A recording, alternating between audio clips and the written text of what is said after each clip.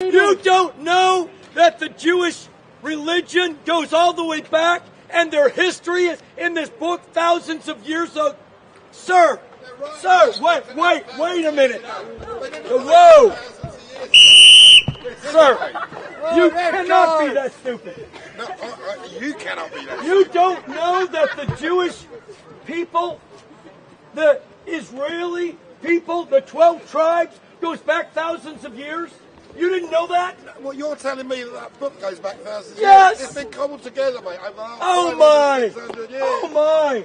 This is what happens when you believe in yourself. Go to the British Library. You don't need to because you don't want to. Listen. Let me ask you something, sir. Do you believe there's a God? I can't hear you. Do you believe there is a God? I'm not going to answer that question. Well, I know because it might incriminate you. Incriminate me? What happens then? My rice-a-roni girl, do you believe in God? I'm not going to answer that. Listen, we've got a bunch of people who are afraid of their names and afraid to even have a conversation. You're in England and you're in Hyde Park. I'm the speaker.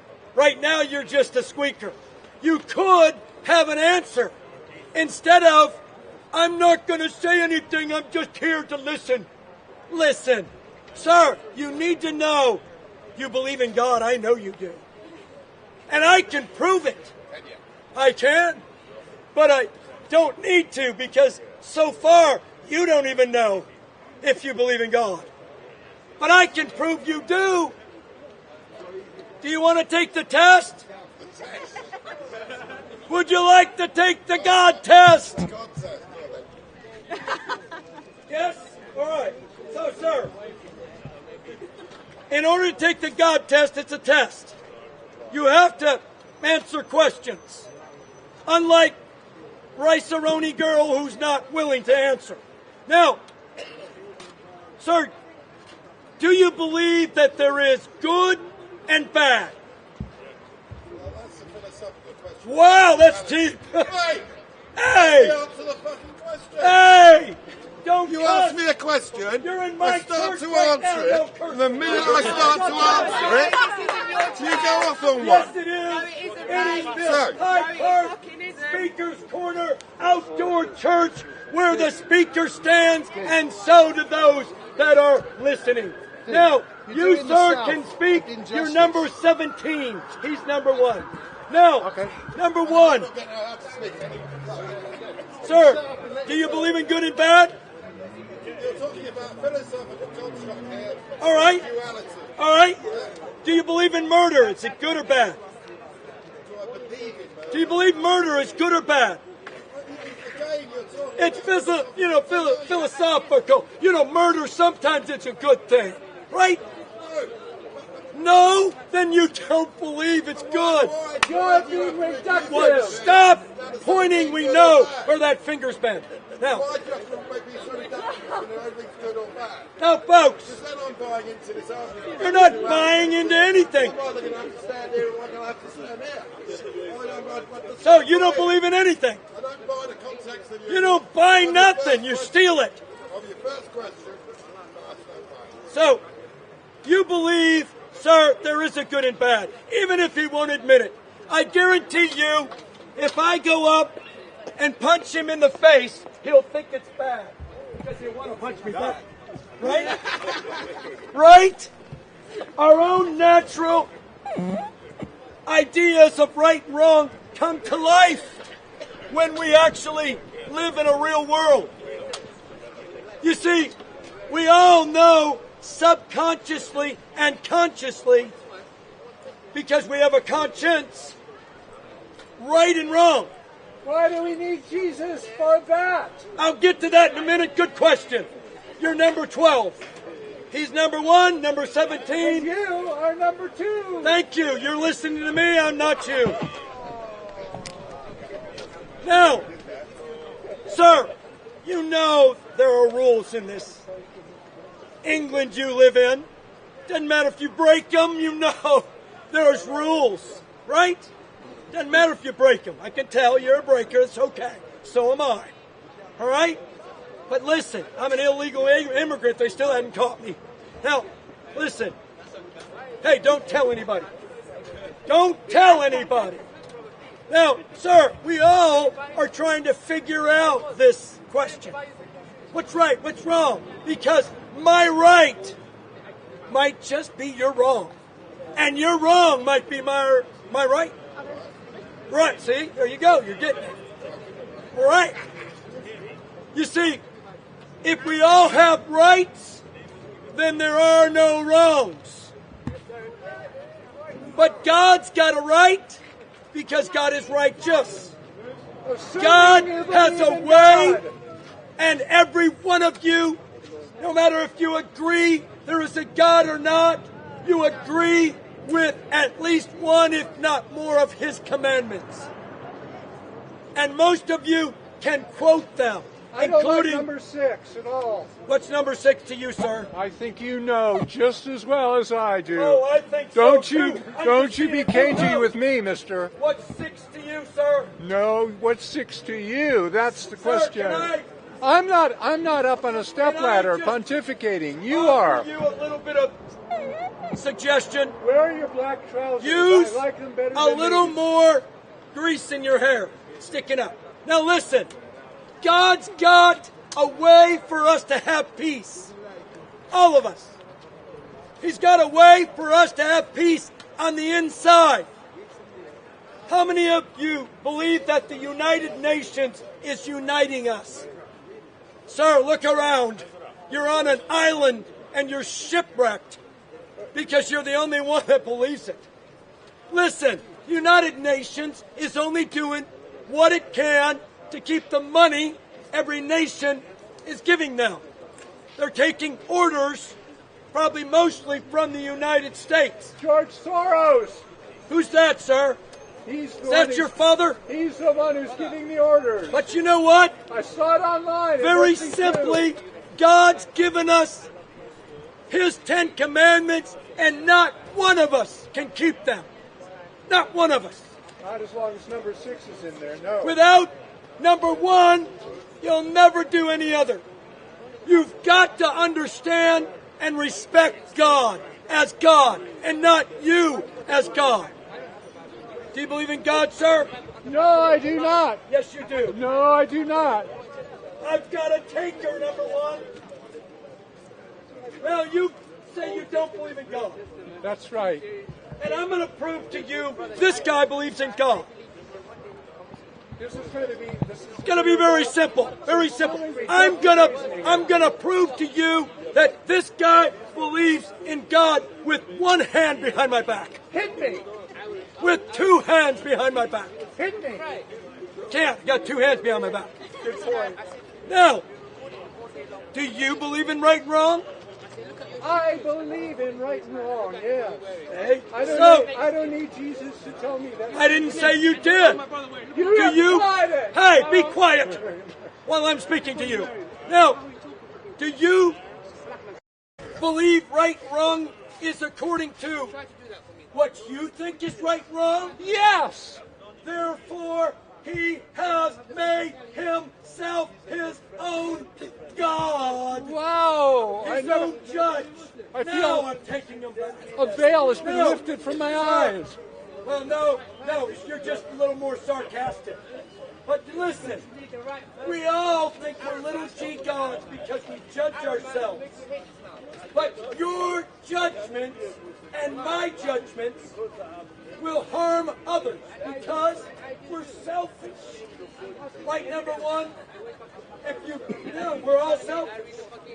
We all think of, the most famous song in the whole world. You know what that is? Satisfaction. Goes like this.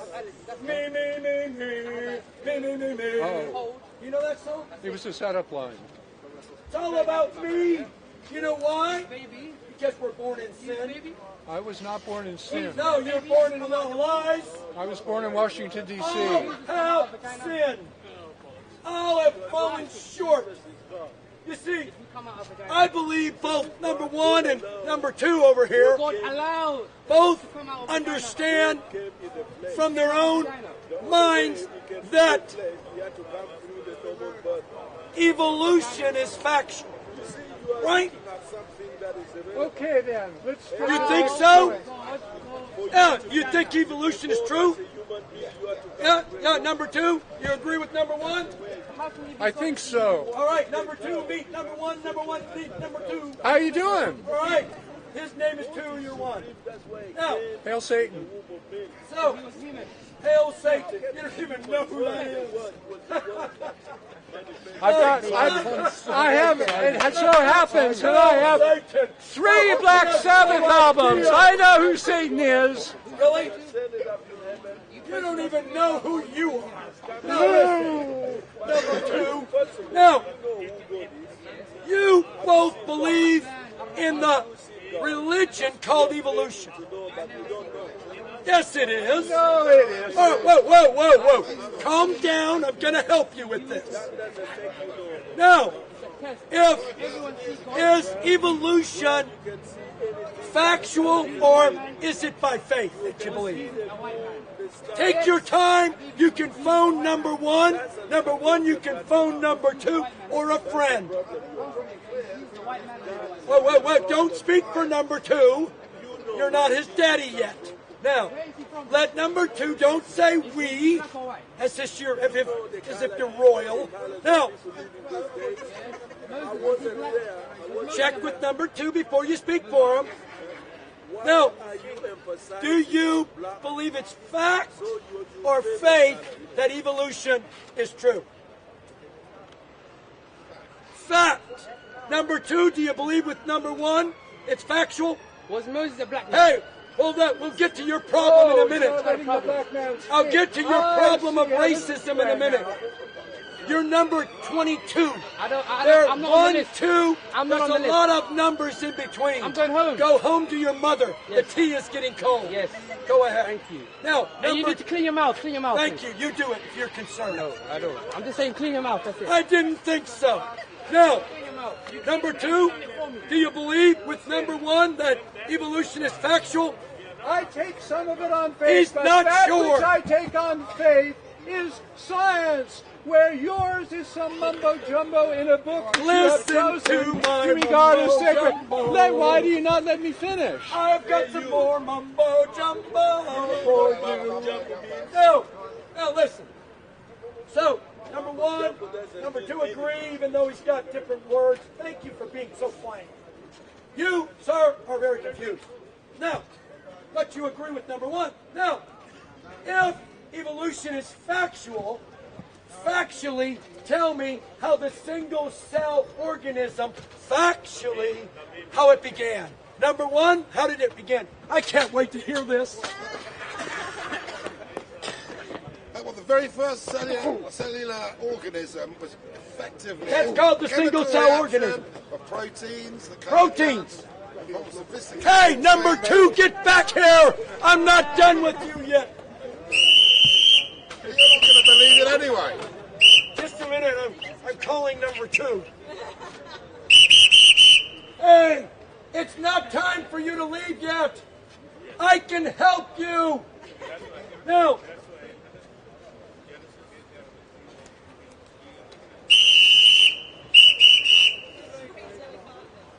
that's a red card. I guess he's got to go. All right. Now, factually, how did evolution start? Single cell organisms start? I'm going to go through the details. It's not. What do you mean you're not going This to go is not through the supposed to details? be a biology class, is it? Yes, it is. You're supposed to be here convincing me that your imaginary friend is better than everybody else's Sir, imaginary do friend. you really That's think the I can bottom line. convince you? Why The only else way are to you convince here? someone if Surely you're they're standing there trying willing to to be convert people. convinced. Ain't happening over here. Now, sir, you believe that the single cell organism came from what before it? Kind of a chemical soup. Chemical soup. Where did the chemical soup come from? We're going to go to the beginning. The beginning of the Big Bang. Well, hey, there you go. There's the Big Bang. How did the Big Bang bang? Good question. Well, it is, but it's not But it factual. doesn't mean the answer is your imagination. No, I didn't. Because we haven't worked it out. Hey, we're talking about your religion, not mine yet. We're talking about your religion because you believe in the Big Bang by faith. You're beginning with 3 words. I don't know. And it's factual that he doesn't know. That's called faith. Now, if you're going to believe in a bunch of something from nothing by faith, why don't you believe that God created us and loves us and has a plan for us? I mean, you're farther than even evolution says it came from nothing. It all was a big bang, and all of a sudden, an explosion. Have you ever been in war, sir? No? Have you ever seen a piece of dynamite blow something up? Did you know that when something's blown up, it doesn't go into order? It goes from order to disorder. That's why the Big Bang could not, if you even know your science, the law of entropy, the second law of thermodynamics, says that energy decreases, it never increases from the source. So how could something that was nothing turn into something without God's power to give order? You see, I like you, sir, about as far as I can throw you, but hey, I like you.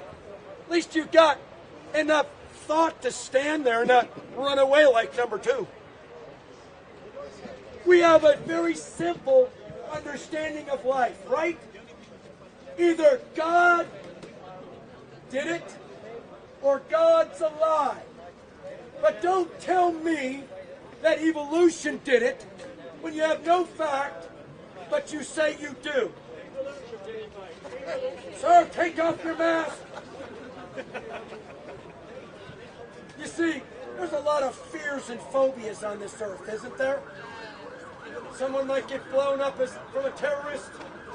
Someone might get stabbed. They have right here before. Hate.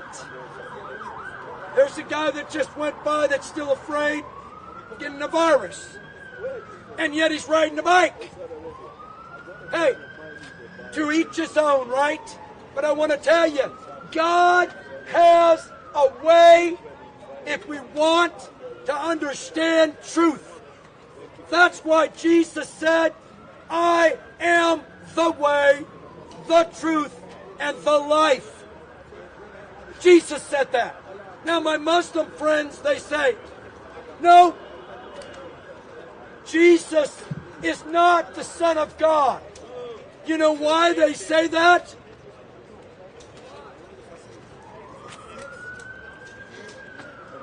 Hey, Yella, get over here.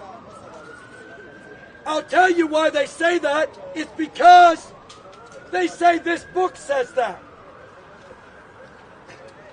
The Quran. They say the Quran says God had no son. Where did they get the information in this book to say God had no son? Because this book says God had a son. So they counter the book that is 700 years older than this book. And they say, hey, we're number 1 now. We said it. God has no son. Yet the whole purpose of salvation is that God sent his son to die for our sins and be resurrected so that we could have forgiveness of sin. There's no other way. No other way. Listen, you and I can be on our knees from here to India, wearing out every trouser or every knee pad you have, and God is not impressed. The Bible says, for by grace are you saved through faith. Grace, not by works, or else we'd boast. I know many people, and they boast about what they do. I just fed the homeless. I gave a tenner. And they say, God must be happy with me now. Well, you know, that's just trying to figure out yin and yang, right? If I do good, good will come. If I do bad, bad will follow me. But according to God, it's grace, and only God can give grace. That's why it says, for by grace are you saved through faith. It is the gift of God. God's got a gift for you and I. What's that gift? Through Jesus Christ. Not through your works. Not by holding your breath or fasting or giving money to the poor. All those things might be good, but they're not God. It's got to be God's way, don't you understand? It can't be your way or my way. Otherwise, here comes another religion. Here comes another idea. Come to my building. Come. And by the way, I'll probably take up an offering. It's all about self. Jesus came. You know what Jesus said? He didn't say, you got to do this, you got to do that. Somebody came up to Jesus at one point and said, what work must I do to inherit the kingdom of God? What work must I do? They asked Jesus. You know what Jesus said? The work which you must do is to believe on the one that God has sent. Who is he talking about? Gandhi? Nope, Gandhi wasn't around yet. Who is he talking about? Jesus was talking about himself, the Son of God, born of a virgin. Now, this all might be a story too far for you. Really? Is God a God of miracles? Can God do anything? Is anything possible with God? Is anything impossible with God? I was just singing a song this morning. Is there anything too hard for you?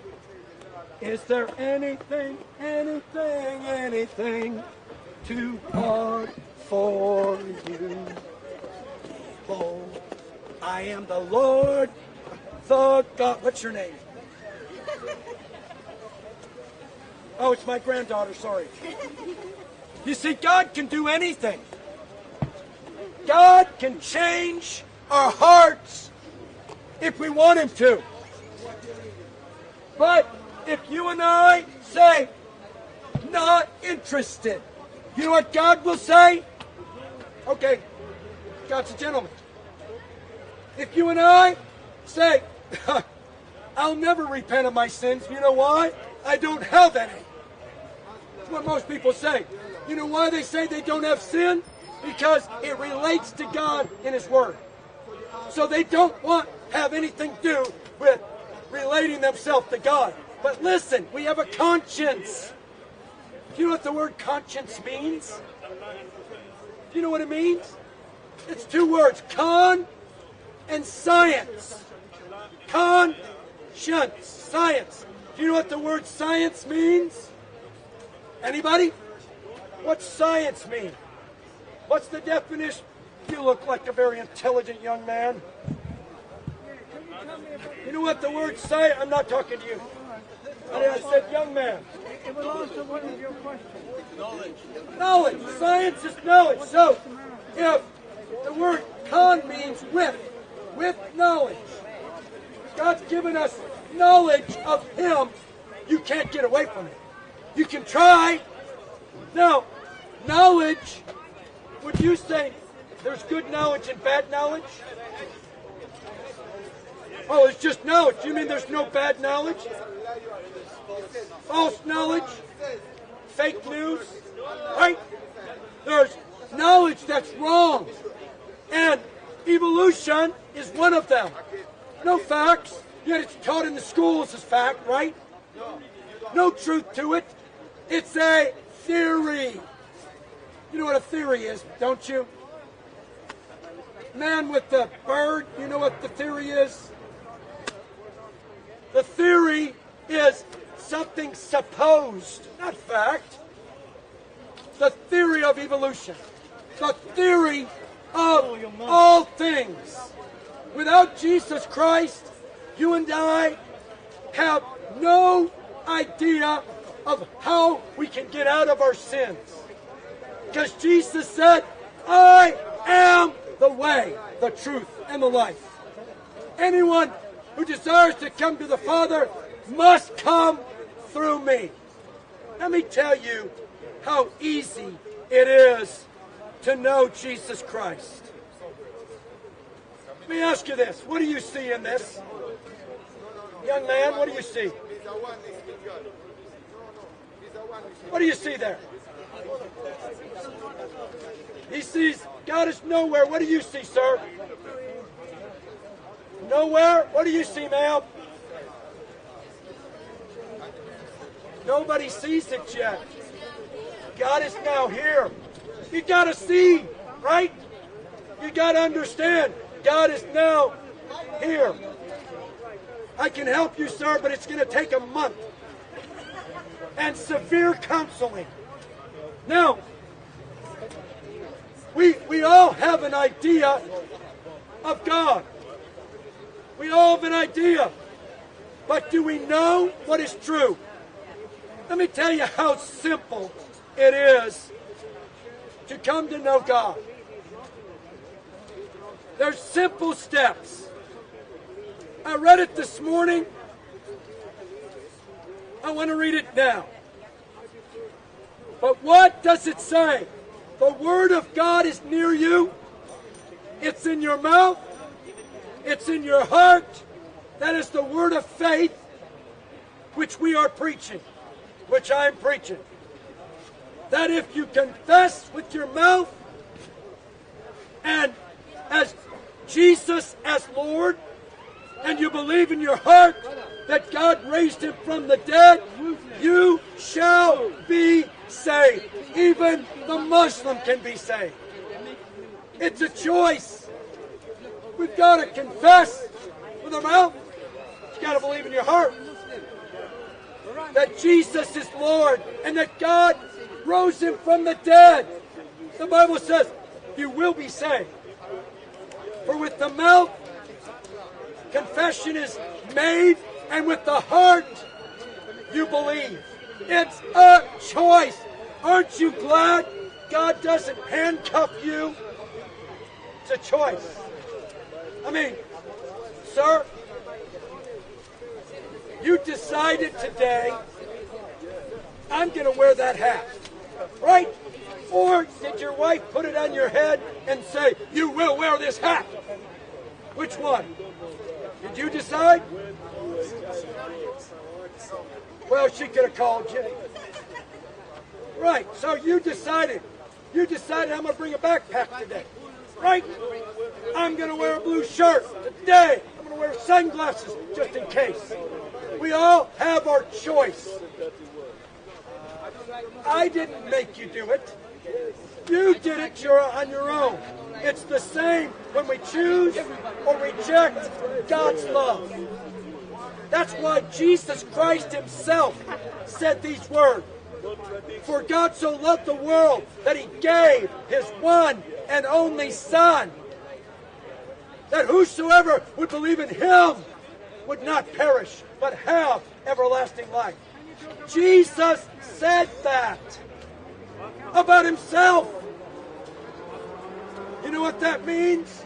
He's offering himself as the sacrifice for our sins. Now, what happens if you reject God's way through Jesus Christ? Do you know, sir?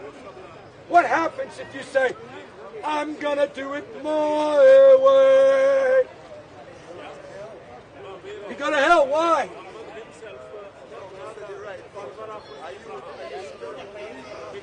Because you have decided God's way is not right for you. But does that mean God was wrong? because you decided God didn't exist? Does God not exist because we say, I don't believe in him? Or is this too difficult to understand? Or, I've got another reason. How many of you understand English? See, we all understand what the Bible says. It's frightening, right? Good afternoon, all. My name is Wendell Daniel, and welcome to StreetMic, and we're coming to you live and direct from the regular Sunday mayhem down here at Speaker's Corner, and it's Speaker's Corner Uncensored 2023. And what I'm going to do now, I'm going to spin the camera around in the park, and you can see there's hardly anyone here. And as I come down here every week, you may have noticed that it's normally the same people we start with because there's no one here. And I hope there's going to be lots later on today. I actually hope this week will be as good as last week, because last week was a crack. When I look back at last week's attendees and the engagement I had with all of those last week, all I can do is laugh, man. It was a crack. We've got Big T. Big T is due in the house from around 1:30 onwards. And those of you who know Big T, he's called Big T because he's big. But when I saw him last week, Big T had become Little T because someone in the chat said he had been banned from McDonald's. That was so funny. But I've spoken to Big T yesterday. I've spoken to Big T today. And he's actually praying at the mosque from 1 p.m. So he's going to come down when he finishes. And I did laugh at one of the comments that I saw in the chat, and I'm going to try and find it. And it says that there's going to be a scrap in 15 minutes. So some cheeky person, can't remember who it was, said that there's going to be a chat. And beats Kratis. Hatun left StreetMic, so StreetMic got with the radical feminist. Did you hear me ask the radical feminist if she wanted a threesome with me and Hatun? But that was based upon comments that were made in the chat. So it is going to be very interesting today. I hope to see the radical feminism. She had a big ding-dong with Ali Dawa. You may or may not be aware. But I hope to interview Ali Dawa today about that same scrap he had with the radical female that you like to call her. And I also want to talk to Ali Dawa about the documentary film he released 3 weeks ago, which I have watched in its entirety, and I would advise anyone listening to watch Ali Dawa's documentary. Just Google Ali Dawa documentary, and it took 6 years to make, and I've enjoyed it. I watched it from start to finish, part one, and there are other parts coming. So let's go back to what's going on down here. But Big T or Little T is due in the house. We've got Uncle over there. Some of the regulars are here already, but they're just having a general discussion. And this is the table of the man who's... Listen, that's called patience. Let me show his shoes, his crocodile shoes. So there is crocodile shoes. You are patronising this young man, and you don't even know. So big up to all of you who are watching. I'm going to say a few names. For God, listen, as I focus on the shoes. if you were So listening earlier, you would have said, let me flick yes, from the I already beginning. heard that. So God so loved MC the world Anthony that he 007, gave his Diana only B, begotten Fox Son. 1, Peacemaker, Whoa. James, That Mr. Lottie, whosoever believes in him will not perish, but Added have Gunman, Ogham the everlasting Bold, life. Do you Fox, get it now? That's not there in New Peacemaker, 16, that's your EDI. Hey, get back here, I'm not done with you yet. No. Listen. Alexander I Prince, could get more Play. sense from children than you guys. You're back. Where is your love? I read it to you. Do you believe Where it? is your love? I'm loving you, sir, by putting up with you. You're not putting up with us. You're preaching something You're corrupted. being insulting. You're being I don't insulting. think your own mother would put up with you. Oh, see how rude that is. That's terrible. It's truth. Look at the You don't have to go personal. You're a You hypocrite. don't have. Is this what Jesus taught you? Is this what Jesus He taught has a you? question. He has a question. He has a question. He has a question. Yes. I'll give you in a second. Now, have you ever read John 3:16? Must you answer our question? I just answered. Answer our question. I just answered your question. Don't be a baby. Don't be a baby. You're not being a baby. Look at you. Well, then listen to me. Where is the word begotten in John international version? 3:16. Do you understand your question was just answered, or are you going to whine like a snowflake? Is this how Jesus asked you? Can you start all over again? Yes, I can. I'm going to start I all want to over for start from the him. beginning. 11 o'clock in the morning. This is what you should become. He used to be a Muslim, then he realized what they were. Now, Muslims are terrorists. They kill people. oh, he didn't? He didn't think he used to be a I Muslim. believe Hitler They was say a- Allahu Akbar and they blow I believe themselves Hitler up. was a Muslim. Listen, I believe They blew up the London buses, the underground, Westminster Bridge, sir, London Bridge. sir, can I ask you what's in your Manchester background? Arena. Ambition. No, listen. It wasn't Listen, let's not Christians argue. that done it. Let's It was all Muslims love one that done another. it, mate. It was Let's chill out. Muslims. Chill Who out. blew Chill up in out. Manchester Chill Arena? out. Ariana Grande concert. Who blew up all the kids in No. Manchester?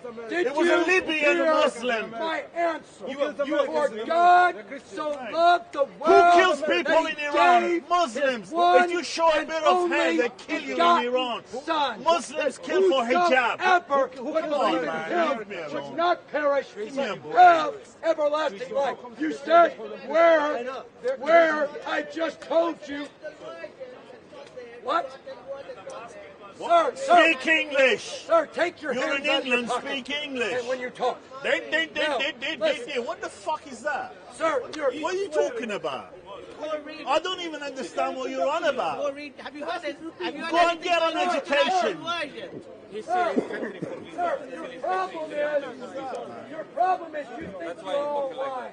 Sorry? I'm not white. I'm You're asking you not, a then be question. quiet. Listen. If I'm white, I wouldn't Quiet ask you a and question. listen then, if you're really wise. I'm not going to listen Are to your you a false. patient I'm man? not going to listen to your Are false you claims. patient? No way. Well, No. he's been standing there for 20 minutes. I'm not saying, there. I'm not going to listen. I just I'm came not 5 gonna minutes listen. back. He keeps Because listening. I'm not getting the No, answer. I'm not keep getting the talking. answer. I'll listen. I will listen, sir, but not to a fool. A fool says in his heart, there is no God. Because you reject Jesus Christ as God in the flesh, you become someone that has rejected God himself. God, yes, I think so. Jesus Christ said, Jesus Christ was an oh Arab. my, you don't You'd know your expect Bible, anything young from an lady. Arab. Jesus He was a Christ Palestinian. told them they were fools.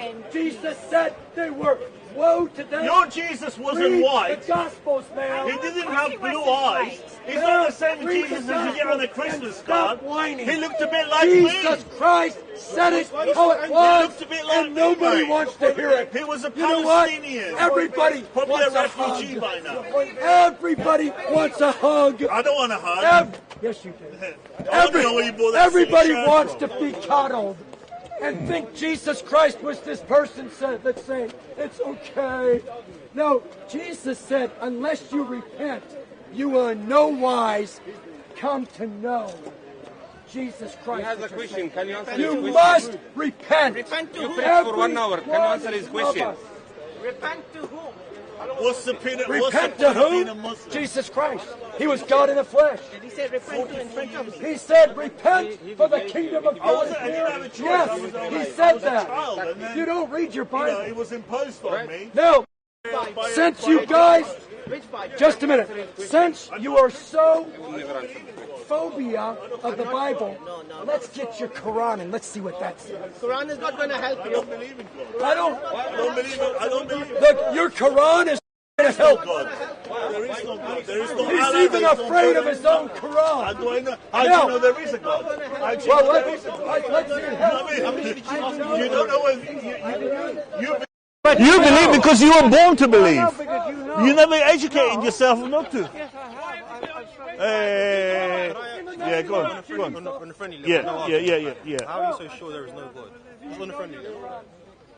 How am I sure? How can God? How can in the name of God you guys kill each other? I don't want to be recorded. You don't.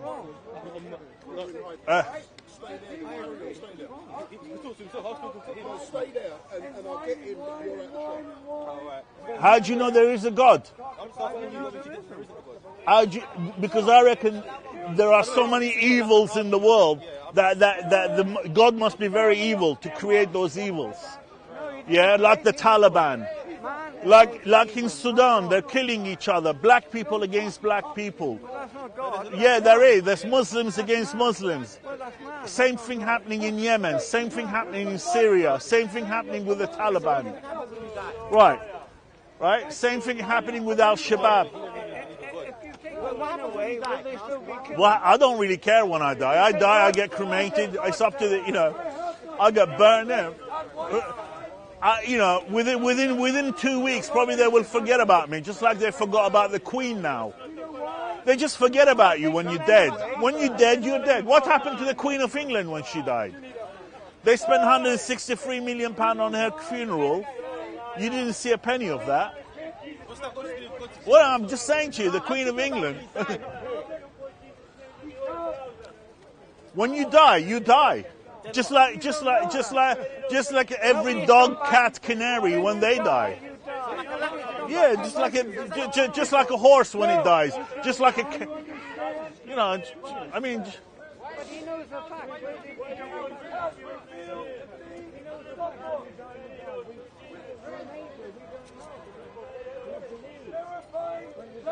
So what do you the Torah and the gospel. Have you ever read that? Back to the stand. We like you there. Just a minute. Have you ever read that? We want you back. Are you going to stand? It's your turn to be interrogated.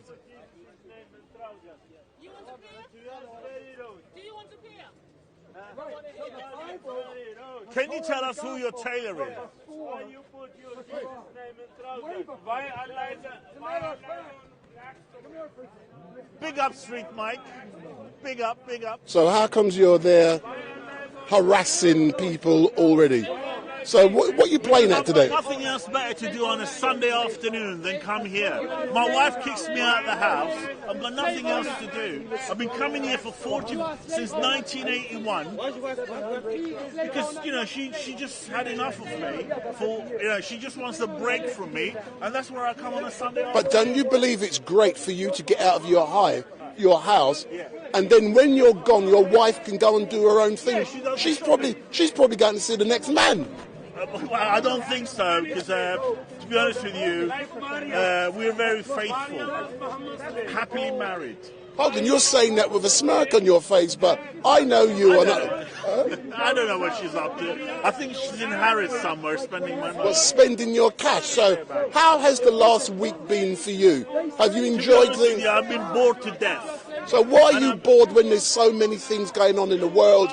You got the war over there in Ukraine. You got the demonstration in Parliament Square. Yeah, which I was there yesterday, and you saw me. And you saw you as well, yeah. Yeah, I know you watched me, but why don't you come other places other than Speaker's Corner? Yeah, you can ask me anything. Why is it only white people are demonstrating Just Stop Oil and Extinction Rebellion? Why don't the black community engage? Why don't the Indian, Pakistan?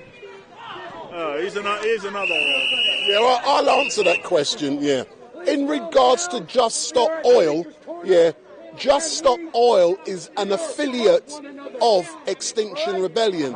As you know, yesterday I spoke to one of the leaders of Extinction Rebellion, and in general, those people are white middle class, like you heard me say. The person you spoke to was Black Lives Matter. Yeah. Well, shut up, let me talk, yeah. And, yeah, I disagree what you said about XR, that it's only white people, because one of the main persons in XR, her name is Mavina, and she's a black woman. But she wasn't there yesterday, but big black lady, and you... No, she's not. She's not. She's not from Halton or Brixton. No, she's from Leeds. Yeah, exactly. About being a member of XR anyway. That supports the Quran as truth. It just says so. False logic. I've got other words for that. As you can say, alleged. It's just an alleged book. You can't say it's true because it says so. I can say I'm your father. Does that make it true? Obviously not. God desires to show us truth, not show us what we can do to fulfill. So some of the provocateurs are arriving in the park. Let me zoom. Let's see who's praying. So we can see who's praying, and we can see a What are you talking about now? Now the man's in the way. So let's look in the background. I love Tina Turner. I love Tina Turner. The problem is, she's simply the best. What about you? She doesn't love you. Well, So we can see one of the regular provocateurs. He's praying. Take a picture on your phone. Then you gotta go. Now, does anybody have any good questions? yeah, when were you born and why? I was born to help you. Yeah. It's going to take a long time. Yeah, right. I'm his counselor, and he gets 30 minutes every week. Why don't you go back to Canada? He's doing better this week. We've got too many immigrants in this country as it is. Can I ask you, Yeah, Uncle, no, he's got crocodile. people online will like to know the significance of your shoes. Yeah. So tell me more about the Are they significance. proper skin?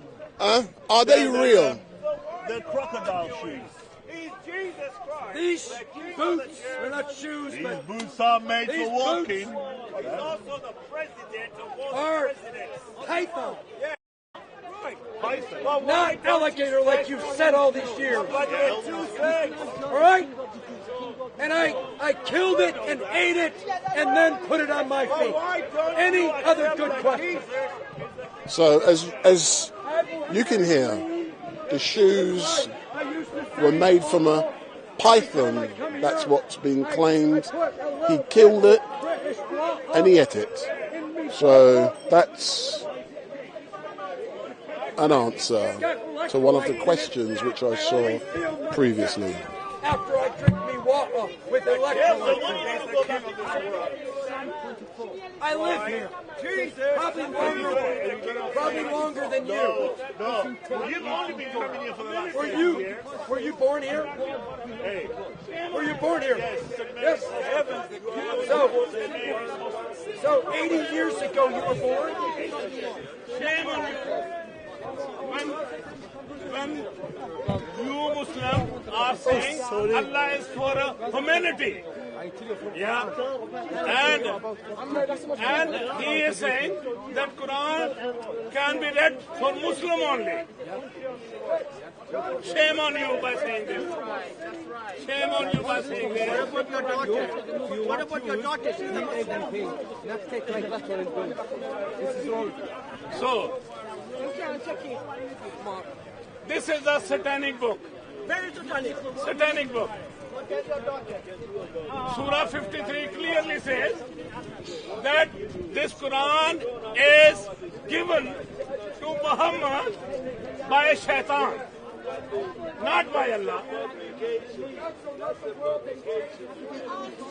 So, when Muhammad was in the cave Hira, Muhammad was confused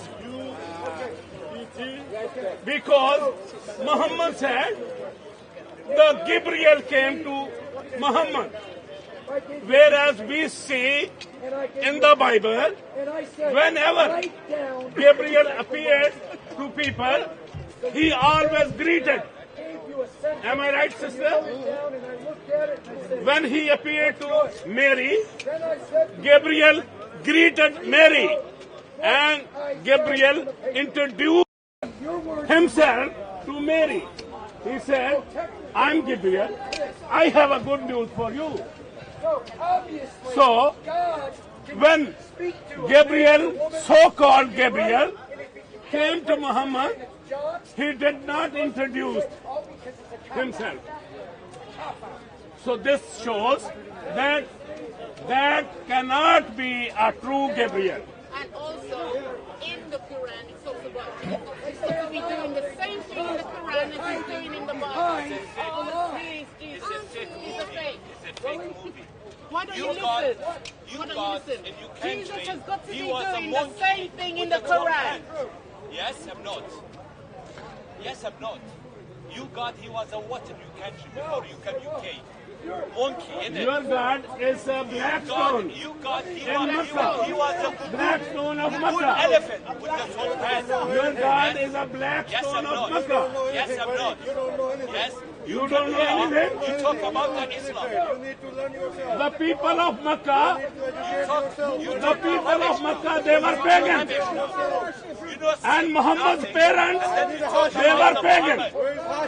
Muhammad's parents, they were pagan. Go back to your monkey God after and Muhammad, for 40 years, so-called, he received the revelation from Shaitan.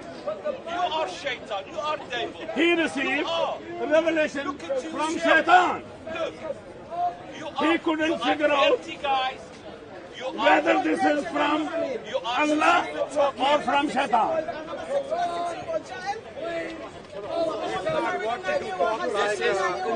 This is what you know. So come here. What you know, Lord.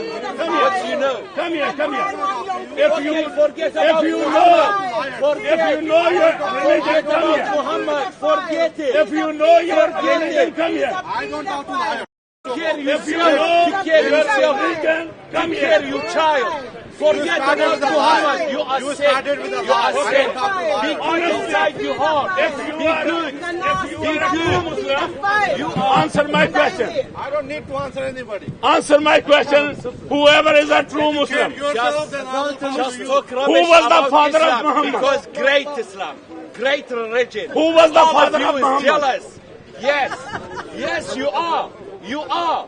Who was the father of Muhammad? Don't push me. I talk, you don't like it. What does Abdullah mean? The slave of Allah. You God. But Abdullah was born in pagan family. He lived as a pagan. He worshipped pagan Allah. He died as a pagan. So which Allah's servant he was? He was the servant of pagan Allah. Die for me. This is liar. That's right. Satan. This is liar. Clear. My God is light. You God in the cross. And you God is a monkey in your country. Sorry? How many wars did he fight? More than 28. People he killed in wars. Many. In fact, he himself will lose his clothes. in the war. There you go. In the war, he loses two. So, How many wives did Muhammad have? one hadith says 13. 11, one hadith says 13. 13. Yeah. So, And how old was Aisha when he married her? Aisha was 6 when she got married to 52-year-old Muhammad. 52-year-old Muhammad. When Muhammad Shalom, conceived shalom, shalom. Muhammad was 55-year-old and Aisha was 9-year-old. Old grey-back man having what does a 50-odd-year-old man go into a baby to have sex with a baby? Tell me. Who say that? And that is Who called, say that? That is called Say that? a pedophile. He's a listen Not to in me. my book. In English. 50-odd-year-old man. 50-odd-year-old man. Go find his father. Go find his father after talk with me. Having sex with a baby. Go find his father A after baby. talk with me. You know his father? Did you know his father, this child? No, you don't I'm know. sure. He's a pedophile. You don't know. He's a pedophile. He born in the bar. You can't take the truth. She born He's in a the bar. pedophile. His father And in the that's bar. when you're following. He's a pedophile. He's a pedophile. Yes, yes. He's a pedophile. Even younger than she. Let me answer him. Let me answer this man. What you answer? Let me answer. What you answer? You don't have a religion. You don't have a, you don't know who's your father, Your who's mother. your grandfather, who's your mom. Your you mother don't know enjoyed nothing. muta. You don't know nothing. And after go muta, back to you your were snake. Go back to your religion snake. Your mother enjoyed muta. Go back to and your then monkey you were god born. after talk about Muhammad. So, Muslim women, they enjoy muta and they get the baby. Where is your God? Without my having God, my husband. God is alive. Where are you God? Without Who is your marriage. God? Go find they your get God. the children. Go find your God. And those children are Go called find the your God. sons and the daughters of muta. Don't follow monkey. You God. Don't muta- follow donkey. Muta is a halal in Islam. Don't follow cow. Muta is a halal in Islam. Yes, yes. You are right. Yes. Cow with the 22 hand. So, Cow. So, no wonder you are a son of muta. You are a son of muta. I am son of Buddha. Yeah, muta. Muta. I want to know what is mutar. What is mutar, sir? It's a temporary marriage in Islam. So then you can marry someone for an hour. That's called mut'ah. So why would you want to marry someone for an hour? Because it legalizes prostitution. So in Islam, prostitution is not allowed, but mut'ah is allowed. Hold on, is mutar to do with sex? Yes. A man goes to the priest and says, I want to marry a girl for half an hour or an hour, and then he does a mut'ah, and then he can just go and take the girl. Hold on. If you get married for an hour, is that good enough? 1 day, 2 days, 3 days. £1 million will buy you 10 years. What, of mutar? Yes, mut'ah. Hold on. I want 20 years. I want 20, 30 years.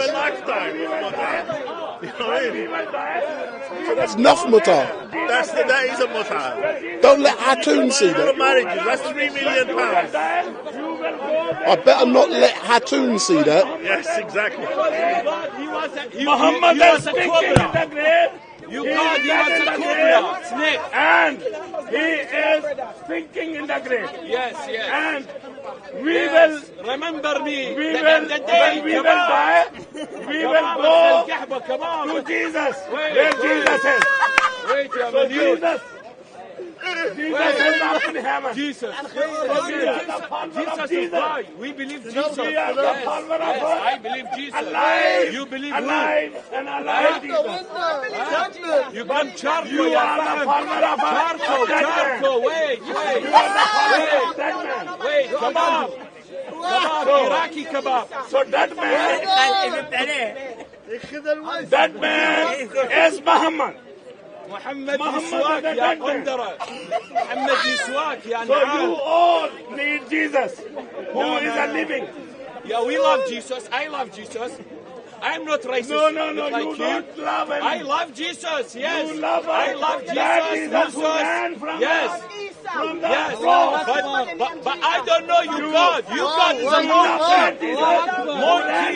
I saw you God in India, in Bombay. I was in Bombay. I was in Thailand. Yes. You don't know Jesus. You God is a beauty You from have no Babu's clue elephant. about- Why don't understand? About true Jesus. No. You have no clue about You true pray Jesus. for the cow in your country. True Jesus You pray. is only You pray for the and cow. only found You in pray the Bible. for the mouse. You pray for the snake. Not in This the is Bible. your God. This is your God. This is a satanic book. Yeah, this is your shaitan. A satanic book. You shaitan. This cannot give the true Jesus. You shaitan. This is a satanic book. This cannot give the true Jesus. The true Jesus can only be found from the Bible. Listen, ya kafir. From the Bible. Ya hmar. Ya donkey. The true Jesus who died on the cross. That is the true Jesus. This is But fake. the covered Jesus This is not- found this in the is not Quran. our Quran in Saudi Arabia. The covered Jesus is from found in the monkey Quran. God. Who Ya ran Muzakkar. from the cross. Who ran from the cross.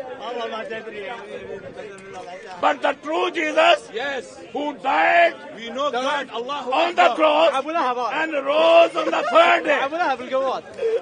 Because that proves that this is the true Jesus. But look, the false prophet Muhammad is still dead in the grave. The false prophet Muhammad is still dead in the grave. And I am sure, I am 100% sure that Muhammad was not given a full. Good afternoon to all of you who are watching. My name is Wendell Daniel, and welcome to StreetMic. And if this is the first time you've seen StreetMic, make sure you hit that subscribe button. So hit the subscribe button. And what I've also been told is some people have not been receiving notifications that we are live. So make sure you switch on your notification bell, and every time StreetMic goes live, you will be informed. So hit that subscribe button, share with 20 of your family and friends, ask them to subscribe, but make sure you switch on that button. Let's go back. True Jesus is only found in the Bible. I believe Jesus, Moses, Muhammad. What do you believe? You believe cow, monkey, elephant, Moses? Indian. Yes. You believe Yes. which Moses? Which Moses? Moses from the Torah. Huh? From the Torah book. I believe Moses. Torah book? Yeah, no. I know these three books. Quran, Injil, and Torah. What's your book? Where is it? Huh? Where is it? In Saudi Where is Arabia. it? In my book? Where is it? In my book? Where is Torah? Where is Torah? Where is Torah? It's Where finished is Torah. Injil? Torah Where is finished. Injil? Injil finished. See? Quran is still alive in Saudi Arabia. Yes, this is my book No. because my God Look. is alive. He's alive. All What's your Muslims, God? they know Tell very me well about you God. Don't that talk Quran- about Muhammad because we know about Quran is eaten by goat.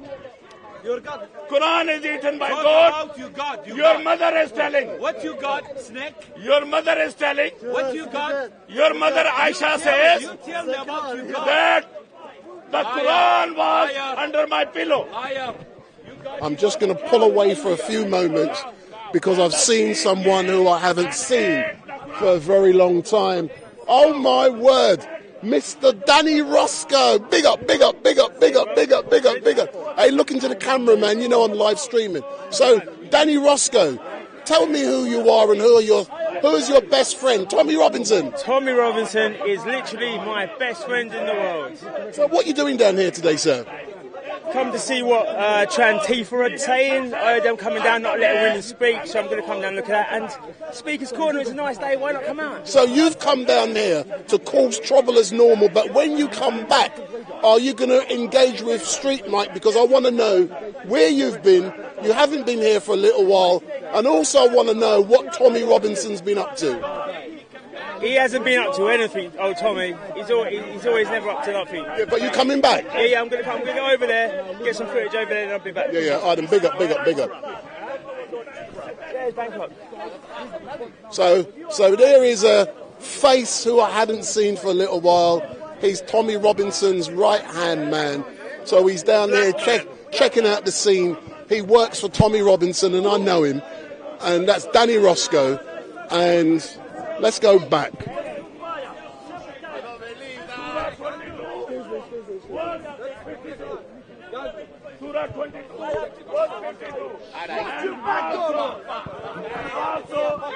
So some of you may remember that I interviewed Tommy Robinson in the past, and it was arranged by Danny Roscoe. So Danny Roscoe is Tommy Robinson's right-hand man. So big up. Big up StreetMic still. Which route do you... Big up. Do you know something? Step forward.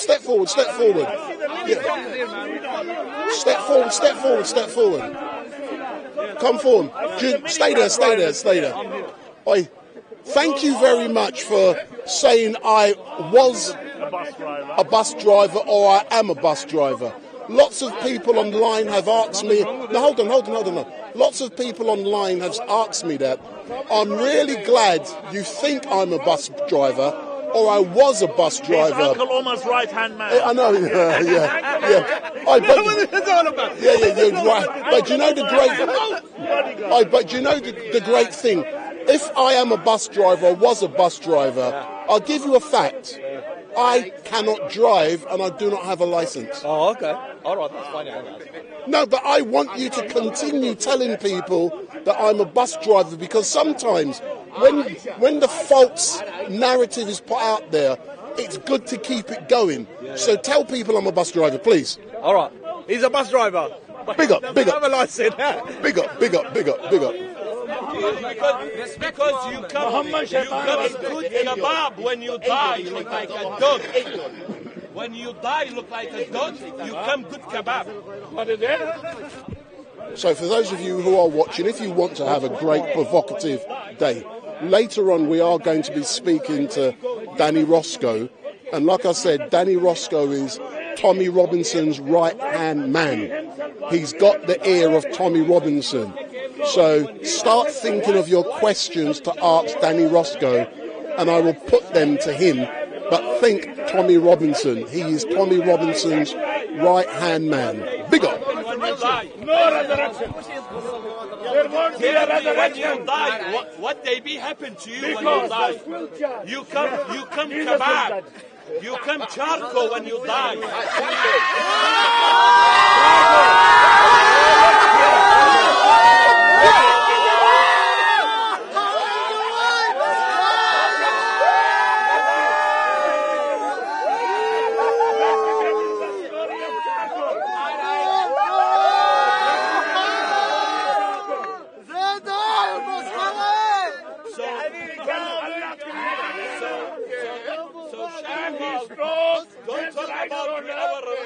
And the white offspring came. And Allah said to white offspring, you are for Jannat. Whites go to heaven. Yeah, white will go to paradise. But when Allah created, Allah broke Adam's left shoulder, when you go to the plate of building, and they went to Jannah. like charcoal. Charcoal. Like charcoal. And they went to So Jannah. Allah created black as a charcoal to hell. Yeah. Allah said, I don't care. Allah said, I don't care. Yeah. Which Allah you talk So about? Allah has Which created Allah you black talk people about? Talk about for hellfire. you Allah. Hellfire. So basically, Allah is a racist here. A racist. Allah is a racist here.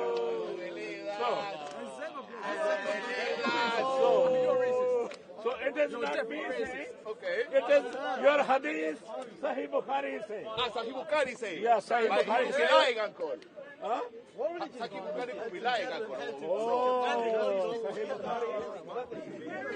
Sahih Bukhari is called Sahih. Sahih means not authentic. Sahih means authentic. Authentic. Sahih means authentic. So good afternoon, sir. Wendell Daniel from StreetMic. I see you're on form today. How are you feeling down here? Sorry? How are you feeling being down here today and being harangued by these youngsters? Yes. Thank God. Thank God. I'm in good health and I'm in spirit now, and God is giving me enough words and thoughts. So even though Muslims are yelling, even though Muslims are saying a wrong thing, but we are saying what is written in their books. But why do you think these young Muslims are laughing at you? Sorry? Why do you think all of these young Muslims are laughing at you as a Christian? Why? It's because the truth is hurting them. And the truth is hurting them. Yeah. And what is the truth? What is the truth? The truth is that Quran is a satanic book. And Muhammad is a false prophet. A false prophet? Yes. Okay. If Shaitani book, why talk about Quran if Shaitani book? Why? Because you stupid. Because you donkey. You stupid. Because you are. Because you are. You don't have a really God. You don't have really God. You have just this history. Quran, Muhammad is liar. This your history. You liar. Liar. Liar. Because he's Muhammad is trapped. You come UK by Shaitan. for the pound. Muhammad is trapped by Shaitan. So I'm here to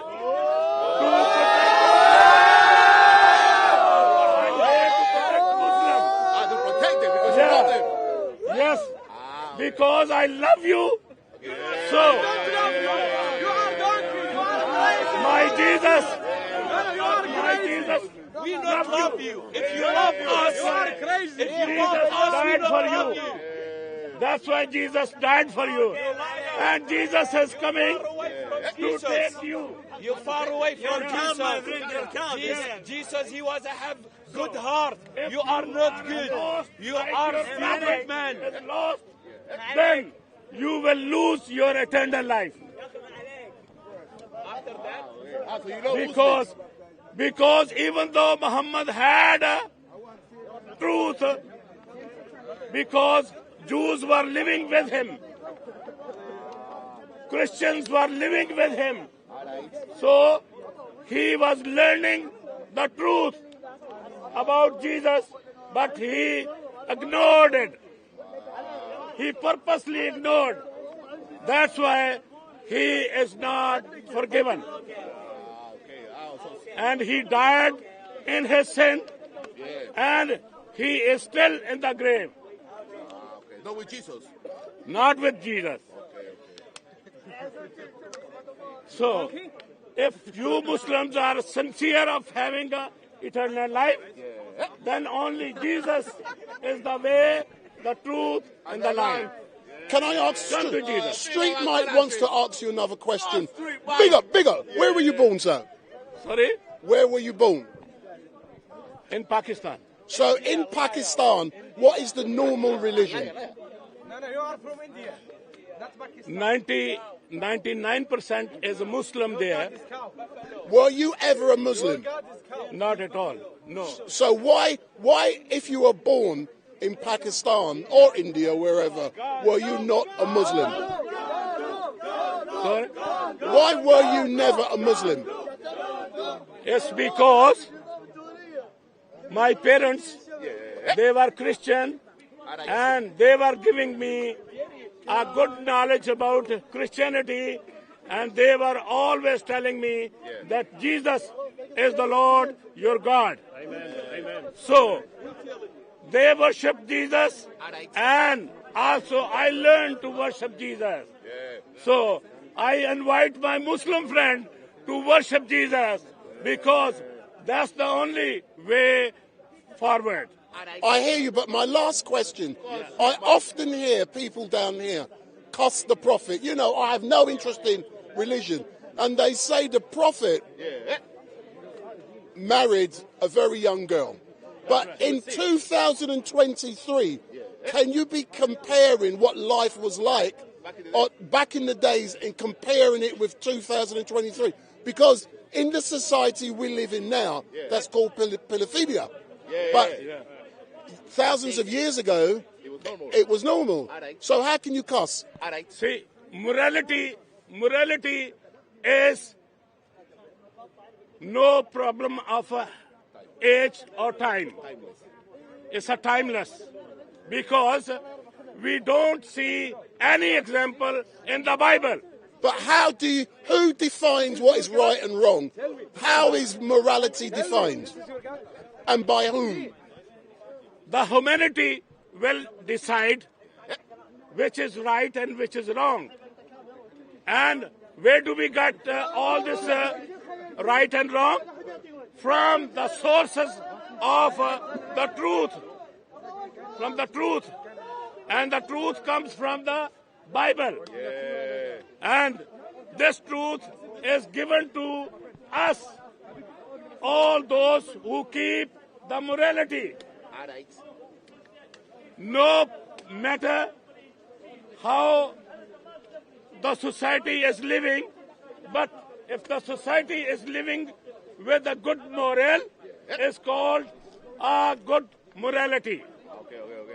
And if the role model is doing wrong for his player, then that cannot be a true role model.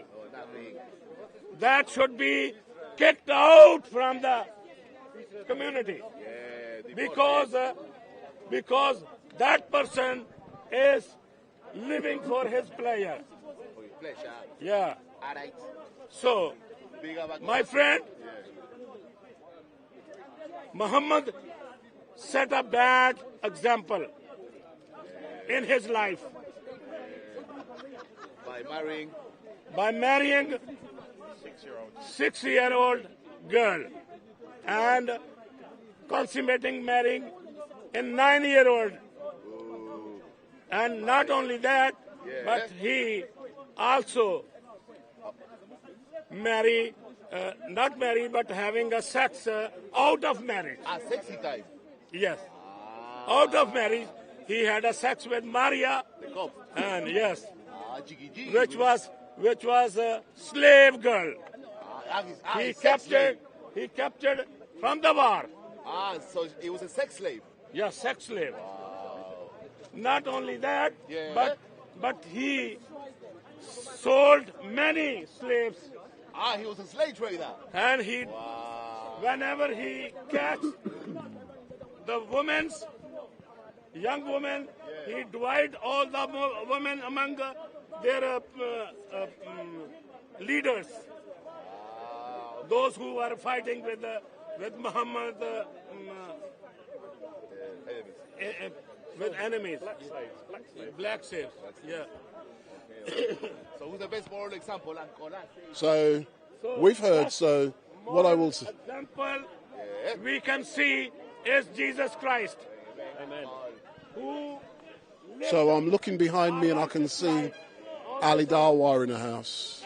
So I'm now going to have a quick chat with Ali Dawa off camera, and then I'll be back. So I'm going to leave my camera for a couple of minutes, speak with Ali Dawa, then I'll be back. May God bless all of you to come back to Jesus. Big up, big up, big up, big up, big up. Amen. Big up, big up, big up.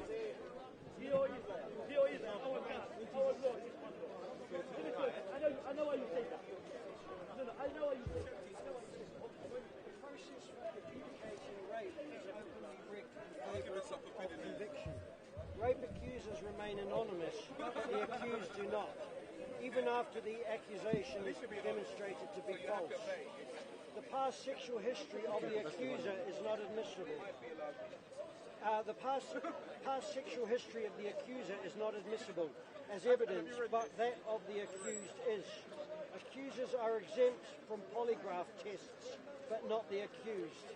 Even a history of false allegations by the accuser is not admissible as well. So that kind of says, and it's been feminist charities who have been pushing for this for years, who have done this to change the legal system in favour of women all the time.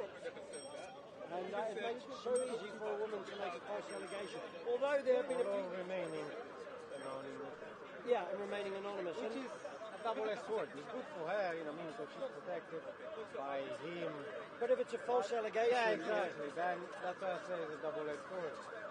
And there have been men who have committed suicide over this, lots, and even one man whose mother did over a year later, because she lost her son to this evil. Rape is a horrible crime, but if you're using it as a tool to actually destroy men, then that's even as evil or more. And people don't see that. How's the time going there?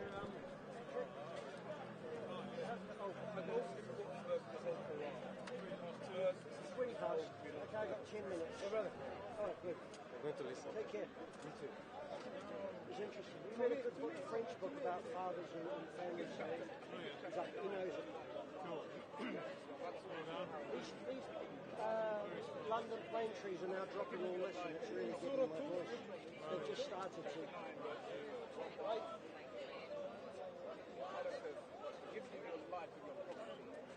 I've forgotten your name, of course. Studio B. It's YouTube, Janice Fiamingo's work. It's amazing. It's on, she's an academic, who was an academic in English, and she's talking about the long history of feminism. I get my chins. Oh no, don't worry about it. No. And, which one? The chins? yeah, how dare you? I've got no, you can't hang me, I've got no neck. Are you seeing Richard today? He's around. No, I haven't. I just literally arrived.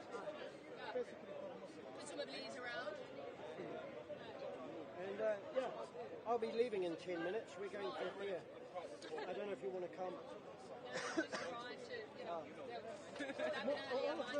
I might start packing up now because it does take me a long time. The other things the movie, that's good too, the movie.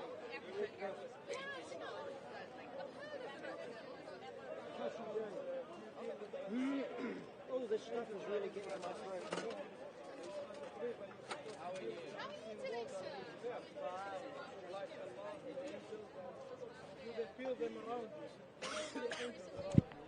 So just to let you know, I've just had a conversation with Ali Dawa, and Ali says he's happy for me to interview him. So I'm going to interview Ali Dawa later on. He says around 3:30, but it depends on who's doing what at the time.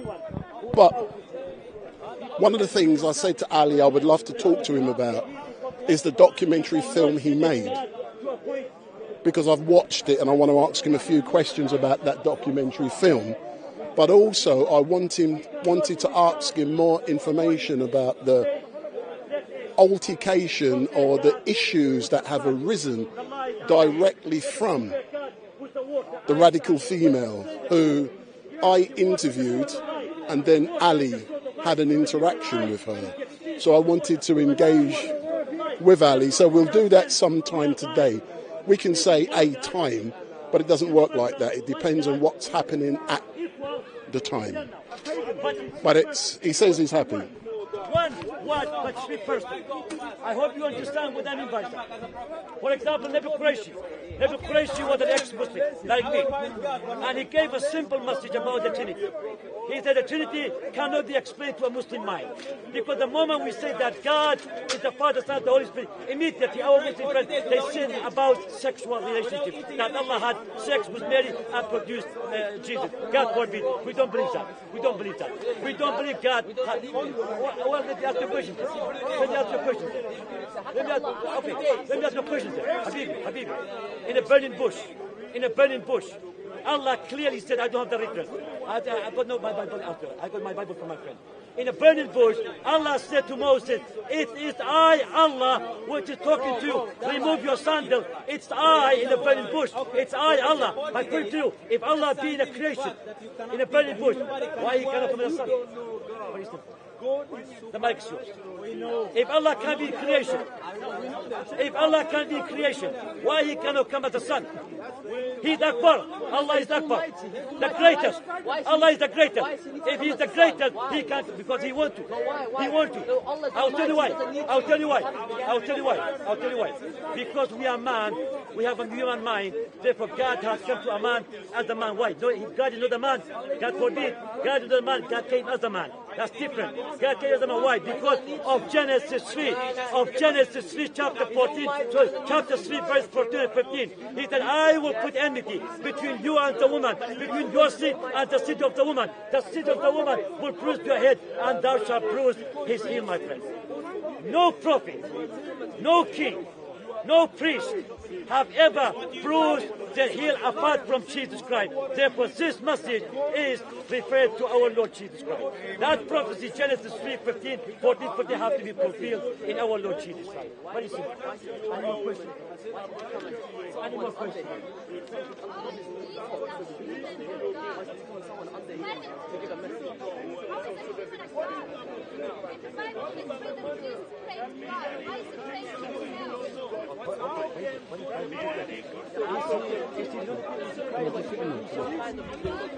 We believe that Jesus Christ was fully God and fully man. So as a man, he set an example. For example, if Jesus Christ never prayed, I would say he didn't pray. How come you're going to be? And Jesus Christ in his humanity, because he was human like me and you, fully God and fully man, in his humanity, he set an example. He said, when you pray like this. Our Father, which are in heaven. Not my Father, our Father. So he identified himself with us. In the baptism of Jesus Christ, he was able to claim that Jesus was holy, Ruhullah, Kalimatullah. He was holy, he was perfect, but he said, let all righteousness be done. He was identified himself with a sinner. That's why he went to the cross, because of your sin and because of my sin. Jesus died for our sins. Yes, according to the scripture.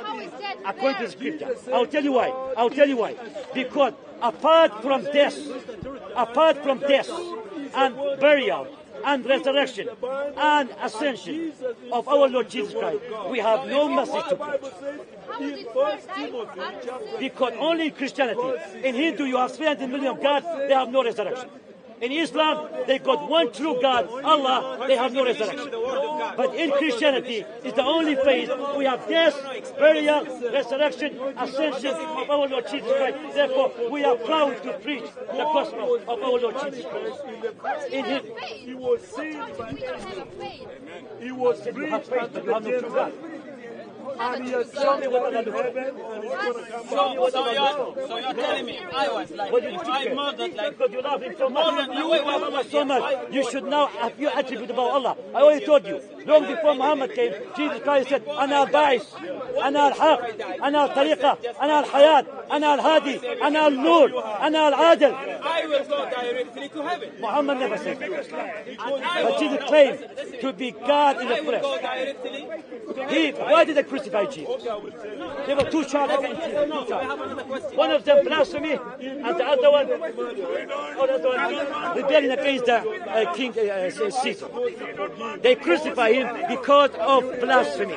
They say, how not only he make himself equal with God, he's calling God my Father, making himself God. So the Jew, they crucify Jesus because of blasphemy. Without any condition. That's me.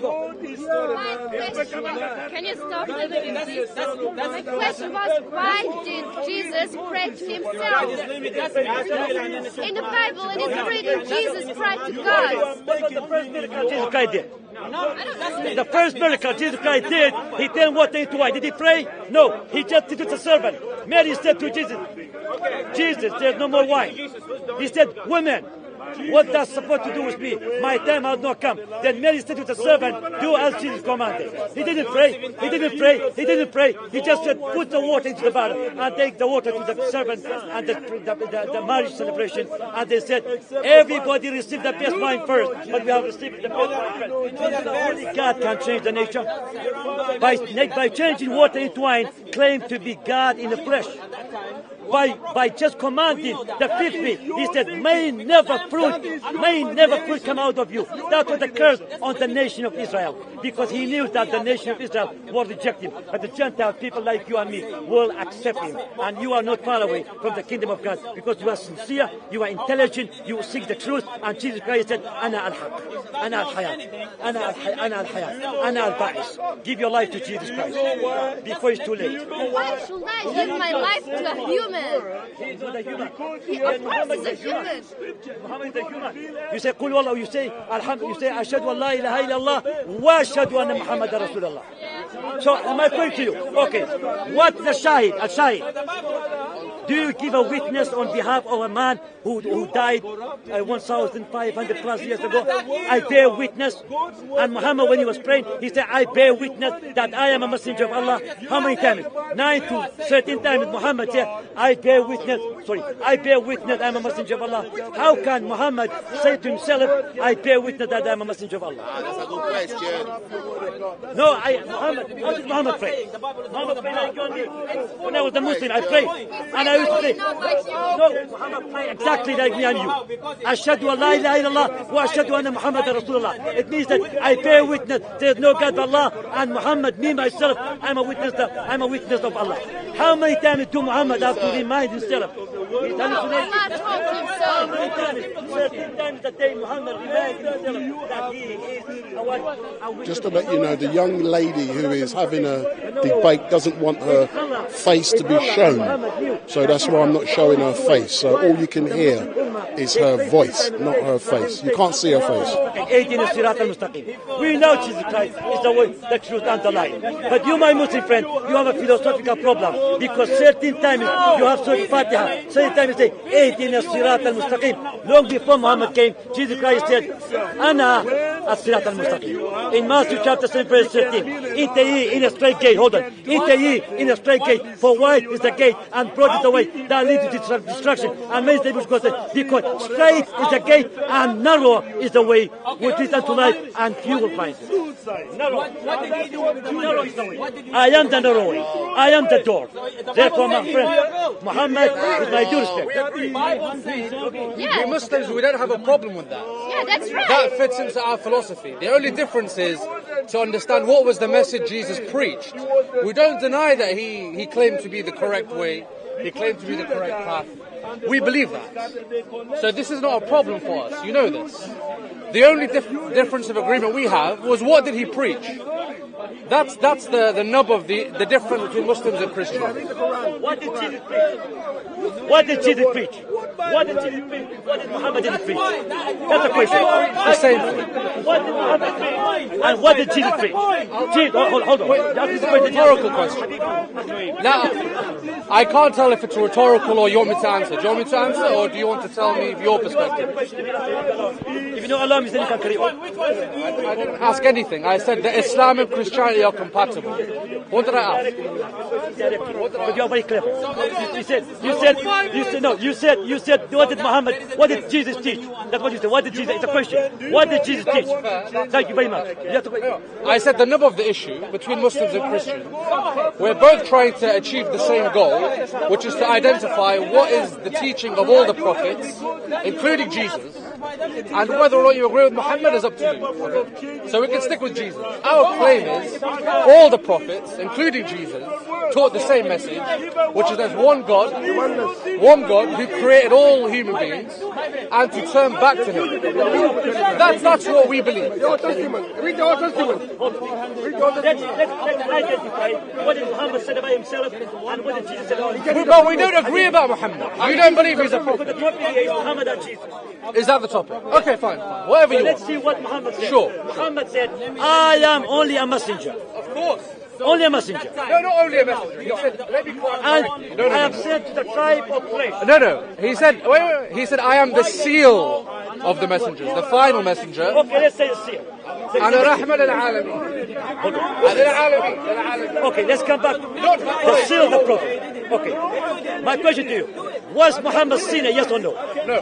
What about the Quran? If I show you in the Quran, I don't have the reference. But I challenge you to go and study for yourself. I don't have the reference. Even if you just said, okay, is that your... In the Quran, clearly, Allah said to Muhammad, "O Muhammad, ask for the forgiveness of your past, present, and future sins." In the Quran. If he says that, that's not a problem anyway. It's a problem. I'll tell you why. Because Jesus Christ claimed that he's sinless. He said to the Jews. We believe Jesus was sinless. He said, "Who is among you can convict of sin?" No. Who is among you can convict of sin? If I tell you the truth, why don't you listen to me? Because Jesus claimed to be sinless. Even if that's true, that doesn't take away anything from our point. I'll step down. No, stay. Jesus. Let's come back to Jesus. That's what I said. Let's stick with Jesus because we don't agree on Muhammad. Sallallahu alayhi wa sallam. We don't agree on him. So let's stick where we agree. We agree that Jesus alayhi salam has something to do with God. Do we agree with that? What do you mean something with God? We're the only two. No. What do you mean something with God? No, he claimed to be God in the flesh. What I'm saying, he said, "I and my Father." Habibi. He said, "I." In John, in the Gospel of John. In the Gospel of John, he said, "I and my Father are one." He said to the disciples, "You have seen me, who have seen the Father." I am the exact representation of the Father. You know that he wasn't saying he was God in that verse. He said. You know he was. Okay, I challenge you. Read John 17:21 onwards. Read it to your audience. He was not claiming divinity. He wasn't. Read John 17:21. I don't know everything. I know a few things. I don't know everything. So whilst he's reading, what's your name? My name's Fadi. So is this your first time down here at My first time. I've never come here before. Are you enjoying Speaker School now? Start with 1721. Are you enjoying Speaker School now? Say that again. Are you enjoying... I am loving Speaker School. I watch it all the time on YouTube. But now you're here. What's the difference? What's the difference between watching and being here? Very much how it seems online. You're trying to get a word in and these kind of things. I said John 17. I'll go there, I promise. I'll go there. I promise. Let me ask you a question first. No, I'll go there, I promise. Because okay, he said John chapter 10 verses 30 says I and the Father are one. So I'm trying to add context to that. I want to know when he says I and the Father are one, does he mean I am God or does he mean we're one in message? Not in nature. Because if he says that, then you have to concede that the disciples are all part of the Godhead as well. And I'll show you why. John 17. John 17. What's your verse? 20, 19. Go from there. You want to help? What one? Let's start with 19 and read a few verses. 17, 19. John chapter 17 verse 21 is the main verse. 21. But you can start a bit before to give context if you like. Okay, I'll read from verse 15. Go ahead. I pray not that thou shouldest take them away out of the world, but that thou shouldest keep them from the evil. They are not of the world, even as I am not of the world. Sanctify them through thy truth. Thy word is truth. As thou hast sent me into the world, as thou hast sent me into the world. Don't stop. Sorry. As thou hast sent me into the world, even so have I sent them into the world. And for their sakes I sanctify myself, that they also may be sanctified through the truth. Neither pray I for it alone, but for them which shall believe on me through the word. That verse 21, that's your verse. That's your verse. Listen, Akhi, listen. That they may know, that they may be one. Listen. That they may be one, as thou Father art in me, and I in thee, that they also may be one in us, that the world may believe that thou hast sent me. That they may be one in us. Essentially, he's saying the same way that he and the Father are one. What does that mean? I'll give you my interpretation. No, yes. No, my interpretation. I'll give you my interpretation. You may lie. Until I can't see the Holy Spirit, so right now it's me and you. Listen, don't be acrobatic with your reasoning. Jesus is very clear. Stick with me. Jesus said, I and the Father are one. Then he says to all his disciples, just as I and the Father are one, I want you guys to be in one with me as I am with the Father. Essentially is what he's saying. So you can't use this as an Wait, why are we skipping? You agree, but you and the disciples in the spirit. We are one with Jesus Christ. Because in Apostle Paul tells us in 1 Corinthians, I think, in 1 Corinthians, 2 Corinthians, he said, 1 Corinthians chapter 6, he said, he I'm interested. No, because there's no direct quotation of Jesus in Corinthians. Which apostle? Who's Apostle Paul? Did he meet Jesus? He didn't meet Jesus. When? When did he meet Jesus? Oh, give it a rest. Let's stick with people that actually met Jesus. On the way to Damascus, the voice here from heaven, he said, Saul, Saul, why art thou persecuting me? He said, had a dream. He said, who are you, Lord? He said, who are you, Lord? He didn't say, I'm Jesus. He said, I'm Jesus of Nazareth. Let's Saul, I'll tell you what, it's hard for thee to take against the king. You're trying to persuade me of your faith. I cannot persuade you. You can only persuade me through the words of Jesus himself. Only through the words of Jesus. Jesus can. Not the Apostle Paul, but Jesus, yes. I will hear the words of Jesus as per the gospel. Yes. We worship one God. We worship one true living God, whose name is Yeshua HaMashiach, whose name is Joshua, whose name is Jesus, whose name is Yahweh, whose name is who believed in the Trinity concept. There was not one.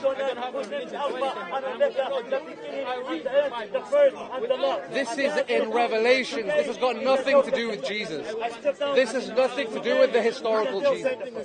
It's nothing to do with it. It's the day of Pentecost. And in the Pentecost day, my friend, who shall separate us from the love of Christ? Shall tribulation, or distress, or persecution, or famine, or nakedness, or peril, or sword? As it is written for thy sake, we are killed all the day long. We are counted as sheep to slaughter. Nay, in all those things, we are more than conquerors from the land. For I am persuaded that neither death, nor life, no angel, no principality, no power, no things present, no things to come, no height, no depth, no any other creature shall be able to separate us from the love of God, which is Christ Jesus. By the way, we will not rest against flesh and blood.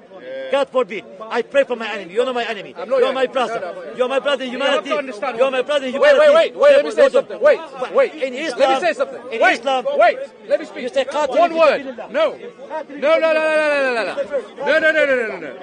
Wait. Now I want to speak to him. Wait. Which is past issue.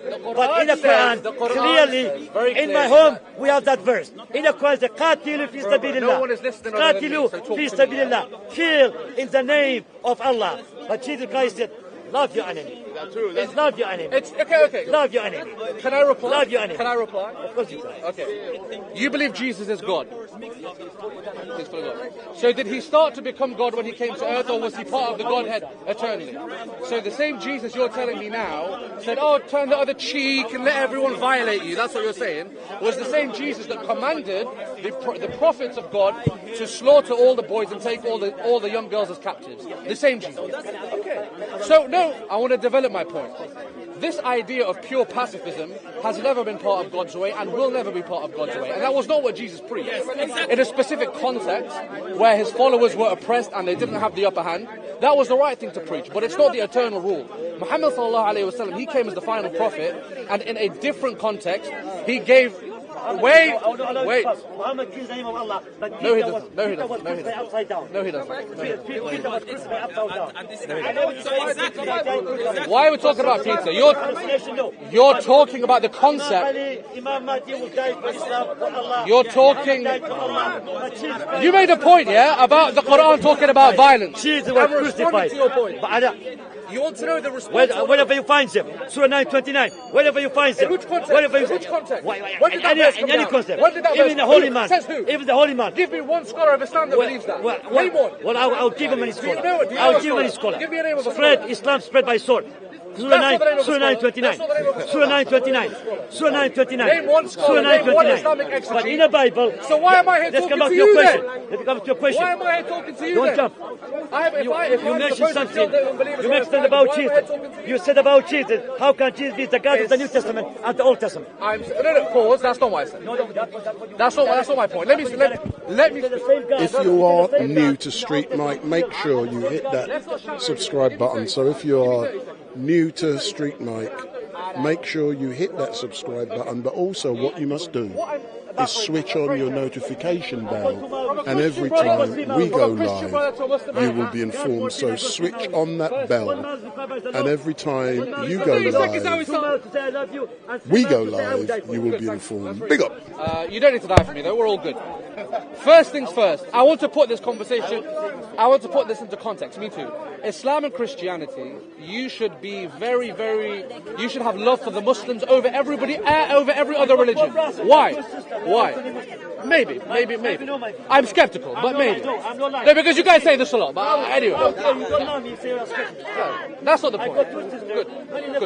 May Allah bless them all. My mother's still alive. They are Sunni Muslim. Good. And I love them. And if I say I love them, I hate them. My point is this. I love you as much as I love my brother. Alhamdulillah. I love you as much as I love my sister. Let me make the point. Because she is my sister in humanity. What I'm saying is, she's not in the face today, but she may be in the face tomorrow. Bro. All right. Okay, thank you. What I'm saying is, Islam is the only religion that recognizes Jesus Christ in any sphere of significance with relation to God. Everybody else rejects him. The Jews, you know what they say about him, and everybody else denies him. So we are close. We have a divergence, but we're close. Okay? Now, we believe that there's a historical narrative that you can read all the way through the Old Testament, which is very clear. God sends prophets to tribes and nations when they go astray to bring them back to the main teaching, which is the oneness of God, worship God, and that's always been the sunnah, we say, the way of God. Always. No. You said a minute. Now, it's very clear that the teachings of Islam are very, very congruent with the majority of teachings of all the prophets. Jesus prayed. We know that. He fell on his face and prayed. Am I lying? The Bible says he fell on his face and prayed. You said Muhammad said, I'm just a man. You said Muhammad said, I'm just a man. Jesus said, I can of myself do nothing. No, that's what he said. Only with the power of the Father, God, can he do anything. He said that. He said, I don't know when the day of judgment is. That's what he said. He said, I don't know when the day of judgment is. I can of myself do nothing. And these are the same things that Muhammad said. Do you pray? Of course I pray. Of course I fast. Do you pray and fast? Because Jesus prayed and fasted. Yeah. And he was circumcised, and he believed in one God, and he prayed on his forehead. Do you do that? We follow Jesus more than anyone. Carry on. Although my shorts are a bit too high today, to be honest. No, stay with me. Without the shadow of doubt, without the shadow of doubt. If you die right now, without the shadow of doubt, do you know that you are right with God and you are on your way to heaven? Yes. Because I have the Shahada, Ashhadu an la ilaha illallah, Ashhadu Muhammadan Rasulullah. No. Because Muhammad said, I do not know what happened to you when I die. You asked me a different question. You asked me a different question. That's my question. Do you have the assurance? Yes, we do. Define salvation. Define salvation. Muhammad didn't have the Sallallahu alayhi wa Define salvation. You asked me a question. Habibi. He said by now. Wait. By now. Define salvation. Muhammad said, how dare you say that in heaven? I am your messenger. I do not know what will happen to me when I die. How do you know? So Muhammad didn't have I will explain that. I will explain. No, he didn't have. Now we're going to come down with this statement, my friend. It's blasphemy. It's blasphemy to compare the Bible with the Quran. It is blasphemy to compare Allah with God. It's blasphemy. Are you not Arabic? Muhammad Are you not Arab? with Jesus Christ. You know why? Because Muhammad was a sinful man, but Jesus Christ is not. This is the word of God, but the Quran is not. And Islam is a religion, man-made religion, but Christianity is not. With this, we come down. Our Father which art in heaven, hallowed be thy name.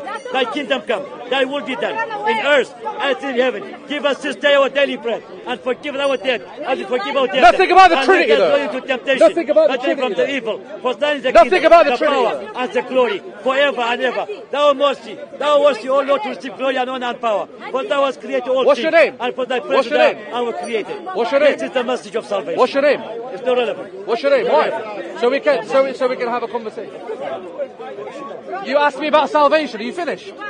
Yes. You asked. I can give a chance if you talk to me one. Yeah. Yeah. Okay. We'll talk. Yeah. I actually want to have a conversation. Give someone to the 50 pounds. Woman, number 2, 3 names. Have you given the 50 pounds? Oh, there's loads. Let me know. والله لا وراك اصبر والله ما Okay.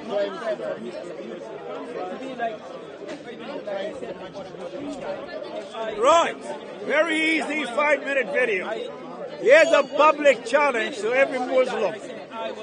That's real money in the corner, right there. Those are 10-pound notes. Okay? I'll give you 20 pounds.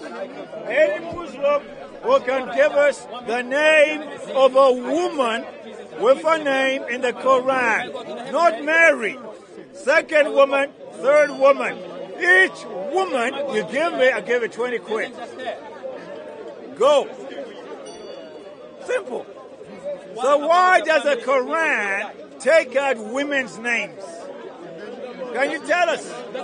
Whereas the Bible tells us Adam and Eve, Abraham and Sarah, and Hagar. There are no women's names apart from Mary, the Jewish lady from Israel, the wife of Mr. Joseph. That's all. Where are the women's names from Adam to King Jesus? Why are they missing? I'll give you 20 pounds, right, to shut me up. Show me where the women's names are. Okay? There, that's 20 quid. Each woman's name you find in the Quran, apart from Mary, will give you 20 pounds. Straight away. So here's the money. Prove me wrong. Get the money. Otherwise, why does the Quran discriminate against women? The Bible, on the other hand, says their women are equal. Where's the woman? Yes? Sorry, I can't hear you.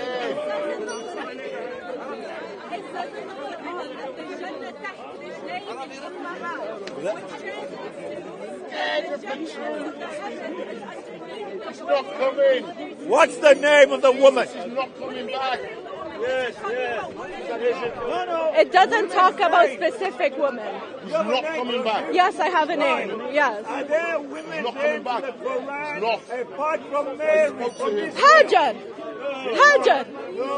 What do you mean no? The thing is, if you want to have a conversation and if you want to debate, you need to be open to criticism and you need to be open to talking about it. It's not about the money, but when you go say that Islam discriminates against women, that's just... I just gave you a name, Hajar. Hajar's one name. What's the name? Hajar. What chapter in the Quran? Sitna Hajar. Listen to him. He upset you. He try to upset you. Okay, thank you. Then I'm not even going to try. I don't know. Except for an Israeli woman. Hey, God bless you. And that. What chapter? Look it up. You know Arabic. Can you read Arabic? Can you read Arabic? I will give you 20 pounds. Call you. Wallahi? Why you drink a whiskey? Jesus, he said no drink a whiskey. Why you drink a whiskey? Jesus, he said no drink whiskey.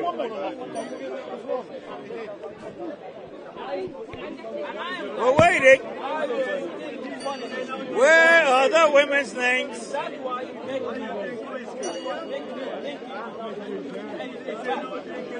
20 quid. 20 pounds for your camel urine. Right, 20 pounds. You want it? Give me the names of the women. No, you have to give me the names. Say you can't. You give him the money, you get more whiskey. Yeah, you're gonna drink more whiskey. Well, isn't it funny? I'm giving free money. 20 pounds. Give me the women's names. Give me the women's names. Yeah, have you found it? Hey, where's the woman's name? She cannot give me the women's names. Where are the women's names? I don't care whether you're black or white.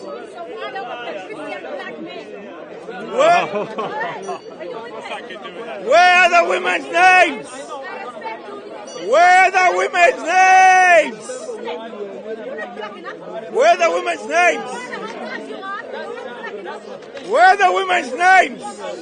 You told us you're going to find the name on your smartphone. So why can't you find the women's names? Where are the women? Women names. Okay. Wife of Pharaoh. Wife of Pharaoh.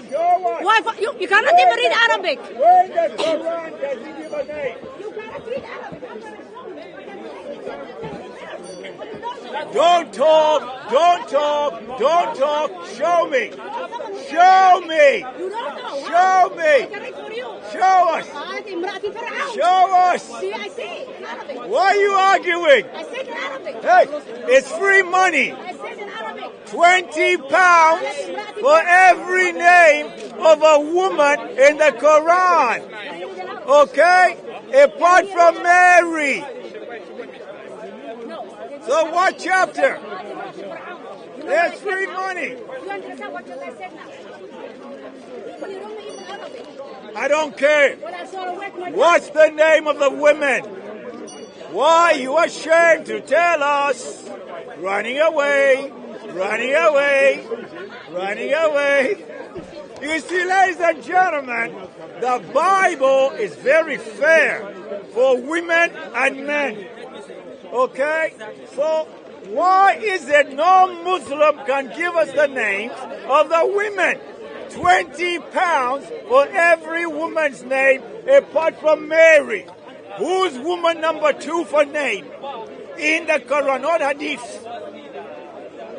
Otherwise, why do you hate women that God created? Well, God says Adam and Eve, Abraham and Sarah, David and Abigail, David and Bathsheba, Anna, Elizabeth. These are all names of women in the Bible. Where are the names? Where are the names? The names are relevant. Give me one chicken burger. Don't steal Kentucky Fried Chicken. See, he can't give you. You see, ladies and gentlemen, they're big noise. But no, here's another one. Here's another one.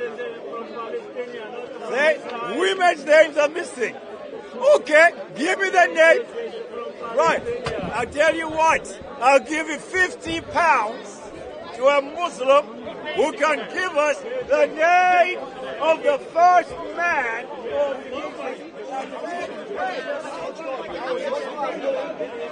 That's what I said earlier. She consented.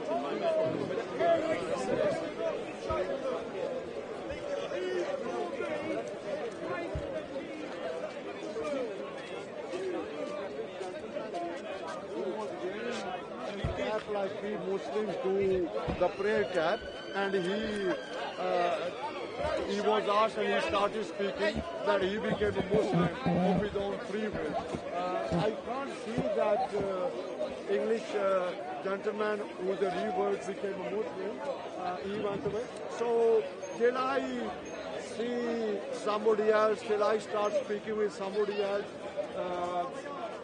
for the moment, that's it. Right? Okay, Assalamualaikum warahmatullahi wabarakatuh. Thank you very much, everyone. See you next time I speak. Yes, how are you? You okay? You know, okay, these are still on. I think I'll have to go and tell them.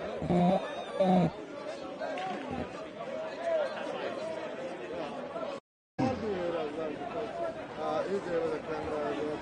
So anyway, for a street mic, since you put the camera here, instead of going straight away, leaving you, I will stay here. Good. And maybe talk about something. You know. Let me put a microphone on you. Okay, so you haven't got your microphone. Yeah. Somebody started talking about I wanted to talk to him, you know.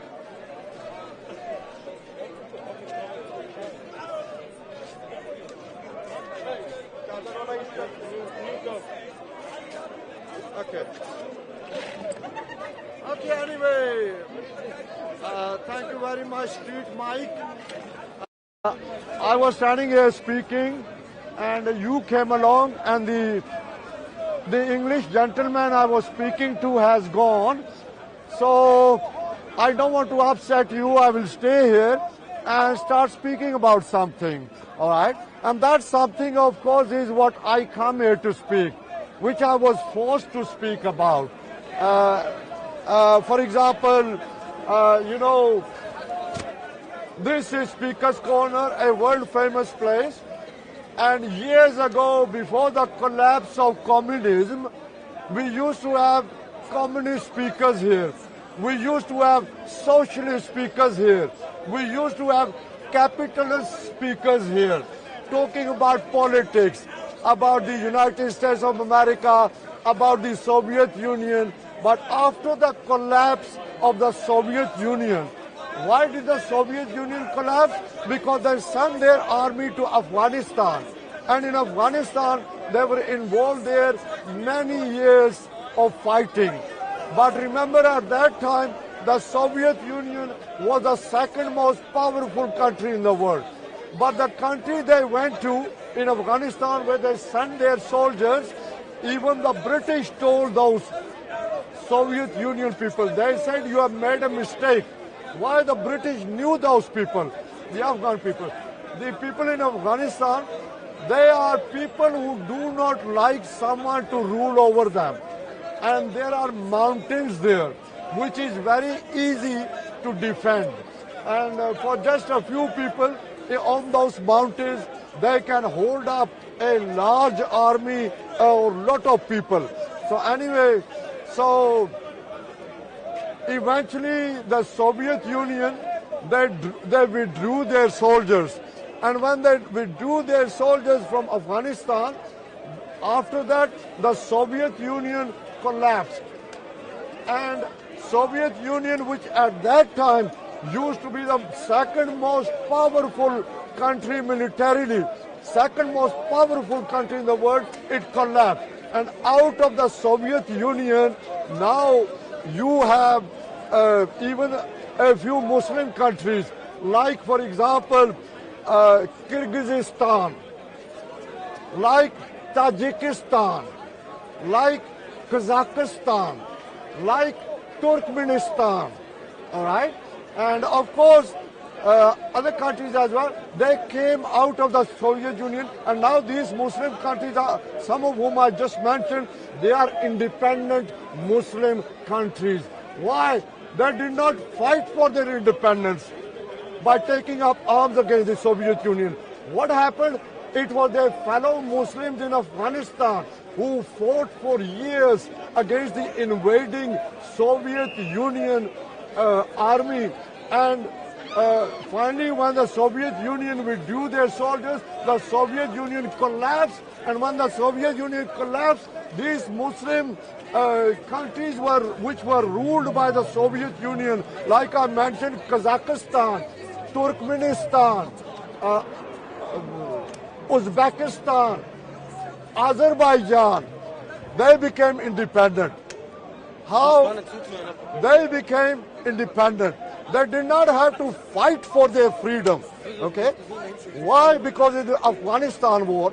And of course they benefited. In some countries, you know, people for independence, they have to take arms, they have to fight. For example, the French were the rulers in Algeria. Beautiful Algeria, which is in of Africa, next to Morocco.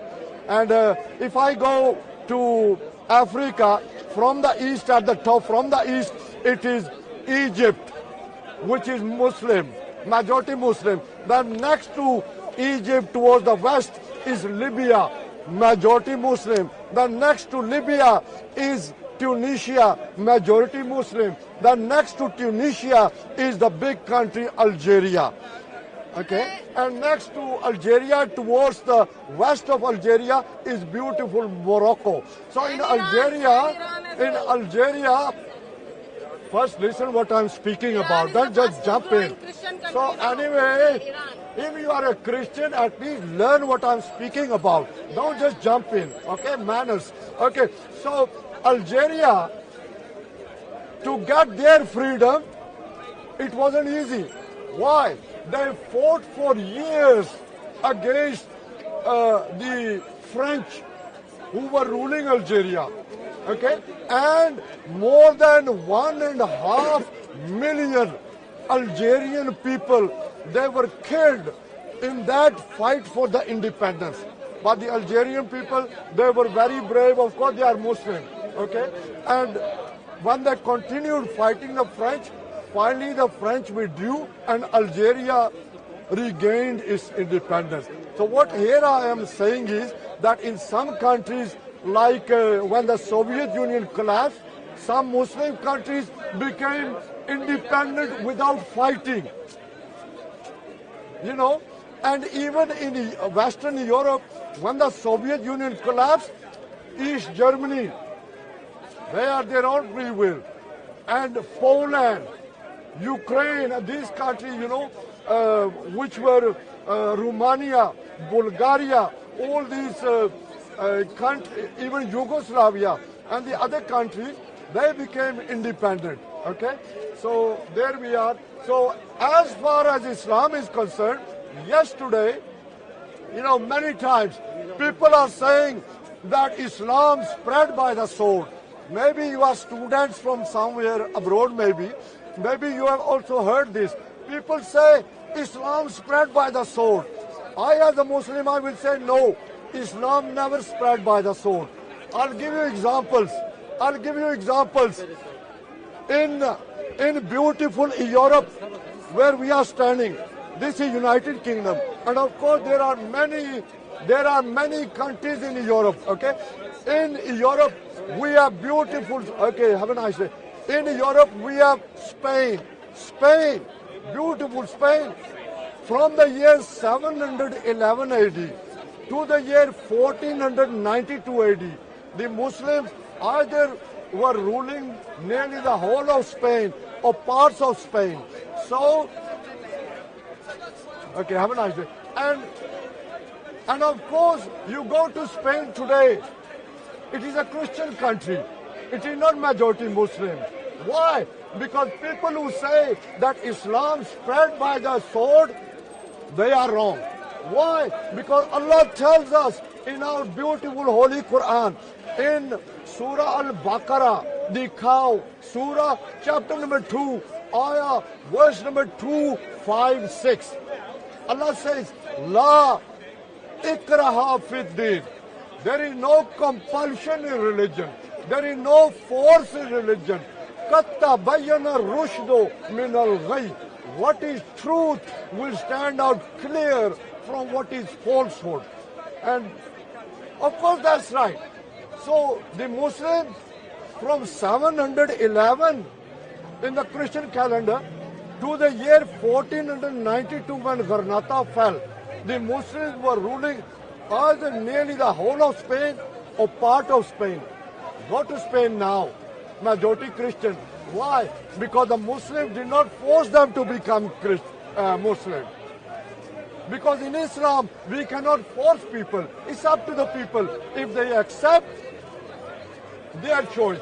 If they don't want to become Muslim, it's their choice. And next door to Spain, we have Portugal. And did you know Portugal also was ruled by the Muslims for just over 500 years. And Even there, go to Portugal. Today, they are majority Christian. Why? Because those are Muslims were their rulers for over 500 years. They never forced them. Now, other countries in Europe, let me tell you, there was the Osmani Empire, known as the Ottoman Empire. They ruled many countries in Europe. For example, Greece, Bulgaria, Romania, okay, Moldova,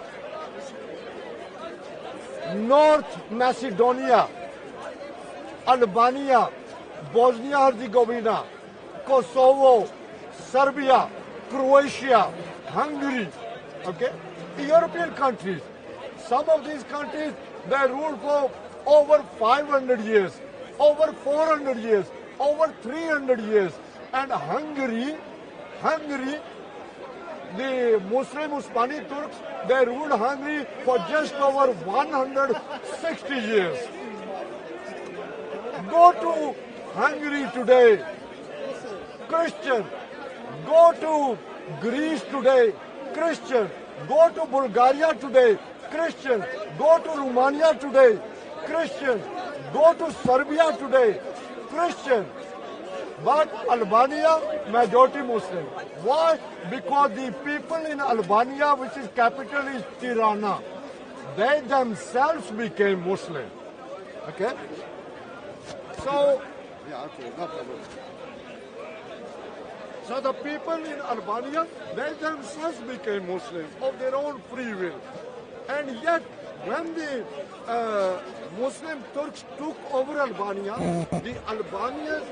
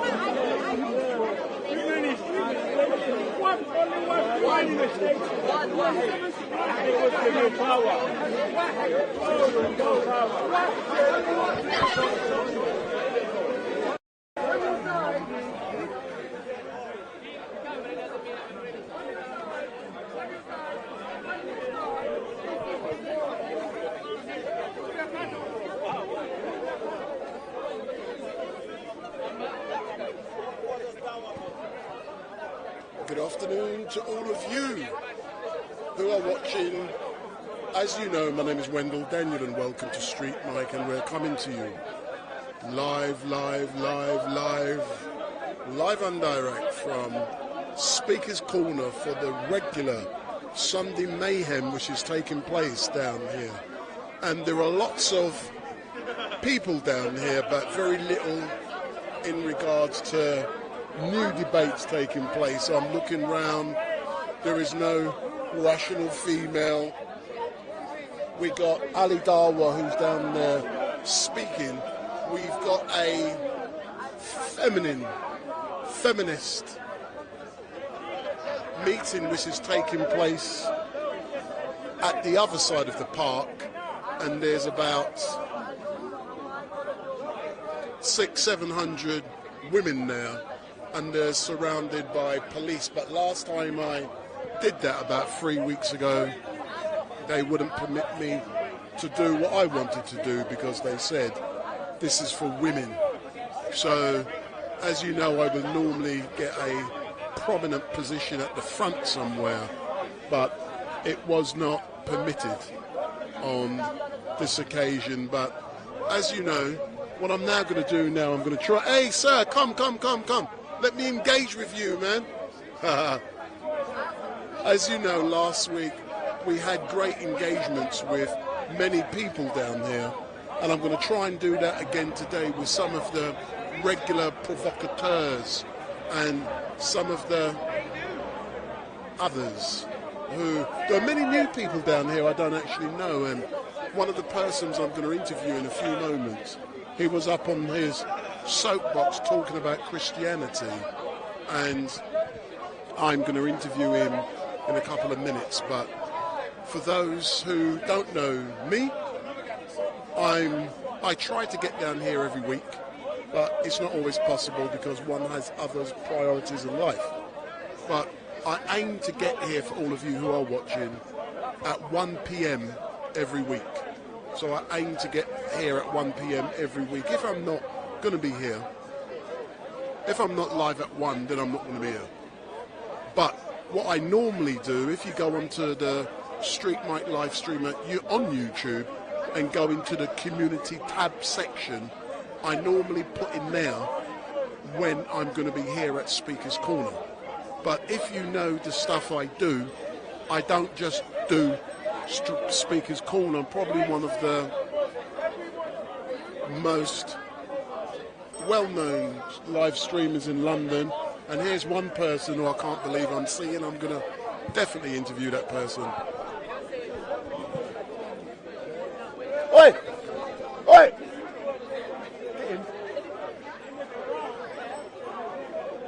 Muscle man! Come here. Stop running. No, come here. Come.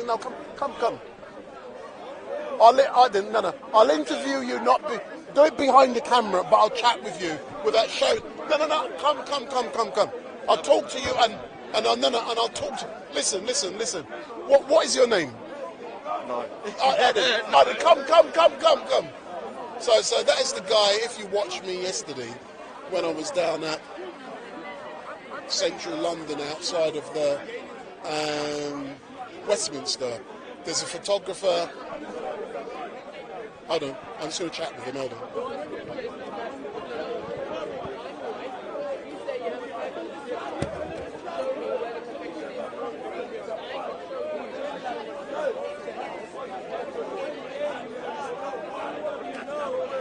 I will do it off camera, but I'll hold my microphone. But you're not on camera. Oh yeah, no, I hate doing that, man. Just Are you scared? I hate the whole talking thing, I just don't like it, man. But I just want, from your perspective as a photographer, for those watching, it's interesting. And you're a bodybuilder. I'll do it. I promise I'll do it one time. Not today, though. You've been telling me that for 2 years. It's yet to happen. You're scared of StreetMic, aren't you? So I kept my microphone on, so you would have heard what I just said to him. So he's scared. So I'm now gonna.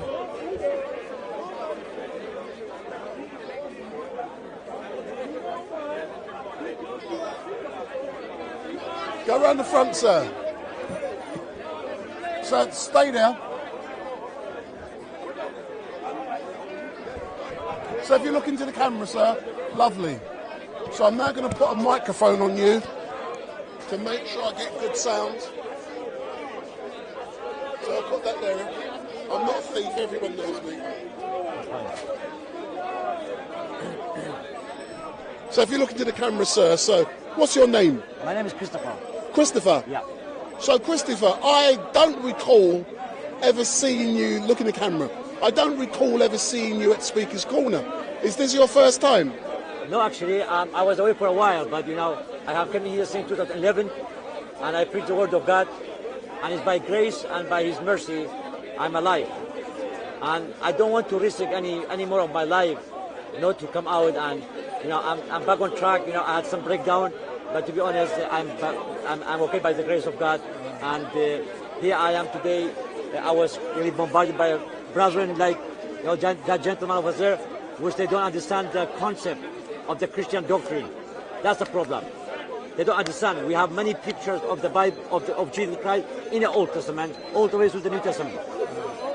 I was explaining about Genesis chapter 3, verse 14 and 15. They don't see the way we see, because we got the Holy Spirit explain the scripture to us. But they don't have they got a human interpretation.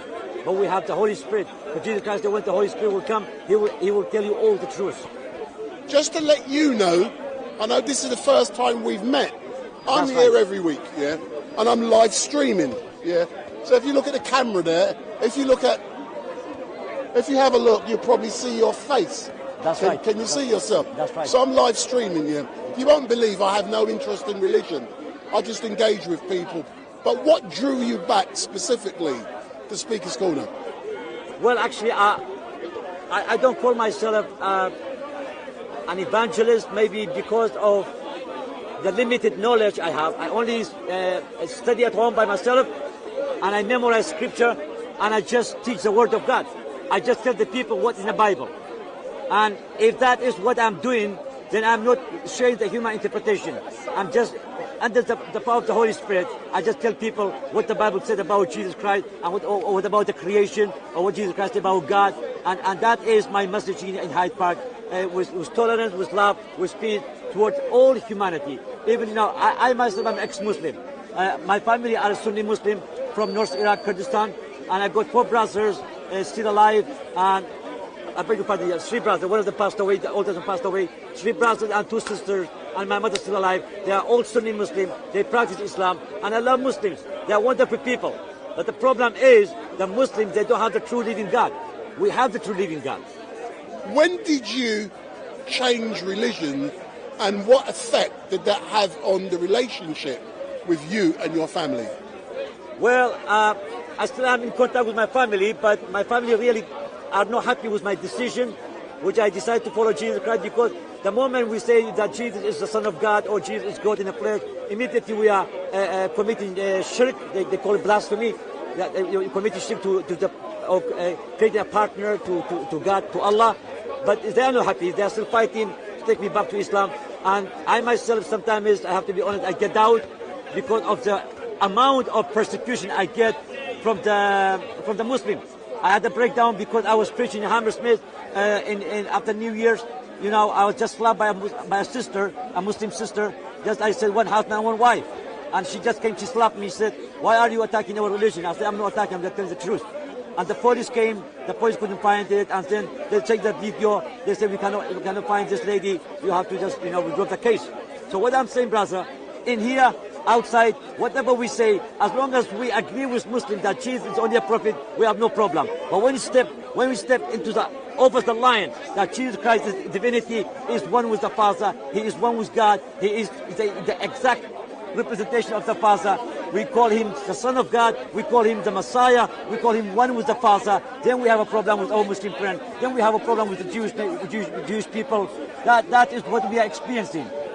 You said you've been coming here since 2011. Ongoing, yeah. Ongoing, yeah.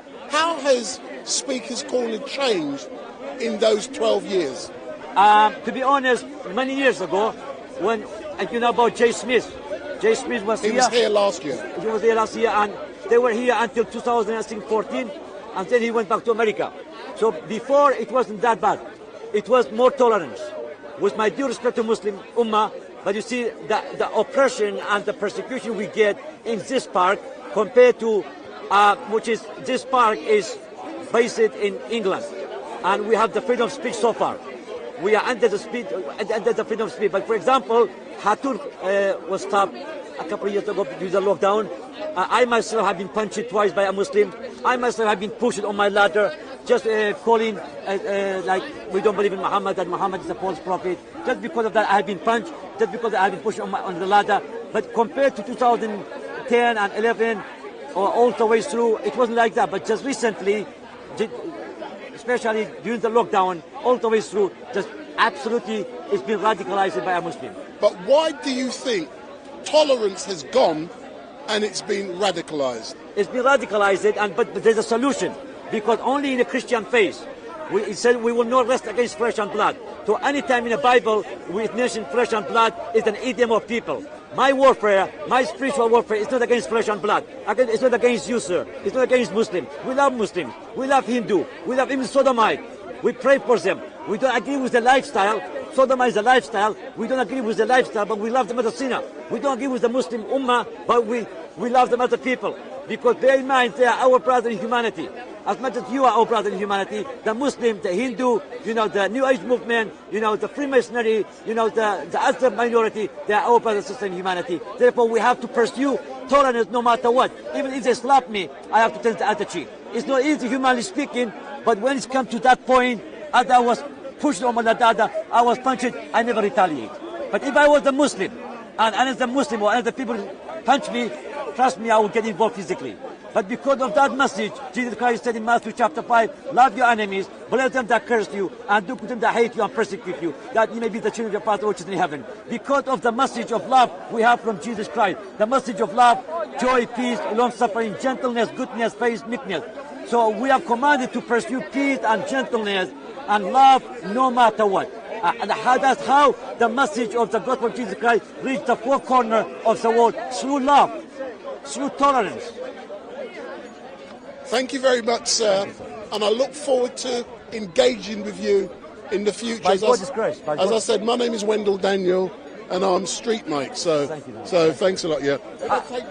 I just want one simple message from here to all the Muslim brothers and sisters, especially to the Hinduism, to the New Age movement, to the all other minority. You are not my enemy. You are not our enemy. On behalf of all the Christianity in this part, you are our brothers and sisters in humanity. You are not in the face today, but you may be tomorrow. Therefore, we pursue love. We love you. If you say, come 1 mile with me, we go 3 miles with you. 1 mile to say we love you. 1 mile required by the law, 1 mile to say I love you. And 1 mile to say I don't mind even to die for you in order to save your soul 5-10 years, that you may give your life to Jesus Christ. Amen. Excellent, sir. Thank you very much. Thank you, sir. Thank you. God bless you. I'll just take my microphone. So I'll never forget it. Thanks a lot. Thanks a lot. So I'm now going to get in the front of the camera for a couple of seconds, and I'll make some announcements, and you can see my ugly face.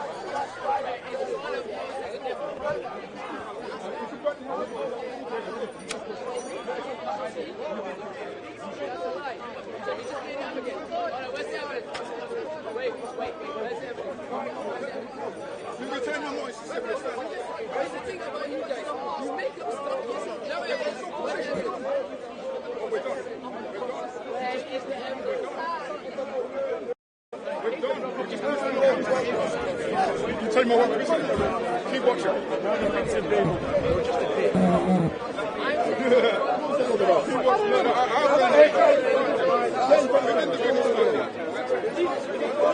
Bring him. Where is he? Get here. Get him in here. Come.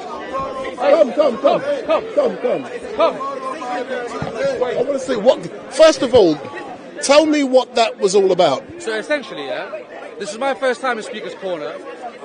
I was having a conversation with this girl, Amy. On our level, I'm not a philosopher. I've not got a PhD in none of this stuff. This guy comes, he's shouting, he's saying that I'm being aggressive. I don't know this, I don't know that. It's not the spirit of conversation that I expected to find here, to be honest. So it's disappointing.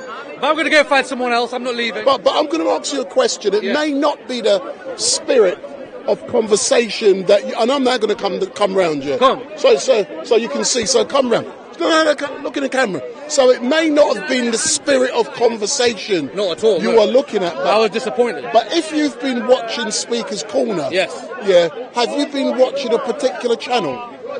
No, not one. I just loads of different things. Because if you watch loads, you will see a bit of everything. I see a bit of this and a bit of that, but I guess I had overestimated my ability to meet people on their level. Have a sincere conversation, because I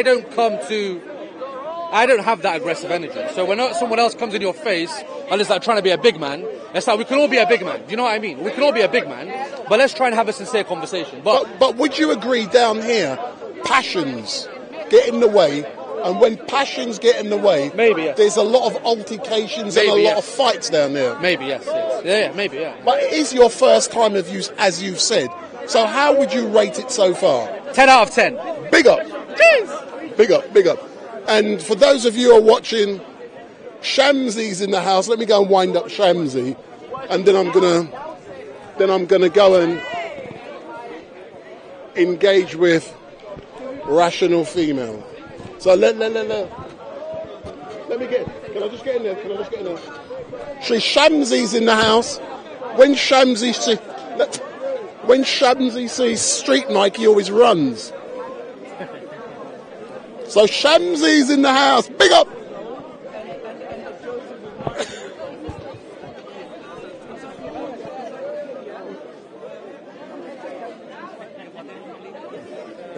Oh, don't do that, man. Don't touch me like that.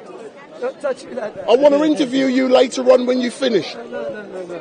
Because I know you always run from StreetMic.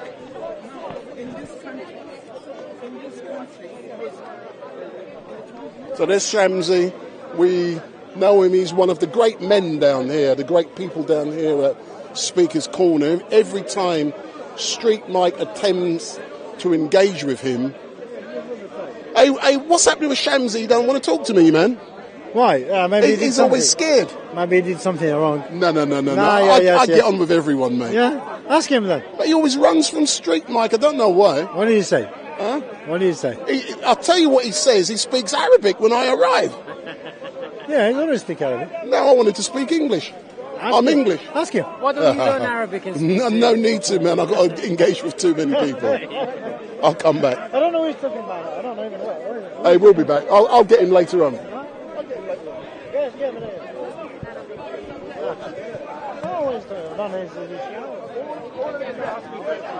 What are you talking about?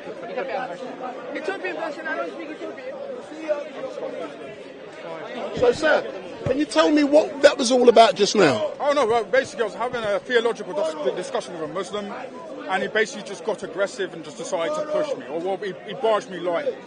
I mean, this continuously happens at this part where individuals, Muslims specifically, will become aggressive. And I'll say more so is from the Sunni community. Unfortunately, they can't have a debate or a discussion without becoming meaninglessly aggressive. And this is what I think is prevalent in their communities. Like, why do you think that is? Well, ultimately, from a Christian perspective, I believe it's because they have a demon in them, as a fact. But just from a psychological perspective, I think it's because they can't handle any critique of their belief, because they're always told any critique of their belief is something that is the worst thing to have. For example, critique of Muhammad is something that is considered a bad thing in Islam. It's considered bad to critique Muhammad. So anything against Muhammad is a bad thing. So but why do you always have to critique another religion when you should be speaking about your own? Well, I do speak about that. The problem is, the Bible says clearly that we have to cast down strongholds. That's a clear command in 1 Corinthians 10:5, if you read it, right? So the fact is, when it comes to religions, every religion, every ideology, whether it's political or not, is open to critique. And this is Speaker's Corner, it's the home of free speech. So anybody comes here, be prepared for your worldview to be critiqued. If you don't like that, then maybe just stay in the mosque. Yeah. I hear you. Big up. So Soka, come. I want to speak to Soka. He's this heavyweight filmmaker, and I want to interview him. It's not soccer, it's sucker. I try and wind him up, but it doesn't work all the time, man. Him? Yeah. He's a joker. Nah, he's all right. Any Muslim that does not believe in Jesus Christ.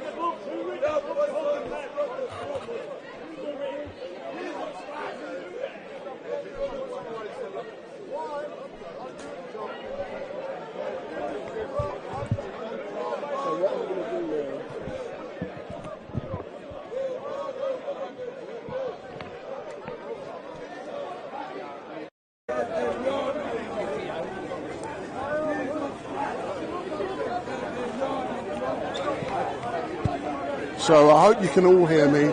So what I'm going to do now, I'm going in front of the camera, and you can see my...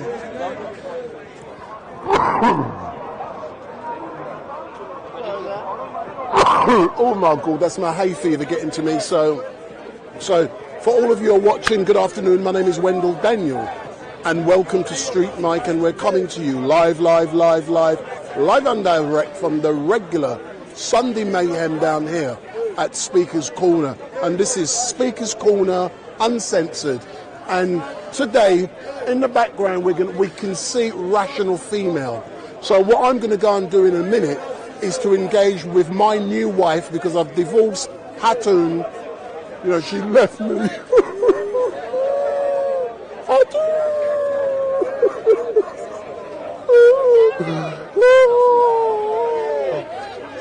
I like. Did you like that? Those crocodile tears. So, Rational Female's the new Mrs. StreetMic. She's here, and I want to. And later on, I'm going to hopefully engage with Ali Dawa. And as you guys will know, her and Ali Dawa had a big ding-dong fallout a couple of weeks ago, and I spoke with Ali not long ago, and he said on TikTok she is getting many views, but people are actually taking the piss off her because they believe she's a crap feminist. But she's not a feminist, she's the exact opposite.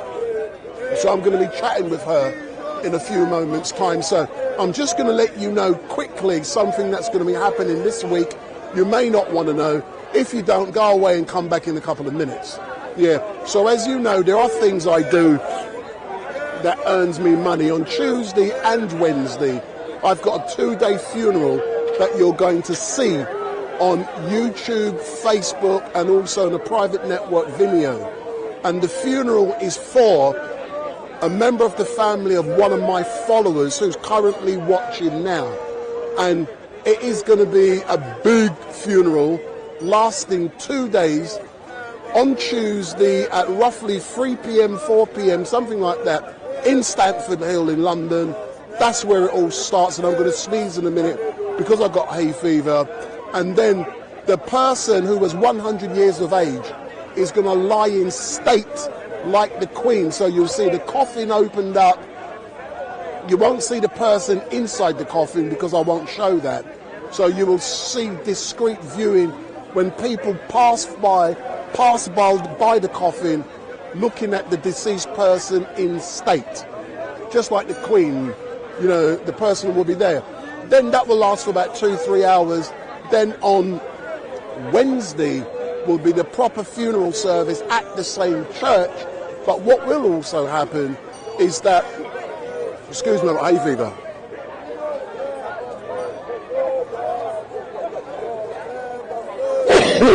Bless you. Yeah, so what will happen after the funeral service has ended on Wednesday, the person will then get taken to where they used to live. They'll then be transferred from a hearse to a horse-drawn carriage.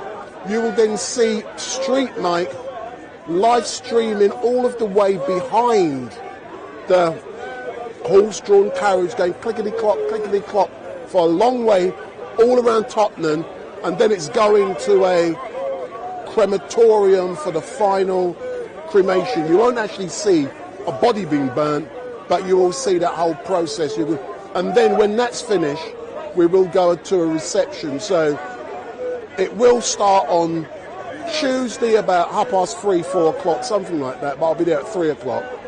It will then continue the next day.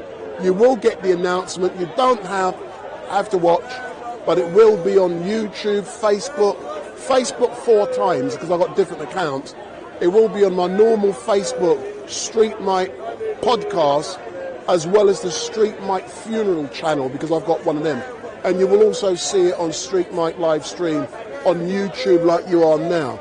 But it's a 2-day funeral, very expensive 2-day funeral. That is what I do. And I do go on about it sometimes because what you guys don't realise, to come down here to do all of this costs me about £2,000 a month to get all of this with this standard and quality. Someone has to pay for it. You guys don't pay for it because I do it free of charge. And it's paid for by the weddings, parties and funerals I'm doing next week. So I've got 6 funerals next week. I've got 1 party next week. So I'm going to be very busy in the people who work for me next week. And that gives me the chance to come out and entertain you guys for free. So let's now go. So if you don't want to watch, when you see it come up on Tuesday and Wednesday, ignore it. But if you want to be educated, you will be educated. So I'm now going to go and engage with Radical. Excuse me. Come. Where StreetMic? Where have you been? Come round. So where have you been for? I haven't seen you for a few weeks. You've been hiding. No, I've been here. Yeah, you've been. So why do you come down to Speaker's Corner every week? I enjoy. Well, I enjoy the debates. I learn a lot. I like to hear both sides of the arguments and differences. But when you say learn, but a lot of people have been telling me, that Speaker's Corner is no longer a place to learn; it's a place for entertainment. What do you have to say about that? I would say watching it on YouTube is far more entertaining than actually being in the park. That's my personal opinion. But why do you say that? What evidence do you have to say that? Because does it not depend on how you watch it, where you watch it? Because some channels don't show you what really goes on in the park. It's very edited. I think there's no feelings attached to when you're watching it as much on the screen as when you're here. So when you're here, it's loud. But some of it's, you snigger and but yeah. So are you saying when you are here, although you're seeing it for real, you may not be as entertained, or you may not learn as much physically being here because there's emotions attached? Yeah, you're more within the realm of the enclosure, and you could get pushed, or there's more. Yeah, there's just more closeness attached to whatever's going on. Is someone going to get hit? Which often isn't always caught live streaming. So and there's always little areas where there are minor fights break out, just like you'd expect at a football match. Yeah, it's no different, really. How long have you yourself been coming to Speaker's Corner? 6 years, 6.5 years. So during that 6.5 years, how much has Speaker's Corner changed? I think it's got there are less. Sorry. Excuse me. There are less people. Thank you. There are less people like camera groups coming. So there's a movement of let's say groups, and then there are newcomers that frequently come because of YouTube. And they want to see what the buzz is about, and but I wouldn't say it's changed too much. But I've been here, but I think before that it was more political, maybe, and it's quietened down. I think the last couple of years after COVID. But how has social media influenced what you see go on at Speaker's Corner? Would you agree some things are created specifically to get likes, shares and follows because social media is now being filmed and people get entertained by what happens, and sometimes fights are created purely for social media? Some topics and arguments through certain people, specific people, may be carried on over a period of time. So it's very hard to get all of what you want to say out in maybe one debate, especially with all the noise around. So that will continue, and then it's often seen as being trying to retaliate people. Excellent stuff. There's a lot of different wisdom to give behind one topic, let's say, and it doesn't always come out in one Sunday. So excellent stuff. So as normal, thank you very much. I'm now going to speak to Tommy Robinson's right-hand man. Excellent stuff, but thanks a lot. So for all of you who are watching, my name is Wendell Daniel and welcome to StreetMic. And I've now got a big rabble-rouser who loves Tommy Robinson, and I'm going to wind him up. I'm going to piss him off.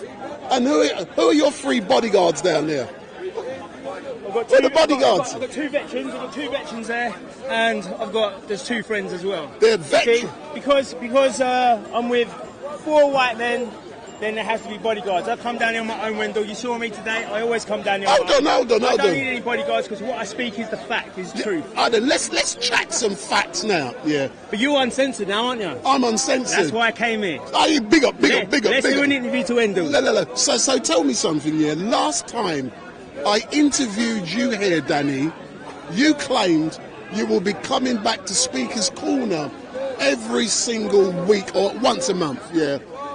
Didn't happen, did it? But that means you will tell porkies. So why have you not been back to Speaker's Corner? all know. Because we all know I'm a working class man, okay? I work for my family, that's first. Second thing is I defend my family. That's the second thing I do. So when I'm working nights and I get in at 10 o'clock, I don't want to be down here with all this debate going on, not being on my game. So I cancel it off. And that's it, that's the truth of it. My work comes first. Until the people down these screens start cancelling me, which they can't because I'm self-employed, I'm my own businessman. Until they can do that, then I'll start coming down here every single week because I have nothing else to do. I'll be the same as everybody else, I have nothing to do, and I can come down here. But Danny, last time I said I spoke to you, yeah, you did say the same thing. You're going to be coming down here, but all I've heard so far is excuses. Excuses. But hold on, you may be employed, so I'm self-employed or not. So I'm assuming you had time off. So why have you not made an effort to come down here during that time? Dude, I've been down here 3 times in that time. Really? I think maybe 3 times. Was I sleeping then? I'll come down here 3 times. All right, I'll come down here. This to say I haven't come down here at all, right? Because I can't confirm now 100% the times and dates. Yeah. It's not because I don't love the banter. It's not because I'm scared of whatever. Literally, it's when I come back from work. If the Russian embassy or anyone like that want to start paying my fees and that, I'll come to every single place. If I don't have to work, I'll come to every single place. Let's talk. Me and you, let's talk our talk now, yeah? You are so seen as a coconut. Yeah, people say you are supporting Tommy Robinson, who they believe is a racist. And for clarity, I have told Tommy Robinson I used to believe he was right-wing, and I changed my views, and I've told him that, yeah. So I don't believe he is, but people believe you're a coconut. How are you going to address that? I'm here speaking for the truth. If the black community, if you lot think I'm a coconut for speaking out the truth, then come and ask me this. Like I said, the first time you interviewed me, what has Black Lives Matter done for black people? Now Black Lives Matter UK, I saw a couple of Wendell's live streams. You go and check that. They're not getting the support from the black community. They're not even getting support for the white community, because you know why? Because they're all supporting the LGTB thing that's going on. They've left Black Lives Matter down the river, and now I'm here with my arms open and say, do you know what? You were sold a lie, that's fine. Okay? I'm always going to speak the truth. So if you want to keep calling me a coconut for telling you what the truth is, for the truth to then come into fruition, then what? There's nothing more I can do apart from keep speaking the truth. So what has brought you down here? And I know you got the LGBT thing going on down there. When I was there a few weeks ago, I was told it's a woman thing, and I can't, I like to be in the front. So because I got to go in the back, fuck off. So I come back here. So why were you down there today, Danny? I'm there because I've had a lot of interactions with people like Antifa. I've had them call me too a coconut. They call me a coon, call me to go back to Africa because I'm not welcome here unless I'm there with the white people who are actually the white supremacists. So I went down there and to get an interview from them. But what happened was the police come and stopped me. The Antifa people put their umbrellas in front of me, started calling me racial slurs and whatnot. So when I told the police officer, I'm going to go with the white supremacists, I'm going to go with the racists, can you please protect me? They said to me, you don't need protection with them guys. So that's why I'm there, because I support the truth. I am here putting my name and my face, everything out there, because people like Antifa are the ones we need to be worried about. They're the ones who are going to destroy our communities, and they are the ones who right about now, more than any other protest group they're the ones who are dividing our societies. So let's move on and let's talk now about the Tommy Robinson documentary film and all of the work he's been doing in various communities around the country, because I note that the government now recognises that what he has been saying is true. Exactly, imagine that. Again, another truth person getting out there, being called all sorts of names, being cancelled from all sorts of platforms. Sorry, for him then saying that he's speaking the truth. And that's what it is. The new documentary, I can't say anything about that because I don't know anything about that. All I know is Mice Media have put it out there, and they've kind of, It come out last week, wasn't it? I found out. I've been on holiday, so I found out about it this week. It's down to them. When the court injunction was there, he told the judge, look, it's already in America. It's already out there. And the judge didn't say anything. He just said, you can't put it out. So somebody else, 2 years later, and if he wanted to do it, he would have done it out the next day. 2 years later, it's come out. So, you know, obviously the police are going to... He's embarrassed them again. He's embarrassed the establishment. So obviously they want to try and use their iron fist and come down on him.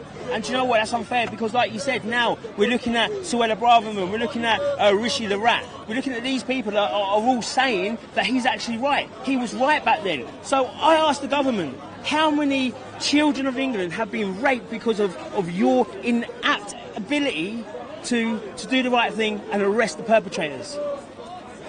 What is it like for you to be closely associated with someone like Tommy Robinson, who has, for the right or wrong reasons, who's built a reputation, not due to himself, in my opinion, is for what the media narrative.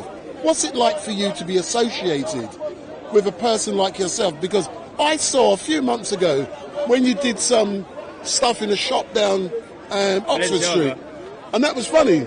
So what's it like for you to, know what he's doing, being engaging with him, sharing his stuff every day? What's that like? Tell the people who are watching. Well, do you know what? I don't look at him in it's Tommy Robinson. Yeah. I look at him as he's an activist and he's getting the truth out. He's done really good work. So I've never you notice as well. People notice that I don't really get selfies with him. I don't really go on a podcast with him because I don't want a persona of saying, "Oh, it's Daniel Oscar." No, we're pals. We're mates. Yeah, so I agree with a lot he says, and there's other times you can say that he's wrong. No one's ever perfect, but my position is here now, and I think I've done it. I think I've done a lot of it, is to say that he's not a racist, he's not a white supremacist. He's been on a lot of black podcasts, even with Respect. He went on there, and he showed himself of what he is. People are beginning to see that, and the only way they can see that, I believe truly, is when black people say, you know what, he isn't that. We might not agree with him. You don't have to agree with Tommy, but don't call him a racist when he's not. It's inflammatory words. Excellent stuff. So it's great to engage with you. I see over there I'm going to be engaging in a few moments with Ali Dawa. The great Ali Dawa. I've got an interview, should be around 3:30. But what are your plans today? Are you staying at Speaker's Corner or are you going elsewhere? What are you going to be doing today? I'm going to just stay around and see what's going on. And no fighting, no wars, I don't start the wars. Please come and remove me because they don't like what I represent. They don't like the fact that I can go to people and say, you know what, I support them, they're not racist. But it'll be good to hear. It's just things like Ali Dawa, okay?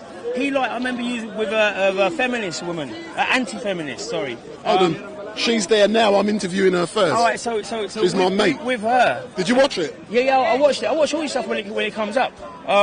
So with him, he says, "Oh, I destroyed Tommy Robinson, because he's a white supremacist." So you can ask the question is why Islamist supremacy is acceptable, yet any other type of supremacy isn't. That's the one thing that Ali Dawa needs to address, I believe, in my opinion. When you watch the interaction with Ali Dawa and Rational Female, what conclusions did you draw? Conclusions I draw is he wanted to try and persuade her on a certain way. There was nothing that they could align with. Okay, we know that the Islamist faith, doesn't align with feminism, doesn't align with LGBT, doesn't align with a lot of things. So we need to be uniting against the things that we can agree on, rather than keep allowing the government to divide us on the things that we don't. Because if it comes down to it, there's a lot of Islamists out there, there's a lot of people, a lot of Muslims who would agree with a lot that we say and then wouldn't agree with the other stuff. So why not try to come together, get a council of people and saying, listen, we need to stop this thing going on in our societies. You don't agree, I don't agree. But with the female, it seemed like he was just pushing what he wanted to say yet again, and it was all, come join the fold. But so she was there just now. I don't know where no, she's over there. I can see the red head, I think. But I'm going to, hold on, he's engaging with her now. Ali's engaging with her now. No, Ali's with her now. Let me try and get it. Hey, I'll get you back, yeah?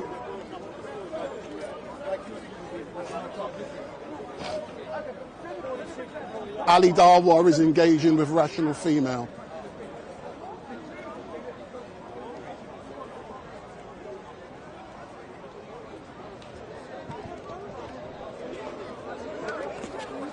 I won't show on camera.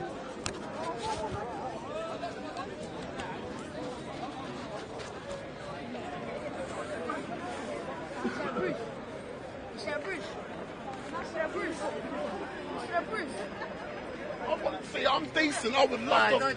No. Listen, I would have kept this. Hey, can I have 5 minutes with you for the? No. If you got time, yeah.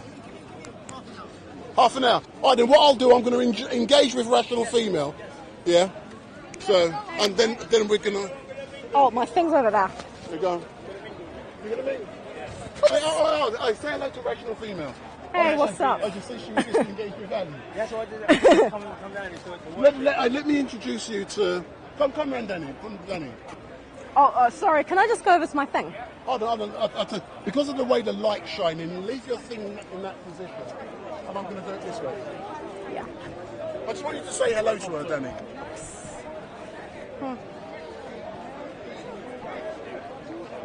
I want you to listen to what Danny has to say. And trust me on this, yeah. I've just interviewed... let me put my microphone on, my head. I've just interviewed Danny, and then Danny said he watched the interaction you had on YouTube with Ali. Yeah. So, what was your assessment? I'll ask the question again, with Rational Female here. What was your assessment of that interaction with Ali and Rational Female? Well, the assessment I did is when you were speaking to him, he wasn't trying to agree, he wasn't trying to respond to what he was actually saying, but rather putting a Muslim perspective onto, what he wants you to hear. Like I was saying to Wendell, I think it's important because that people from the Muslim community do actually come and unite with people like yourselves because they don't agree with feminism, they don't agree with LGBT, they don't agree with a lot of stuff that we united against, okay? So it's about being there together, united, so we can fight together. We can deal with the stuff we don't agree with later on, but let's get the problem sorted now. And you coming out and speaking as a female, same as me speaking about right-wing stuff as a black guy, it's important because we're only hearing at the moment about feminism is so great from the people, the men who are wearing dresses. And then they're quick to say to you, you shouldn't have a voice. We've got to take away your voice. We've got to do this. So you keep going up, standing up for what, not what you believe in, what the society and what the country needs to all as one believe in. Hearing that from Danny, what do you have to say? Well, first of all, thank you so much. And I completely agree. Mr. Dawa knew exactly what he was doing. He was not interested in engaging with me. He is a showman. I don't think he's a bad guy. I think that he's a showman. He's a public figure. He set up the whole thing, not to have a discussion with me, but to effectively impose his religion onto me.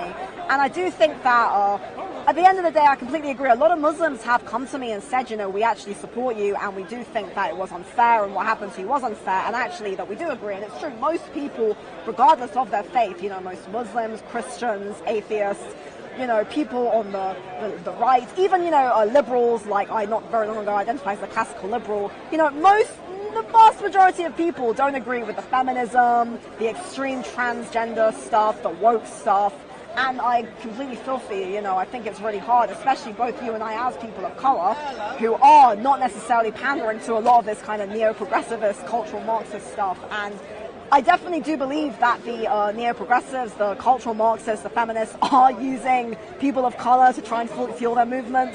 The intersectionists, they're all using us. It's the same bullshit. Malcolm X talks about it as well, how the leftists are more worse than the conservatives in that sense. They're more hypocritical. So, no, I completely feel you now. No, that's exactly what happened. He was trying to impose what he does. He knows you're a feminist. You're not an anti-Islamist. You're not anti-Muslim. You are anti-feminist. So he knows about feminism because he doesn't touch women. He knows about what he feels about it, but he's not strong enough to go and say what he really feels because he's got 500,000 people on his stuff. 1.2 million people that he all has to pander to, and all they want to see is him pushing out Muslim ideology.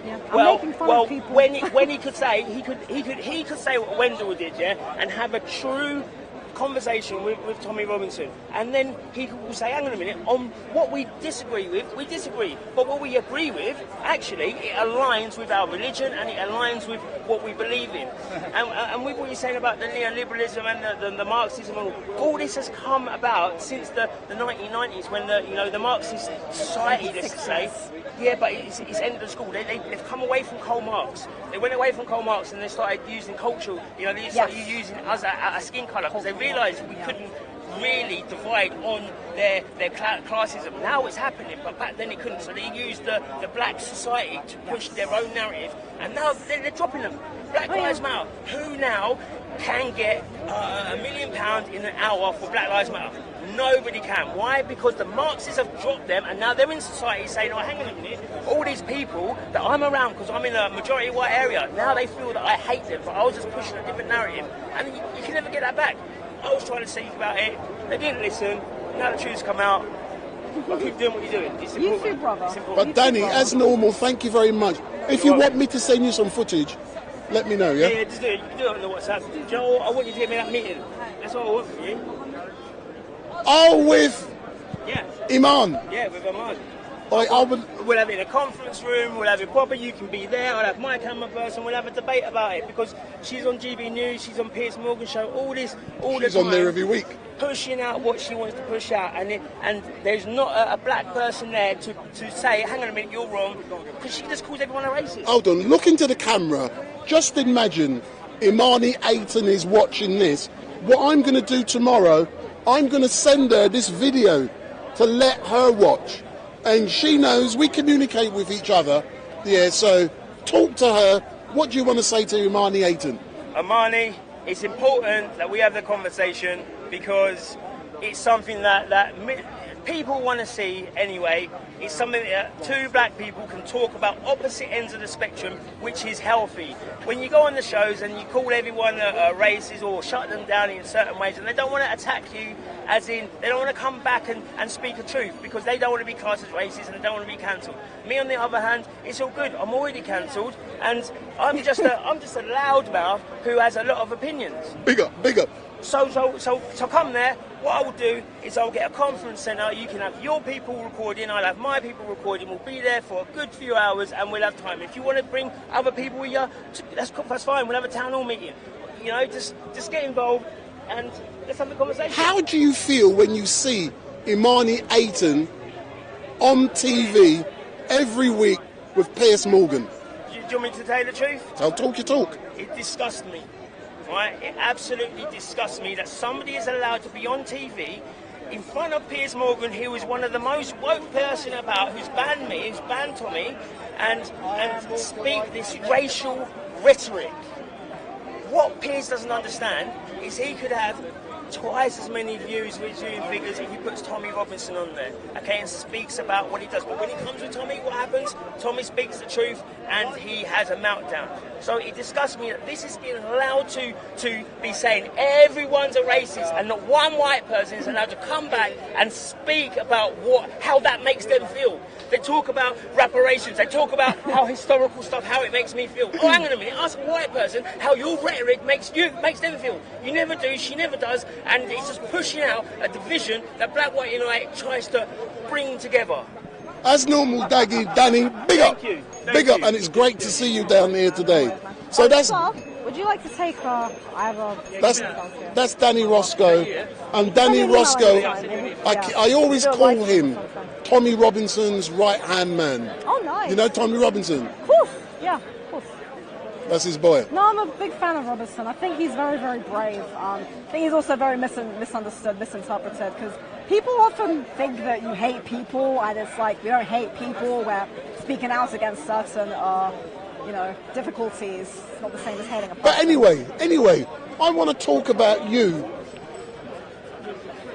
I've heard a rumour that there's a relationship going on in truth between you and Ali Dawa, that you're having a secret relationship with him.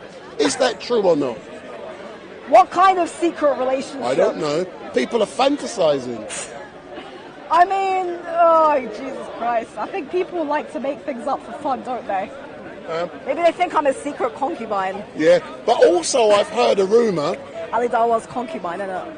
But also I've heard a rumour, that you're well known on TikTok for the wrong reason. People are believing you're a bad feminist, not realising you're against feminism. Is that true? I don't use TikTok, Twitter, Instagram for these exact reasons. But I'm told that by someone with over 1 million followers. Oh, God. And who told me that? Yeah. That's very ironic, isn't it? I think it's hilarious that someone can come along and say I'm a terrible feminist. I actually saw a few videos captioning feminist shouts at Ali Dawa, which I think is hilarious because as you can quite clearly see, I'm very much an anti-feminist. Well, my YouTube channel literally says pro-women, anti-feminism. So when Ali put you on a lovely thumbnail, how did that make you feel when you saw that thumbnail promoting your sexuality? How did that make you feel? Oh, I was in tears, to tell you the truth, man. Did it make you cry? I was very upset. I was genuinely upset because the thing is, it was upsetting because it was not expected, you know. The whole thing was really... I mean, look, I went over to him, I wanted to smooth things over. I said to him, I'm sorry, but I also said, you deserved it, you know what you did. And there's actually a video made by a Muslim guy, which I watched, a very nice video, where he talks about this. He says that, you know, Ali Dawa clearly used this woman to make fun of her sexuality, and apparently a lot of Muslims don't actually agree with what he did. One Muslim actually emailed me saying that, you know, I told him what he did was wrong. There's been a lot of very, very nice Muslims who have said that what he did was very insincere and very not a nice thing to do. But no, I was upset, but I'm not upset now because apparently it's gained me some freaking popularity, so... But you know something? There is never bad publicity, do you know that? There's never bad publicity, I believe that completely. All that has happened is that your profile has now been raised, and you see these two young ladies here, I can see they're fans of yours, true or not? Are you? Are you fans? Come forward. Then I can pick you up. So I've seen you there watching. Yes. Have you seen the sign she's wearing? Yes. What do you think about that sign she has? Don't be scared. Go on, you've been nominated. What do you think about the sign? I don't really know how to feel about that, to be honest. Yeah, it's mixed. Yeah, I've never really seen anyone speak their opinion like that. Yeah. So do you not think, that sign is undermining the great work of so many great women over hundreds of years? Yeah. But she's going to disagree. Do you want to hear why she's going to disagree with you? Yeah. So why do you disagree with that analysis?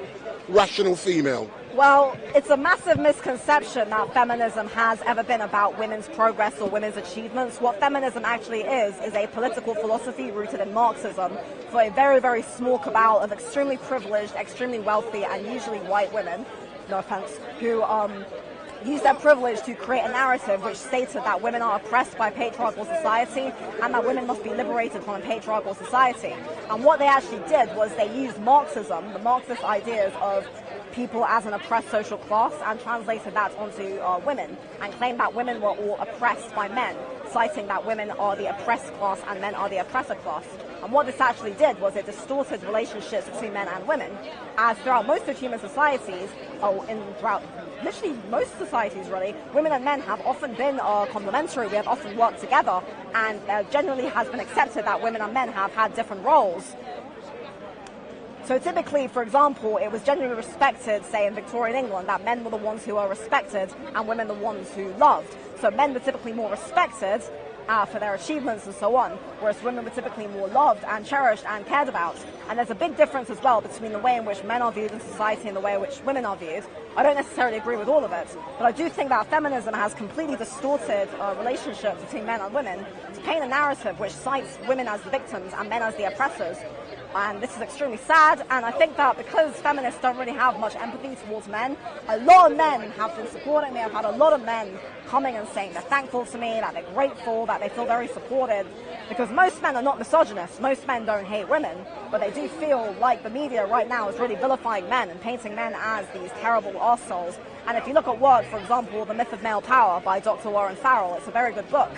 And these men do not hate women at all. As a matter of fact, they love and support women. They just don't want to feel like they're being hated just for existing, really. I apologize for the monologue. If you're interested, I have a YouTube channel called The Rational Female where I talk about feminism.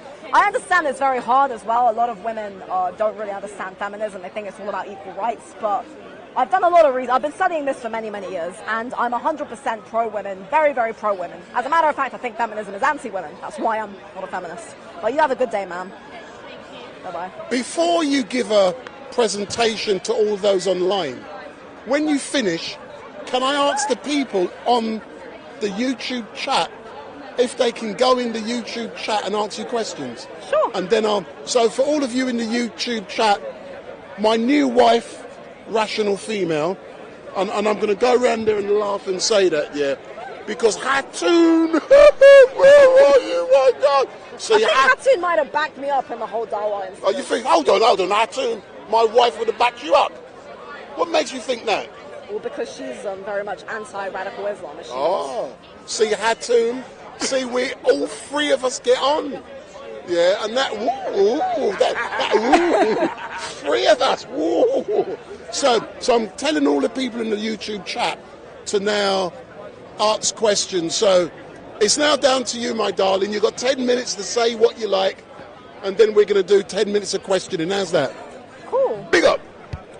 So, right. Want me to do my usual shouting thing? Okay. Right. Western feminism is about the destruction of harmonious, loving relationships between men and women. We are undermining the roles that women and men play in society. On the Titanic, men were the ones who gave their lives so that women could be protected. In most societies, men are respected and women are loved. These are our roles. This does not mean that we have to adhere to strict gender roles.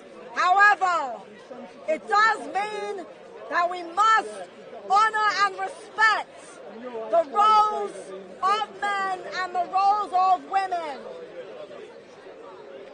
Women don't need feminism.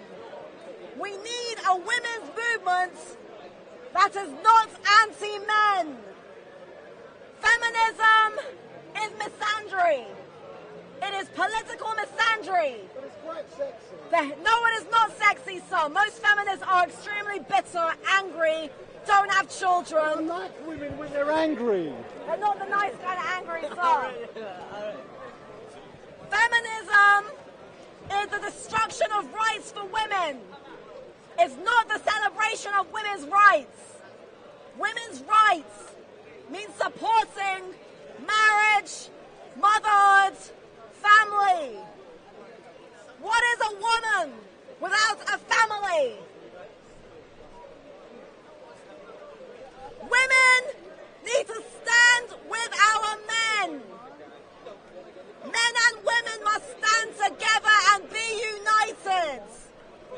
We are supposed to be complementary, not adversarial. Being an anti-feminist means being against an ideology that states that women are an oppressed social class and that men are the oppressors of women. Men are not oppressors of women. Men are not oppressors of women. So are you talking about me? Are you a feminist, ma'am? Are you a feminist? Sorry? What does that mean?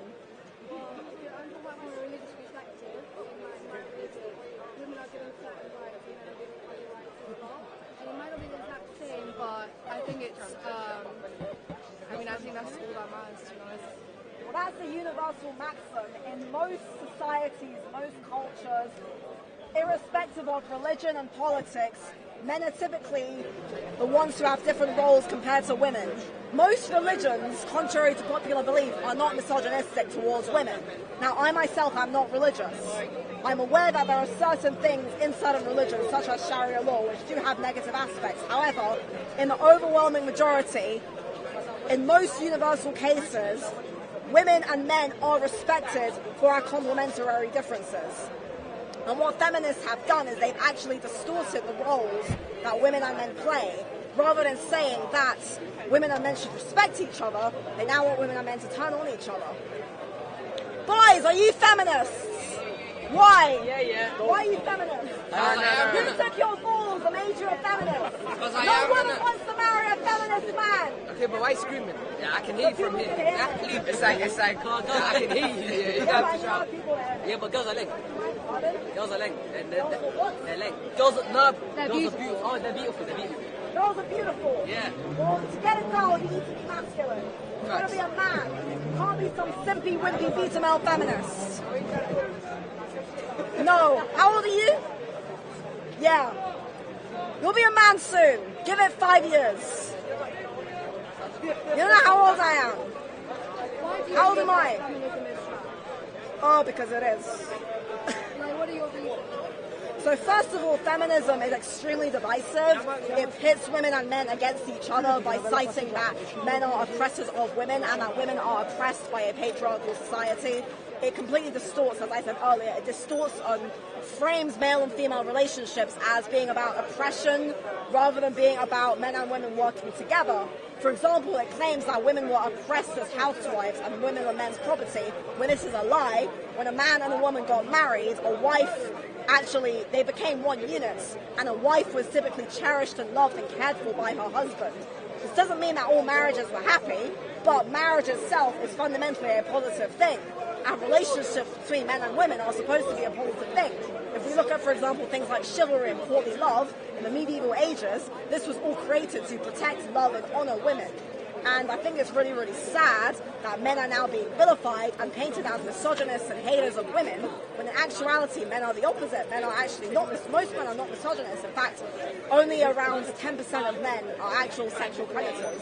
In most cases, men are protectors of women, men are defenders of women, men literally fight and die for women, give their lives for women, look after their wives. Pardon? What, feminism? Well, it's biologically, men are the ones who are typically wired to be providers and protectors. That's not a bad thing, it's a wonderful thing. We should be celebrating and honouring that. We should be honouring the role that men play in society. Do you believe that feminism is racially divisive? Do you believe that feminism is also racially divisive when you talk about white feminism? Absolutely. I mean, the way I see it, there is no white feminism. Feminism has always been a white women's movement. If you look at right from the history of the 1700s all the way up until basically up until the late 90s, when they suddenly now became intersectional and started saying they support people of colour. They never really have supported people of colour. What it is that they actually use African Americans. So the 1960s feminist movement used the struggles of African Americans to try and perpetuate their movement by claiming that women were as oppressed as blacks. And this whole idea of intersectionality is actually a massive con, because first of all, it's trying to erase women now. I mean, earlier I was at Posey Parker Standing for Women, and she was talking, do you know Posey Parker? Do you know who Posey Parker is? Yeah, so she's basically talking about this intersectionality, and they're trying to say that women and men are the same, that we can be non-binary, and it's really just the erasure of biology, the erasure of sex. And it's also really bad for people of colour, because we actually end up not being seen as people.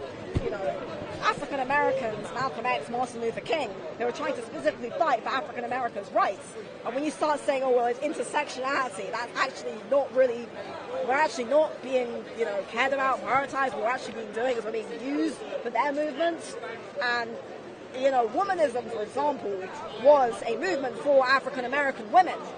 And many people forget this. My therapist said this to me, actually, how if feminism had been for all women, we never would have had a womanist movement.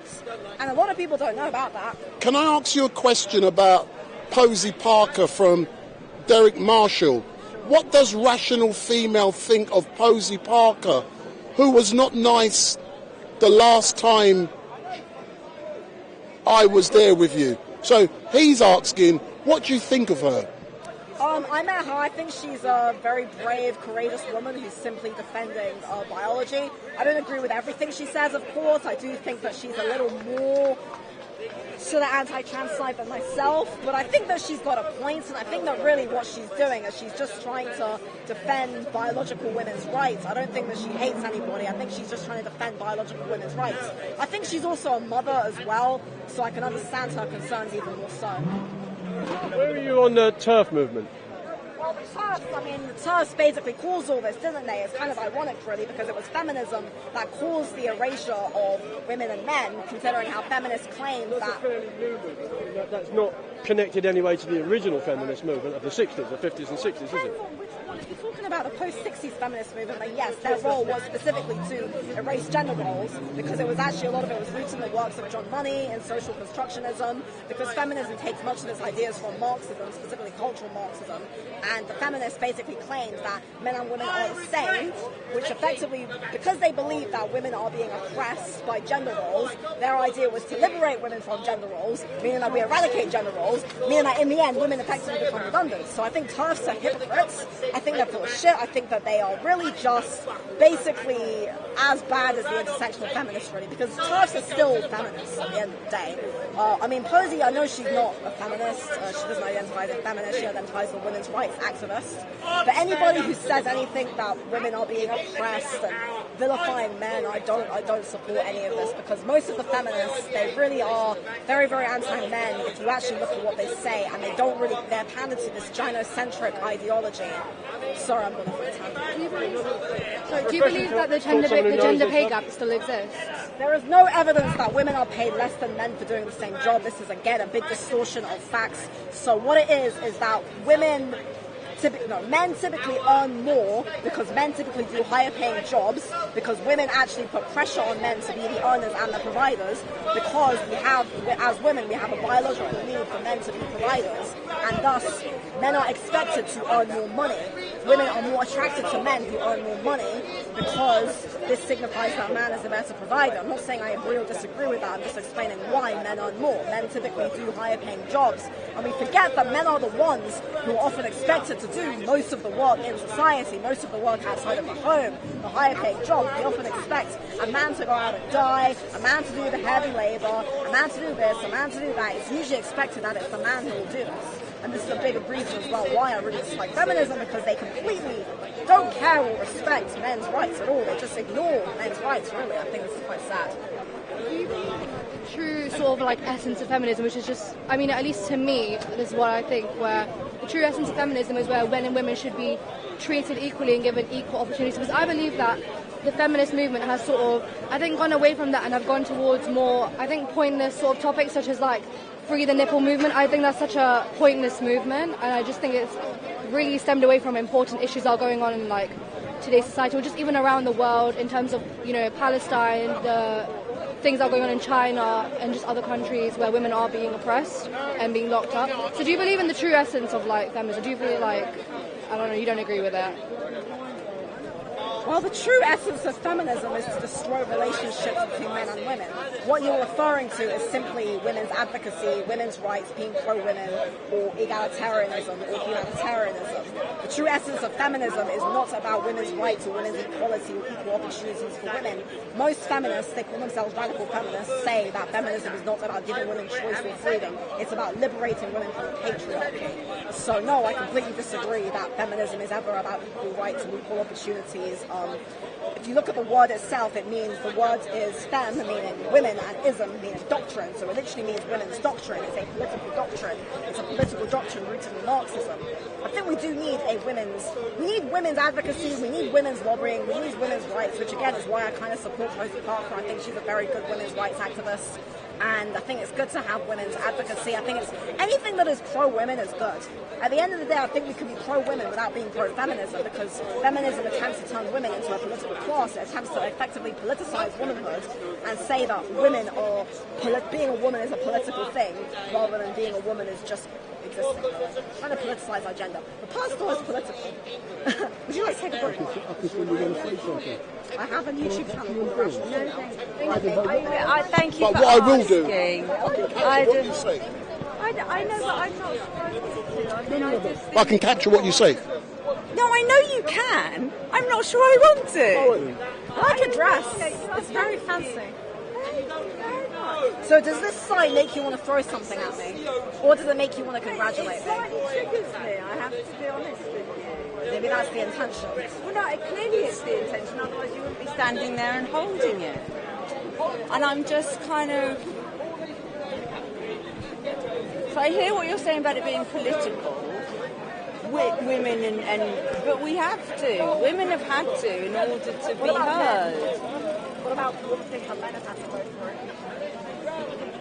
Well, I mean, I'm not a man, so I mean, I do feel for men, but they... Feminists believe that men are fundamentally oppressive of women, that men are fundamentally... No, they don't. They just want equal rights and equal opportunities. That's your interpretation of feminism, but that's not necessarily the truth. It's not a balanced opinion of what feminism actually is.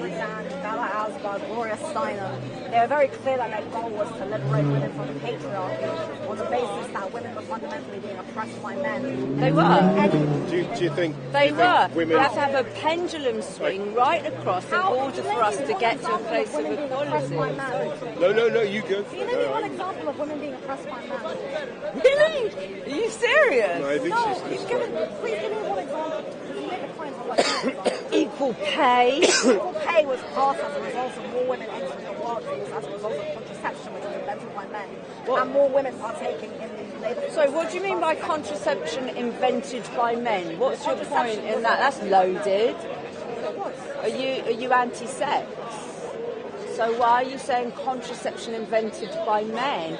That's fabulous. I love birth control because it allows me to have sex whenever I want without the worry of getting pregnant. So whether it was a man or a woman who invented the pill, I'd big it up. That gives me freedom. So why would you say it in that way? Invented by men in such a... You're distorting my... I'm only repeating back to you what you said. I'm just holding up a mirror. I'm not... You just said... contraception invented by men. That was what you just said. Yeah, contraception was invented by men. Why was it invented by men and not women? I don't know. Because of the patriarchy. No, it was invented by men because they decided to work together to create contraception. It was invented by men because women weren't allowed to go to university. That's not true. Plenty of women have gone to university. Not in every area. Not at the time. Caroline Groglia was an American lawyer who actually studied, just for the record, I'm not anti-sex, not anti-contraception, I think this lady misinterpreted what I was saying. Many women were able to go to university, and Caroline Groglia, for example, was a lawyer who actually studied, and she chose to leave her position to go and become a housewife. She has a book named Domestic Tranquility. So I'm just going to jump in. When you say many women, do you have a number? Because so now this is racism as well. Feminism is incredibly racist, actually. It has a history of being extremely exclusionary to women of colour, to working women, to disabled women. Well, but that's happened across the board, but not men and women. It's been racist about education and about all of those things. Women simply could not go to university.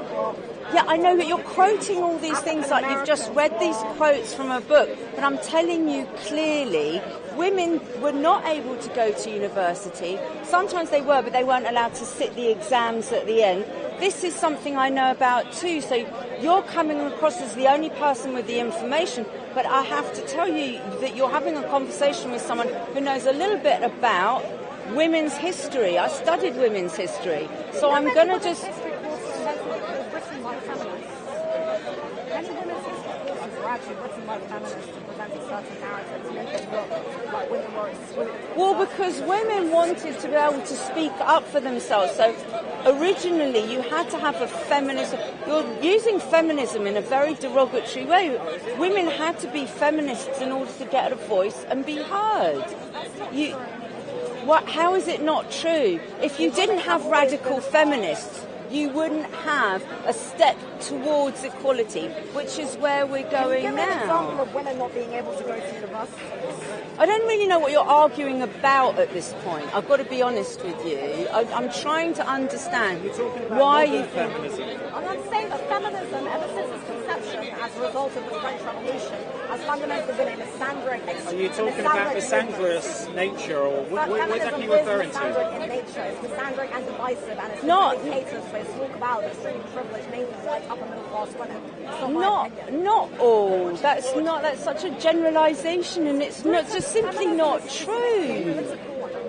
You think feminists are trying to divide and conquer them? Yes. That's the goal of feminism. Divide and conquer who? Other women? Men? Or is it racist? Marxism is effectively an ideology that wants to divide society as a way to destroy capitalism and destroy the family. Marxism is an ideology, it's a beautiful ideology. If it actually was in reality, it would be fantastic. It just doesn't Marxism, work. thank God, is not part of the system, because it's communism. Yeah. And thank God, it's not actually part of the system. It's just an ideology. It's an ideology. There's a difference between really. It can never be attained because of human nature. Support women's rights without being a So you're arguing about the term feminism. Is where we're at? So this is semantics. This is about the word. I came yesterday.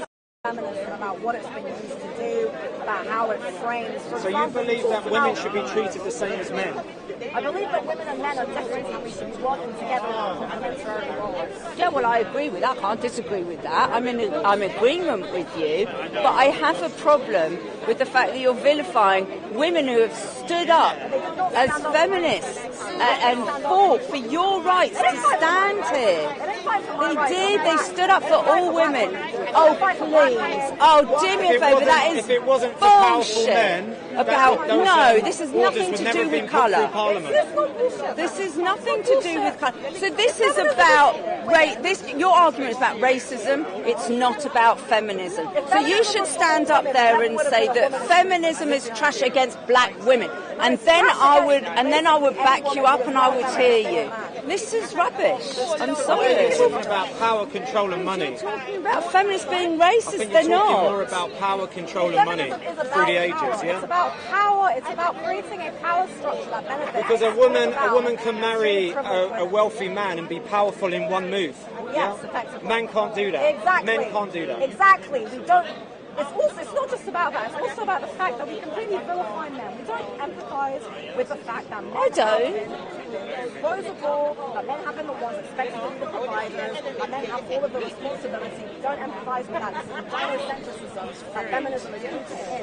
It's not simply about women. We've got to stop just thinking about what's best for women and start thinking about what's best for society, for men, women and children. Well, I agree with you. I agree with you. But when you look back and you're talking about women not helping other black women, what you're basically saying is when we look back historically, the suffragettes were white women. It was because they were educated, they were able to get them. So they led the way. Thank goodness they were able to help and lead the way. Well, what did you want them to do? If they weren't them, we wouldn't be standing here now. Most women actually got the right to vote as a result of more women entering the labour workforce. Should women go to war then? That's not true. Well, yes, it is true. If you look at the BBC website, by 19... Don't quote the website. I studied this. It's not true. This is a fact. You can look it up. Oh, God. I'm not making this up. Okay.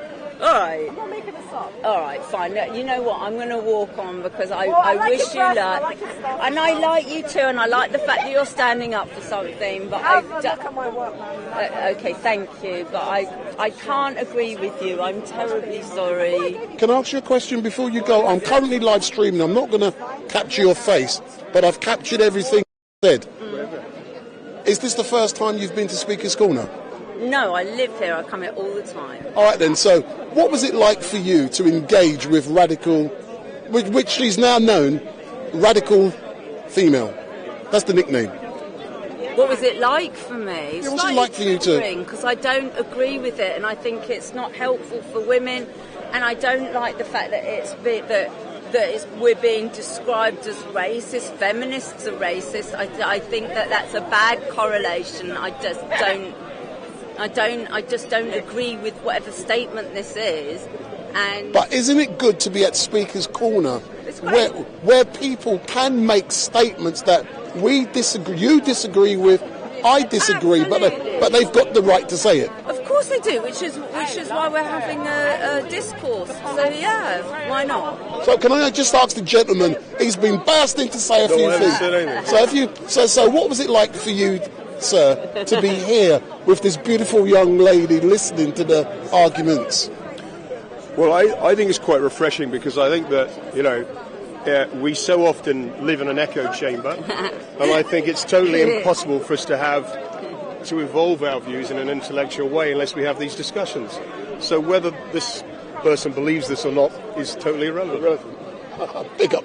No, it's lovely, and it's nice that someone's passionate, but and whether I agree or disagree, I like intelligent debate. I'm not sure it is that intelligent, I've got to be honest with you, because I'm not sure that it's based on it. But what is really great for me to be down here, I come down here, I have no interest in religion, 99.9%. No. Yeah, and radical female, as people now call her, she's engaging, she's been coming here for 4 weeks. Is that what you do? You come here and you film her? No, all I'm doing, I don't support her at all, yeah, but I engage with her every week. And even Ali Dawa over there, who's got 1.2 million followers. Yeah, no problem, I don't mind you swearing. And he's engaged with her. I'm going to be interviewing him in a minute, because they've had disagreements, and which is great. Yeah, the disagreement, healthy debate is really important, which is why we've got to keep Speaker's Corner going. Excellent, but it was nice meeting you. As I say, my name is Wendell Daniel from StreetMic. I'm here. Daniel from StreetMic. Yeah, S to C.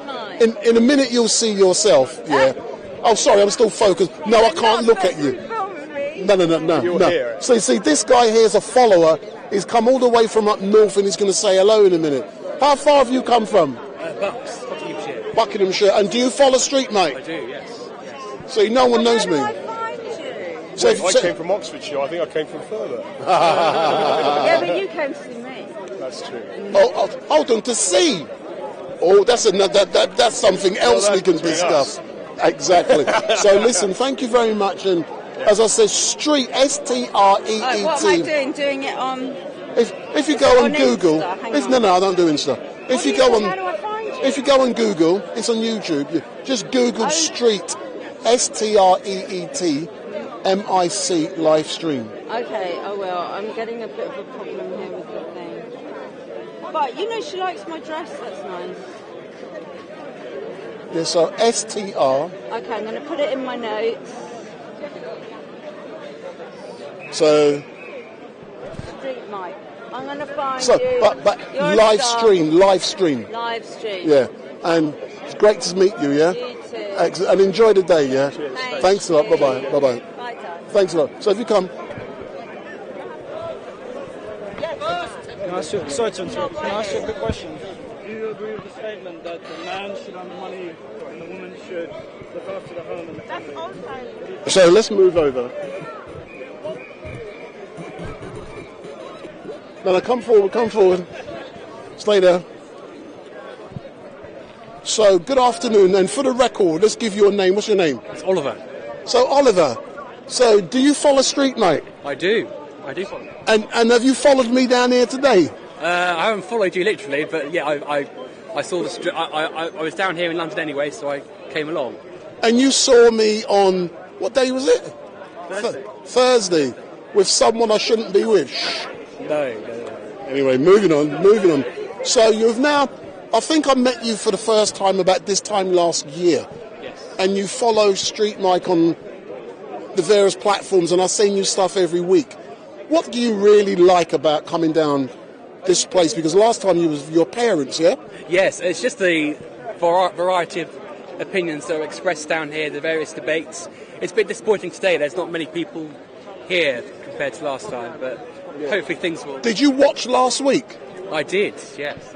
What did you think of last week's engagement? Because I engaged with a lot of people. I took the piss out of a lot of people. What did you think of it? I think it was quite funny to see there's the guy with the sign saying, "Oh, I'm the Messiah." So I've nicknamed him the Messiah, and he got an email from God. Yes, yeah. You like that one? Yes, I did. Yes, I was laughing to myself. Oh, you get some crazy mother beep beep beep beep down there, don't you? Oh yes. Well, you get the fence man. He's not here today, but you get the. But what do you think of the fence man when he gets up and starts kicking people in their face? Because I cussed his ass last week. Well, that's not acceptable. I mean, I watched the Sasha Johnson day, and to disrupt something like that, to come close to vulnerable people who've got protective bullet vests on, you can't do that. Oi, fence man, you're fucking nuts. So you get some very odd people, but you also get some quite informative debates. And who's your most loved performer down here? Is it Victor, or is it someone else, or is it Omar? I think Victor is he speaks to the sort of Christian, because I'm a Christian, so he speaks to the Christian sort of. He embodies Christian values, shall we say, when he speaks. Yeah. So but you missed something earlier on. I had Tommy Robinson's right-hand man. I interviewed him, and his name is Danny Roscoe, and he's gone about 15-20 minutes ago, and he's surrounded by white bodyguards. Yes, I did see him. I was actually here. I did see him being interviewed. Yes, but I kept my distance. All right then. So what are you doing in London anyway? In closing, what are you doing there now? Well, I'm just here for the day, just coming down to Speaker's Corner, and just because I haven't been down here for a few months now. So, but I'm a volunteer at St Paul's Cathedral in London. Oh, are you? All right then. So does that explain why you were wearing a suit when I saw you? It does. Yes, it does. I welcome sightseers into the building, and that was my second week of doing it. So. Hold on. So I was wearing a suit as well, and I just come out the Ritz. Yes, I know. Say no more. Say no more. So listen, my man, you got 1 minute to say what you want, and then I'm going to engage with, because in a minute I've got to interview Ali Dawa about an altercation he had with radical feminism, radical female, I'll call her. So you've got 1 minute to say what you like. Hold on. I want to say to all the people on the live chat, because I noticed when I was interviewed before that a lot of people were sort of taking the mickey and stuff, and I'd say to those people to get off your backside and to actually come down to Speaker's Corner. It's no good throwing insults at people. People, come here and actually make an effort to come here and to join in with the debate. Hold on, let me get in there. Come in there. So I'm now going to get in there also and take the piss.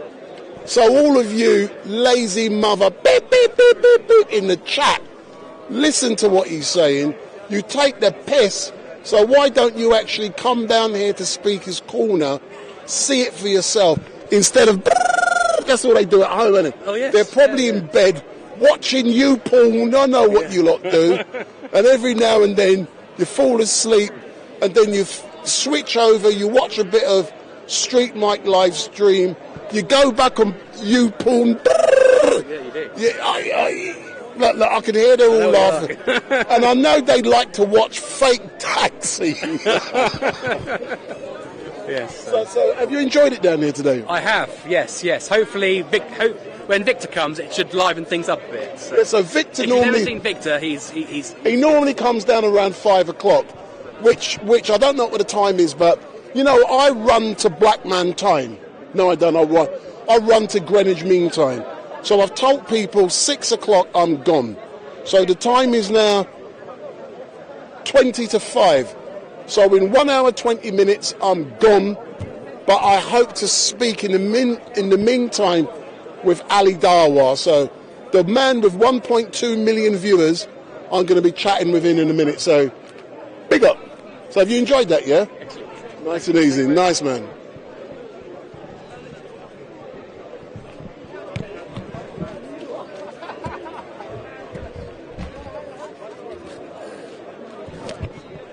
So for those of you who are watching, what's going to happen in a minute, yeah? The live stream's going to go dead for about 10 seconds. So the live stream's going to go dead for about 10 seconds because I've got to change my batteries. So the live stream's going to go dead for about 10 seconds because I've got to change my batteries. But I'll tell you when it's going to happen.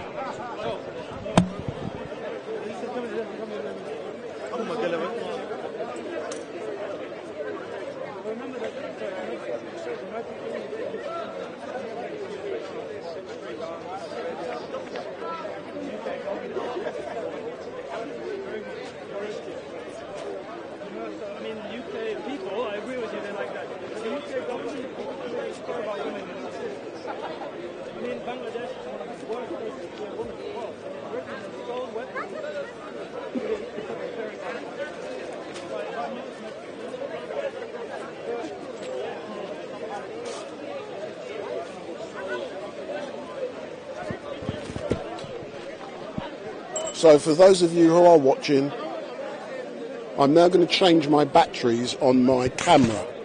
So it normally lasts for about 3.5, 4 hours. So the live stream's going to go dead for about 10 seconds and I'm going to change my batteries, then it's going to come on. So in a minute, the live stream's going to die on you or die on me. But it will be back on.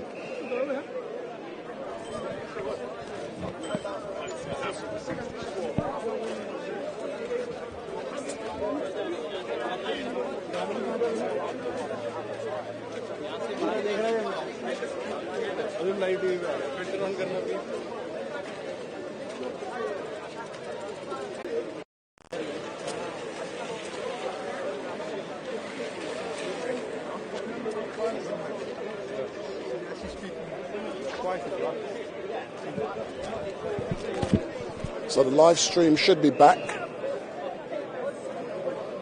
Let me just double check. Yeah, so everything's back. So I've just changed my batteries. So let's try and find out what Ali Dawa is doing and then I can engage with him. But someone like Ali, he's always engaging with others. I'm looking around and I can't see him at the moment, but I do know he's here and he's with his team. So in the meantime, I'll try and catch up with some other people.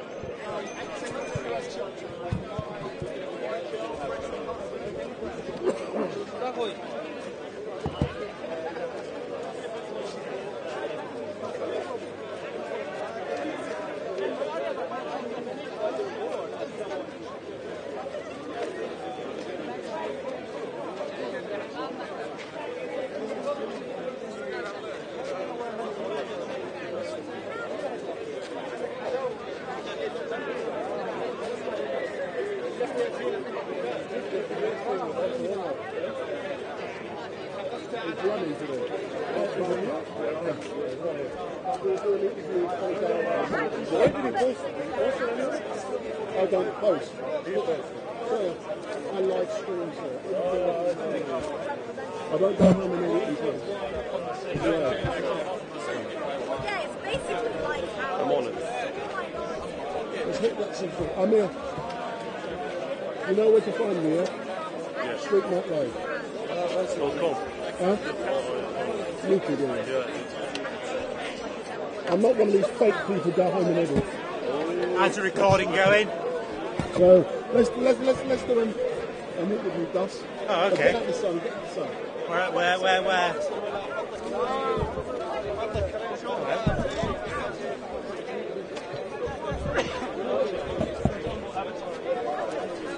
And how are we? I've got a pocket.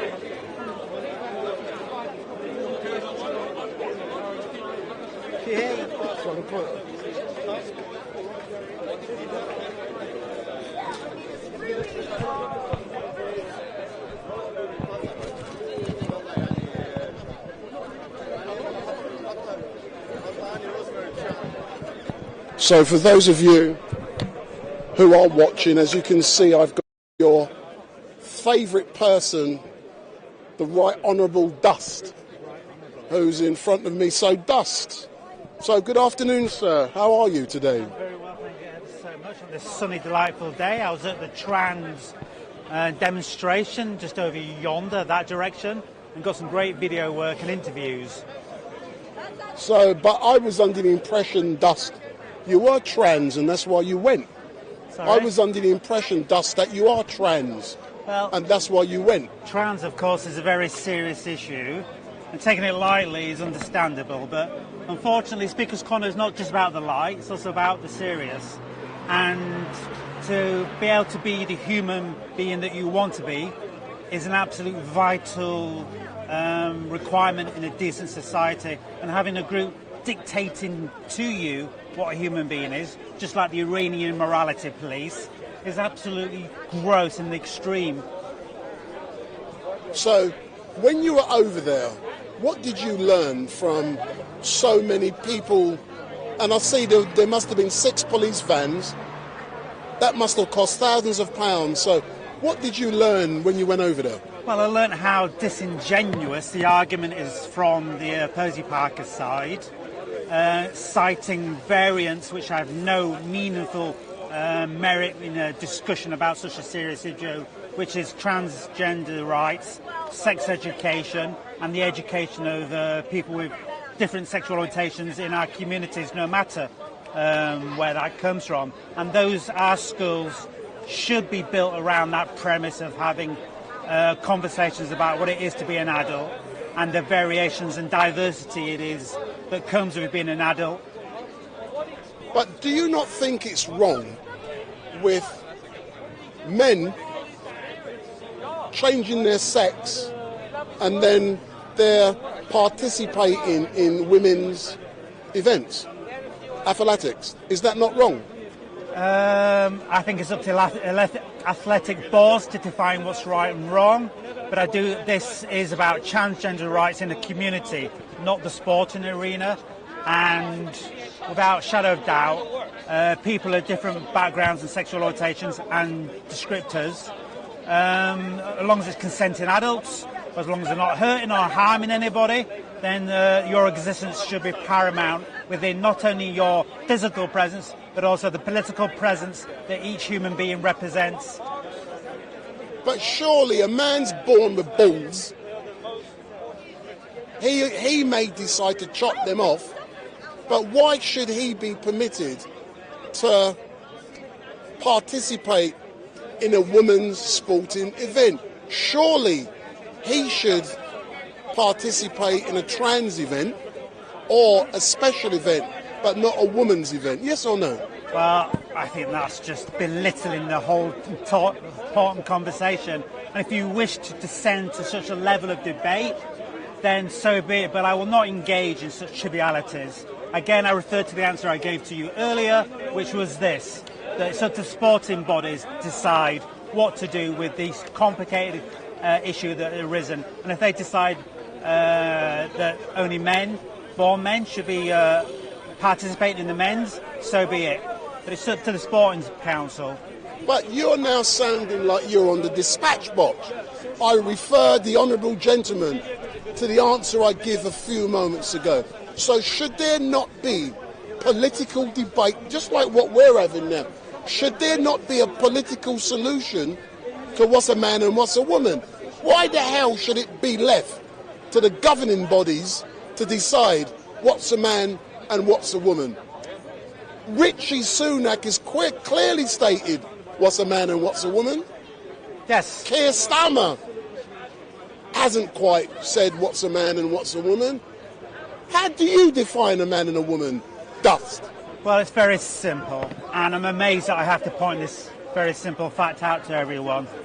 How you define yourself as a human being, both sexually and internally, with your desires and pleasures and ambitions in life, as long as it's consensual.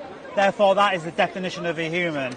And let's be very clear about this. The opposing side here wishes to be, as I said earlier, more like the Iranian dictatorship, defining what is the shape of the human being, its political outcome and representation.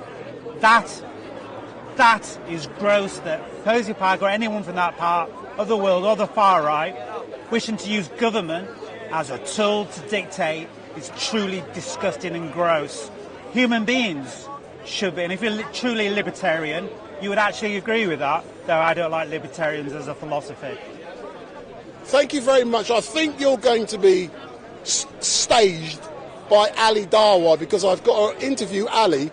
So if I can come back to you... Can I just say thank you very much? Check out my YouTube channel, The Age of Dust, and my poetry site, which is thepoemsofdust.blog.something. You're getting old. So let me go and get Ali Dawa. Thank you for your time. No problem. Then I'll come back to you. So I need to speak with Ali. He said I can... And he's just turned up. I don't know how to do it. And I do want to pull your hairs off. Thank you to my viewer, your viewers. No problem. Where's he gone?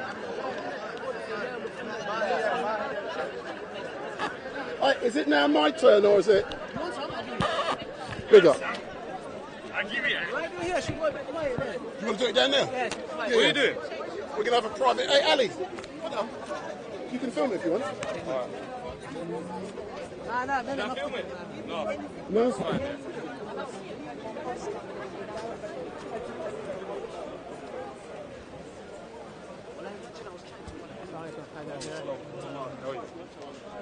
Yes.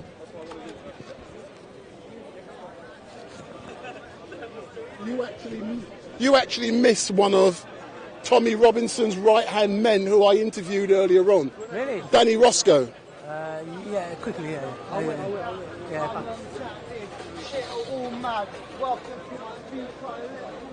So as normal, Ali, thank you very much for giving StreetMic this opportunity to interview you. Always. And I love you. You know that, don't you? Of course you do. You know, I'm a lovable kind of man. I know that, and I can tell that about something we're going to speak. But all I would like to say, Ali, last time we had a conversation, yes, I did say to you, I want to watch your documentary film, and you told me that it had been released 3 Sundays ago.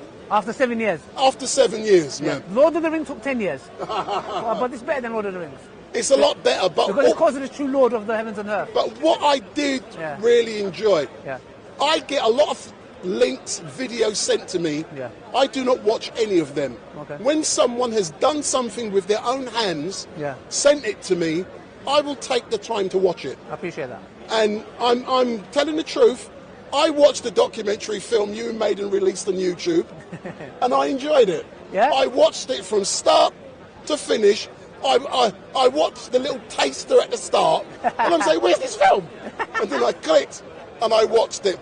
And I can't wait to find out what was in that phone call. So, the message, I want to know what was in that message. But the question I want to ask you, Ali, what was it like for you to make such a personal documentary film? I think it was quite hard in the sense where I've always been double-minded. Throughout the 7 years, it's not that I purposefully delayed it. To me, it was like, okay, should this come out, should it not come out? Now, I went past the point where, okay, it is personal. I don't want it, I don't share my personal life. My wife, this or wherever I go, I don't need to because I don't live for others. I don't need people's approval. And also, there's no need of me showing argument's sake, if I'm having a fun time with my wife or whatever, we're going out, holiday, whatever, there might be people that are not married. There might be people in whatever issues, you get it? I don't want to give a false perception or false reality that my lifestyle is all happy, hunky-dory. It's not. I have good days and I have bad days, like everyone else does. So to me, it's a personal matter. I was very, very double-minded about sharing it. It was pertaining to my sins before I came to Islam. So to us in Islam, we are told that we can only talk about our previous sins if it's a form of benefit to others so they don't repeat the same mistakes. So that was the drive that was keeping me going, where I was like, I need to share this with the younger generation so they don't make the mistakes I did when I was young, when I was influenced by society and things that I was exposed to. So it was very personal, and it was obviously nerve-wracking, but praying to God and asking God for guidance and saying, look, if this is good for me, because we have a prayer, if this, what I'm doing, is good for me in this life and the hereafter, let it be. If it's not, I prefer scrap the whole thing. And I contemplated scrapping the whole documentary many times. And every time I wanted to, something would come and keep it going. If I didn't have an editor would come. If I didn't have a cinematographer, that would come. Mehmet? Yes, Mehmet and Jabi, Mohammed Jabi. May Allah bless them, amazing individuals, because this costs a lot of money. These guys, I pay them peanuts. And they know my situation, because I'm not, like, people think, I don't know what people think of me, yeah? Okay, so that's why it was personal, but it was damn needed. And I hope episode 2, which is going to be more touching, it goes deeper, we show the message, and then I go up there, because you'll find out, and some mad stuff happened. Yeah. But what I was really amazed with, the fact that you made this film, you probably had the choice of making many films. Yeah. Why did you choose this particular angle? Because right now the biggest threat to, shall I say, society as a whole is marriages and the divorce rates, the breakdown of the family unit. So I see an outright attack on the family unit. So for example, as Muslims, we deal with the issues of some Christians, some ex-Muslims, some hostile Jews, Zionists, you name it, we deal with all of these. They've all gone now. The atheists are gone, the Christians are gone. All of these enemies towards Islam, the ex-Muslims, they're gone. They've been discarded like rubbish, not even recycled. Yeah? So they have all disappeared. Now the biggest threat to the Ummah is divorce and the attack on the family unit. So to me, with this documentary, it was my journey before Islam, coming to Islam and seeking marriage in a halal way, because I'm an Orthodox Muslim. I don't do dating. I don't do, these kind of stuff before marriage. So it was my journey documented to teach the people who want to follow the same pursuit how to do it, and the lessons that I learned. I had my good days, I had my bad days. There was days when I was broke. There was days when I had money. There was days when I approached somebody for marriage, I got rejected. There was times I rejected. So it's, in a nutshell, to show people, as an Orthodox young Muslim, seeking marriage and the ups and downs. And that's what the documentary is about. Episode 1 and 2 tells you about before Islam.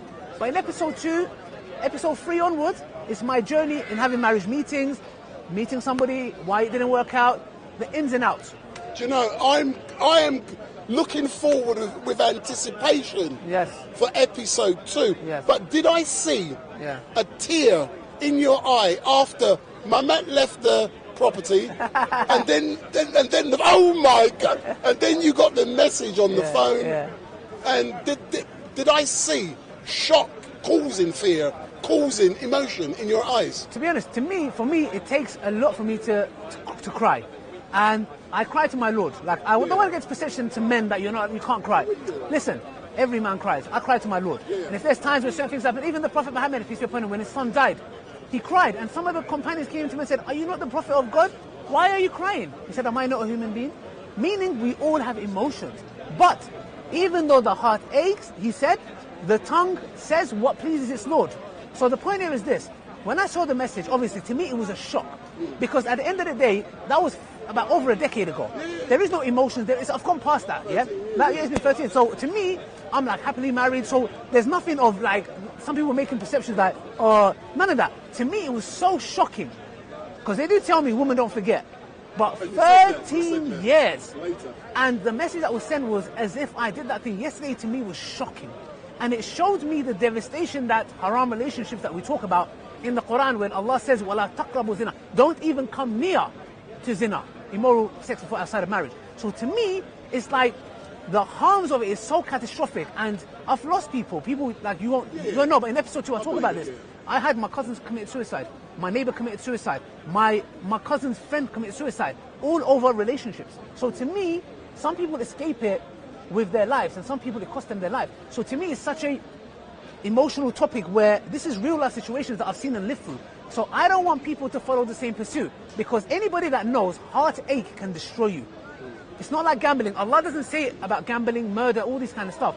But God Almighty says specifically to haram relationships, like having girlfriend and boyfriend, don't even come near it. So to me, I'm sharing that experience and telling people, stay away from it. And do it the right way, because believe me, when I came to Islam and I pursued it in a halal way, yes, I went through ups and downs. Yeah, God Almighty tested me, and you live in a society that's hypersexualized. Yeah, so it's peak. You know what I'm trying to say? But when you stay firm, God Almighty rolls a red carpet out for you. In a moment, I'm going to ask you in closing about rational female. Yeah. But before we get to that point, I'm excited about episode 2. Are you going to give us a little something about what's going to be happening? The trailer will come out, I think, in about a week's time. But what was that message? You'll see in episode 2, bro. But you know what? I might just send you the full episode of episode 2, and you watch it and give me feedback before it's released to the public. I might just do that. That's a deal. I might just do that. And you know something? I'm being honest. Yeah. I said to you I was going to watch it. Yeah. And you've made it with your own hands and with your other team. Yeah. And I loved it, and I can't wait. The only bit I didn't like, and I've said the bit I didn't like, was the advertising. But I do understand why. Man, it's expensive. Listen, man. If you lend me 10 grand, then we're not advertising. But the thing is, it's very costly. Before I would look at film production, and I would hear like 500 million. I'm thinking, what do you spend 500 million pound on? When I did one scene, I was like, "A'udhu billahi minash shaitanir rajim." Like, it's very expensive. You know, getting actors, sound guy, focus puller, camera, you name it, bro. It's so damn expensive. Hence the reason I learned to do this myself. Exactly. Hence the reason I run a business. But you know, all praises belong to God, and He sent me an amazing team, Mehmet, Tijabi, the team, and you know what? They are worth so much more than I pay them. But they believe in the project, because the project is, for us, we call it Sadaqa Jariyah, meaning something that we want it to benefit us when we die. We want it to affect community. That's why I said, if I went to Netflix and they offered me money, I would not give it to them. I can understand. I bet. You know why? Because I want it to be accessible to everyone, not someone. I'm telling you. And we are planning on sending it to Netflix, just to see what they're going to say. But we're going to reject the offer, whatever they give us. But what I did like about it, and you did say it's educational. Yes. Listen, man, I see a lot of stuff. Yes. Yeah. But I'm waiting and in anticipation to see number 2. But let's go on and talk about. Sorry. Listen, if we go on and talk about Rational Female. Yeah. I first met Rational Female 3 weeks ago. Who's Rational Female? The young lady with the red hair. Oh, don't. She actually apologized to me today. Yeah. She said you deserved it, but I'm sorry. I was like, okay, interesting. Yeah. But can I ask you? Yeah. You engaged with I engaged with her before you. Yeah. So I disengaged with her. Hey, big up. So, and I said to her, like, how did it go? And she said, about a thumbnail, certain things about sex and all this kind of stuff. But and then I believe 2 weeks ago she came down here, was screaming and shouting. Yeah. How would you describe what happened on the day when you engaged with her and what's happened subsequently? Do you mean like after? Yeah. Well, to be honest, like when I first met her, I just wanted to have. She said to me, "No, I came to her and I said, look, I heard that you're like against feminism. So can I have a discussion interview?" She said, "Okay." She said, "How many subscribers do you have?" I said, "It doesn't really matter." She was insisting, "How many subscribers?" I said, "Okay, just hit million." "Oh, is it? Okay. All right, calm. Let's talk about feminism." Agreed to it at some point. And then we went into me, please. You know me, I talk about Islam, but I'm not here to talk about popcorn, yeah? So you can have popcorn when you watch episode 2, yeah?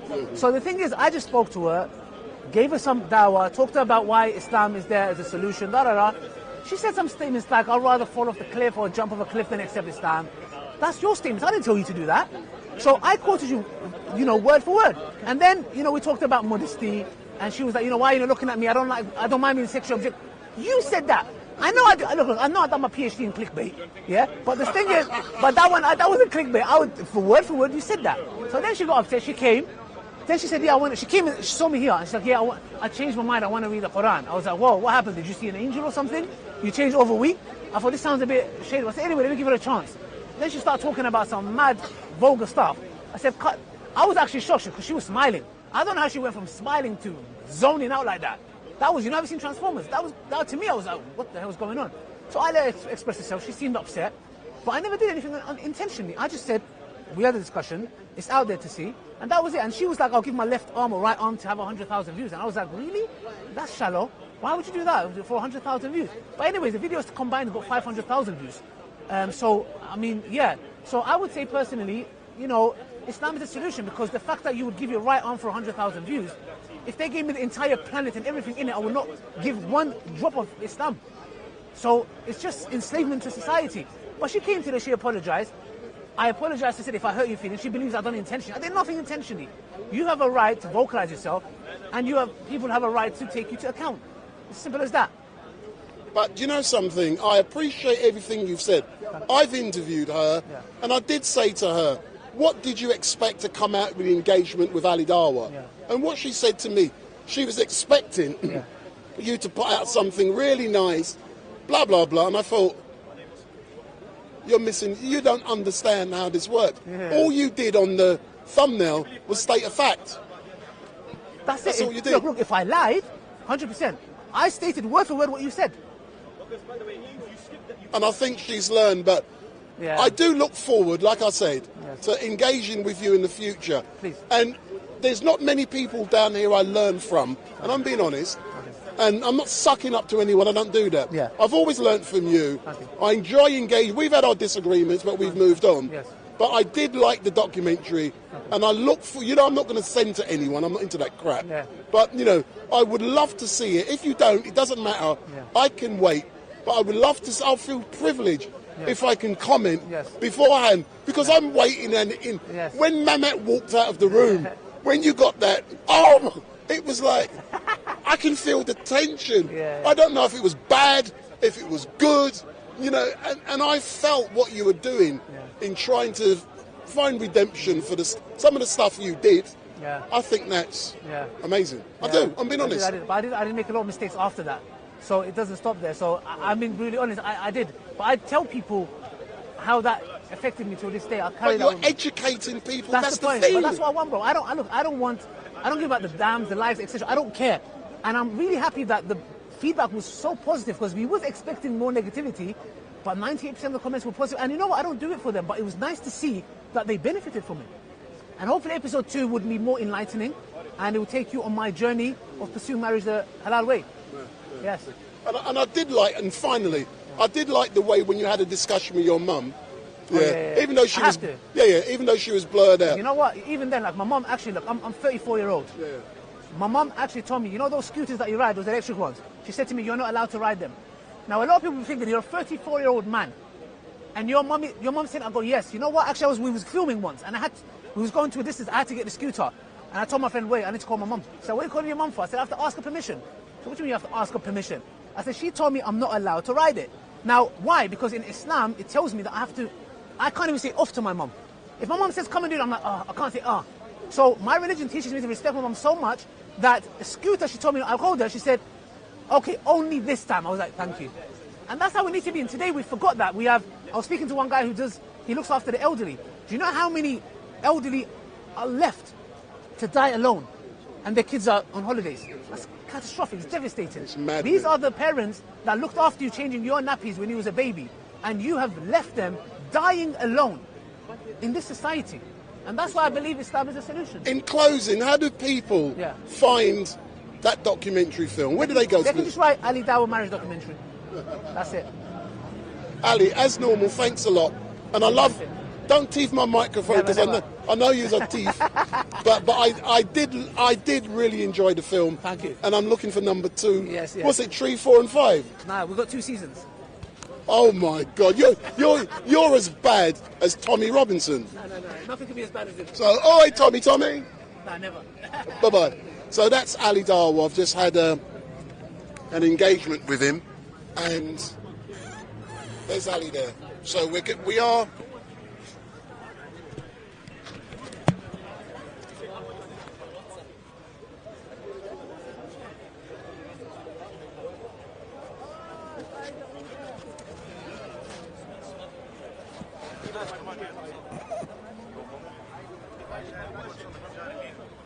Excuse me, ladies. Thank you.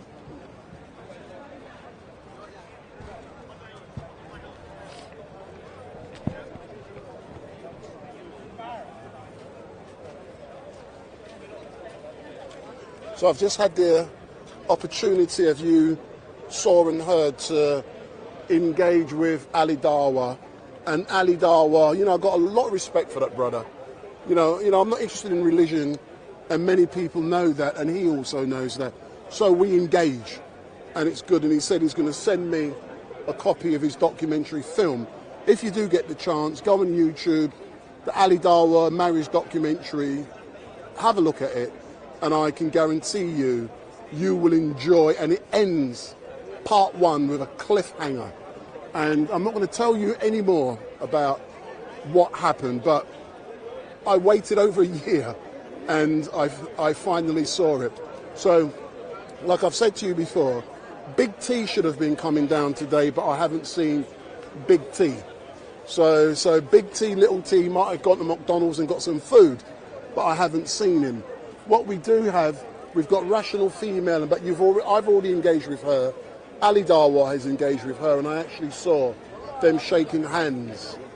But I didn't film it, so certain things you don't do. So I'm now going to engage with a few of the others, but like I said, at 6 o'clock, StreetMic is closing, and if you are watching online and this is your first time, thank you very much for watching. My name is Wendell Daniel from StreetMic, and what is important is to ensure that if it's the first time you've seen me, and so how beautiful I am.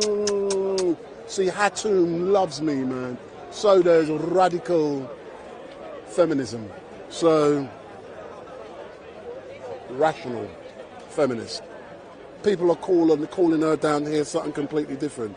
So what I'm now going to do is to go into the chat and say hello to a few of you who are still there.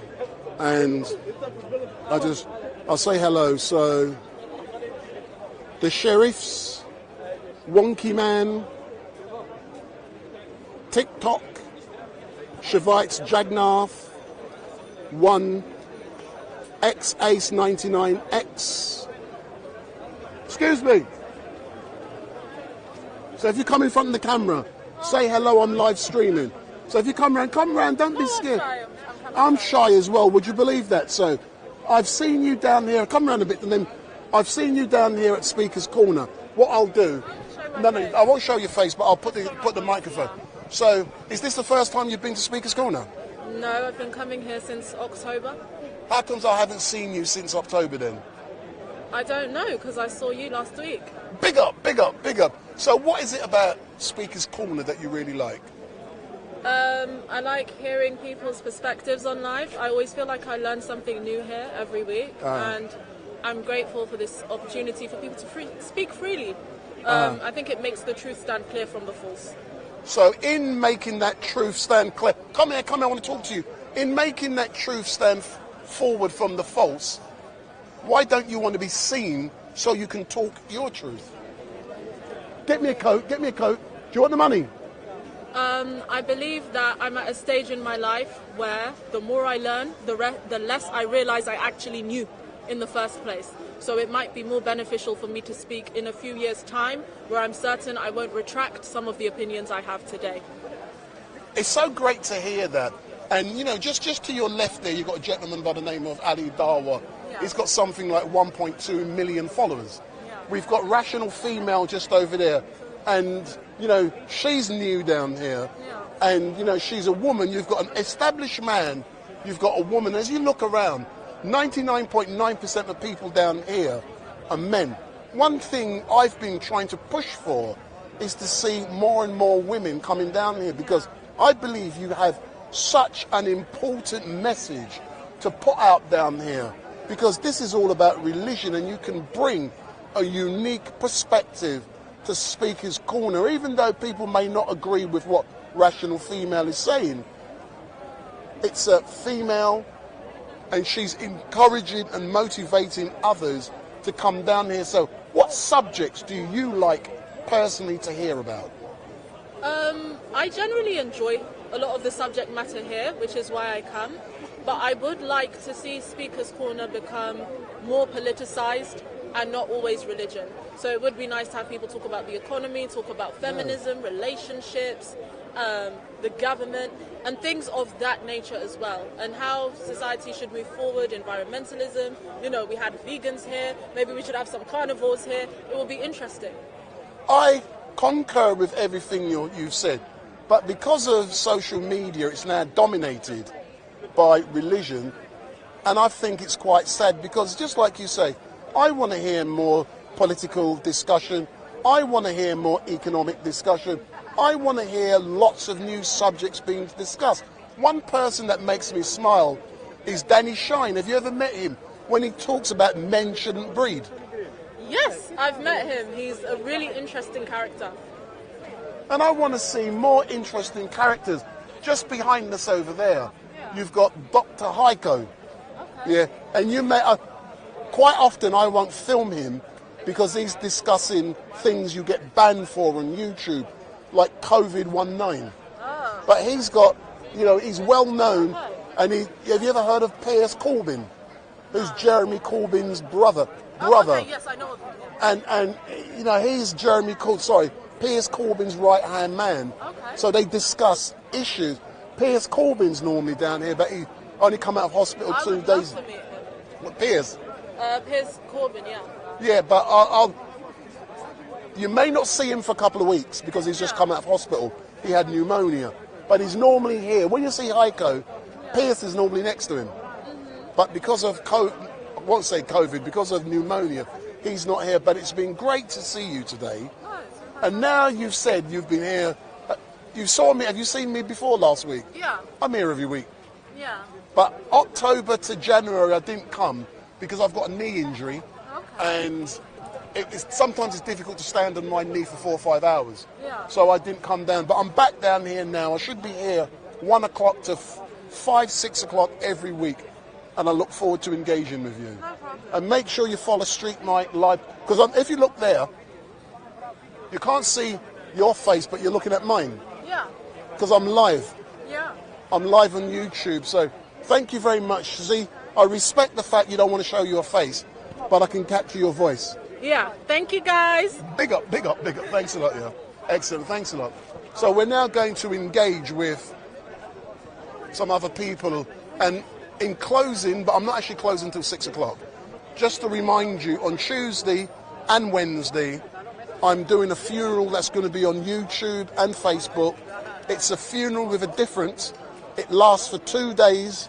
The person who has passed away, on Tuesday, they're going to lay in state like the Queen in a church. So the coffin, the casket will arrive. It will then, unlike the Queen's one was closed. This will be opened. And the person who has passed away, who is 100 years of age, will be visible. So she will not be visible to those watching online, but she will be visible for those going up to pay their respects. That will happen on Tuesday for about 3 hours. Then on Wednesday is the proper funeral service, where it's going to last for about 6 hours. You're going to get a big church service with hundreds of people. You're also going to get a horse-drawn carriage being taken all the way around Tottenham, and I'm going to be live streaming directly behind the horse-drawn carriage. So you will see you're going to see a real funeral. Then we're going to go to the crematorium, and you're going to see the crematorium, what happens there. When that's all over, we're then going to go to a reception for the person who's passed. So you're going to see a lot of these types of interviews at a church, at the reception, and also at the crematorium. So those of you who have never seen someone being interviewed at a funeral service, tune into StreetMic LiveStream. You can tune into StreetMic LiveStream on YouTube, on StreetMic LiveStream on Facebook, on StreetMic Funeral Channel on Facebook, and I'm also on Vimeo. But Tuesday and Wednesday, you're going to have a funeral. You've never seen anything like it before. But make sure, if you're new, hit that button, hit that subscribe button. Make sure, give me the thumbs up, make your comments down below, share and follow. But what you must also do, because some people have told me that they don't receive the notification. So what you can do is, hit that notification bell. Are you scared? So there's some young. So hit that notification bell, and that means every time I go live, you will be informed. So hit that notification bell, and every time StreetMic goes live, you will be informed. So I'm now going to go and engage with some of the others, but at 6 o'clock, I'm done. And before I do, where's my drink? Only take cards. Cashless society, man. People, get up off your backside, protest about this cashless society that they want. I want cash in my pocket. Hold on, no. Better card. Look, I'm going to give you my business card. Your business card. People, I'm coming to Jamaica. Look, I'm giving him my business card. I'm going somewhere nice. Go and get some drinks. That's my. And make sure you bring it back. Big up for trusting me, guys. Big up, man. Come on, hurry up, man. I'm thirsty, man. So I've just given the man my business card to go and get some drinks. So what I'm now going to do, I'm going to go over there and engage with a few people. And Ali is next. Hey, come, sir. What are you scared? You're always next to me, haunting me. Yeah. So come round. I always see you. I'm always listening normally. Come round. So I want you. Some people say to me, "Why do I do this to people?" I'll show you why I do it. When I do that, I'll pull you in, and you're framed up. Yeah. So now you're framed up. So what's your name? Andrew. So Andrew, I see you down here most weeks, and you're normally lurking in the background, listening to StreetMic. So why are you listening to me? Well, yeah, it seems very interesting, and I just want to absorb more information before I express any opinions, because I prefer to do lots of critical rational thought and maybe critical rational research for and against anything before I say anything, because a lot of people seem to just instinctively go off half-cocked, and then their opinions are just not very well. They're not consistent. They're not well researched. They're just a waste of effort, really. So what is it? If you come round a bit, yeah. Okay. That's it. No. Purely because I'm not gay or nothing like that. It's a framing. It has to be framed. That's why I do that, and I know you're in the frame. Yeah. So what is it about here specifically that you like, that you come back every single week? I don't know. For me, it's maybe I'll learn something, or otherwise, I might change the world, possibly. You might change the world, so you're definitely deluded, yeah? I mean, hopefully it'll reach somebody and it'll do something to the world. Yeah. I mean, it hasn't worked so far, admittedly. So, who's your favourite contributor down here? Which performer? Who do you like the most? I don't know, I guess, what's his name? Carl? I mean, he seems to be relatively consistent with his opinions, and I think he's more left-wing sort of thing. And also, I tend not to like the religious stuff, so I pay attention. It's boring, isn't it? Well, also, I kind of don't know much about religion. I know nothing. I do more about the politics and history stuff. But have you noticed I engage with a lot of religious heavyweights down here? Like Ali Dawa just now. All of them. I know nothing about religion. I can't stand religion. I think it's boring. But this is Speaker's Corner. I engage with everyone. I tend to filter out the religious stuff a lot. All right. So, Piers Corbyn is not here. Heiko is here. Have you listened to Heiko today? Who's Heiko? The one over there. Oh, that's his name. I haven't listened to him much. I know he's a bit left-wing, at least. A bit. So how about Rational Female, who's the anti-feminist? Do you like her? I haven't really listened to her stuff. Oh, who do you bloody listen to, other than stalk me every week? Well, I'm normally listening to what you're saying, because I can't bother to. I haven't tried looking at the YouTube channel. So when you listen to what I'm saying, was you here last week listening when I was taking a piss out of everyone? I can't remember. Oh. So what is it about me, StreetMic, that you like? I don't know. You seem neutral enough and balanced enough with the interviewing. But do you believe I'm neutral? Well, that might be a relative thing compared to most of the other people here. I have views on everything, but I try not to express those views, because when you do, you ostracize yourself and people won't engage with you. So if you come across as being impartial, you get more engagement. Yes, that seems to be it. But I may disagree with half the people I chat with. Like, a lot of the stuff Hatun does, I don't agree with it. I still engage with her because people love it. Okay. The stuff she says, I don't agree with it. Yeah, but that's because, well, humans are... they tend to filter out stuff that's not interesting to them or more controversial. I mean, no, they filter out the less controversial stuff, so they only pay attention to the controversy, which is a bit of an issue sometimes. Especially with social media. But all I can say is thank you very much, sir. It's been amazing engaging with you. You haven't asked me yet. You haven't asked me about some of my opinions. But I don't need to ask your opinions because you are someone who is not really known down here. So your opinions, just like my opinions, are irrelevant. They want to know the opinions of the known, just like someone who follows me. He came down here, he's come all the way from Bedfordshire. I haven't asked him his. Okay. That's hay fever. Bless you. Right, so thank you very much, and I'll engage with you next time, yeah? Okay. Excellent stuff. Keep working off Excellent. camera. Big up. I'm listening. Excellent.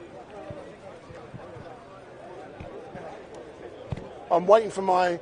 Where's my drink? I'm just waiting for my drink and for my business card to come back, which I've just given out to... And the person I've given it to, his name is LT Inspector. And if you were watching yesterday, when I was down outside of the House of Commons and also outside of number 10 Downing Street, he was the person, you would have seen him carrying a coffin yesterday to Downing Street, and you would have also have seen me interviewing him and engaging with him.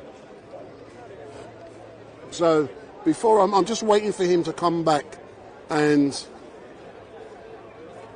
get with my drink, but he might nick my business card. So, oh my word, oh my... Hey, do you know something, darling? Come and talk to StreetMic. See, this is one woman I can hug up. So this woman is... So we do... No tongues. So we do tongues. No tongues. So those of you who are watching, yeah. See, Wendell Daniel from StreetMic only attracts class. See, and this, you know, some people say Hatun Tash is my wife, but she left me. I don't know why. And we've got over there the new woman there, Rational Female. She's my new wife. So anyone who I engage with is my wife, my woman. Yeah. So put it on, man. You're pretending you've got class now. All right then. So what you doing, Dan? This woman, I used to call her my stalker. Everywhere I go, I would see her. Yeah. So what is it that draws you to Speaker's Corner today? Why am I here? Yeah. Well, you come to see me? I come to see, of course. But I also come to see the Let Women Speak. But I'm late. Hold on, you're late. You're so F-U-C-K-I-N-G late. It's done. What kind of rascal, man? I know it's done. I'm going to come next time, though. Next time. Yeah. Do you know something? You women always come too late. Do you know that? Well, that could be taken many ways. No, it is taken whatever way you want to take it.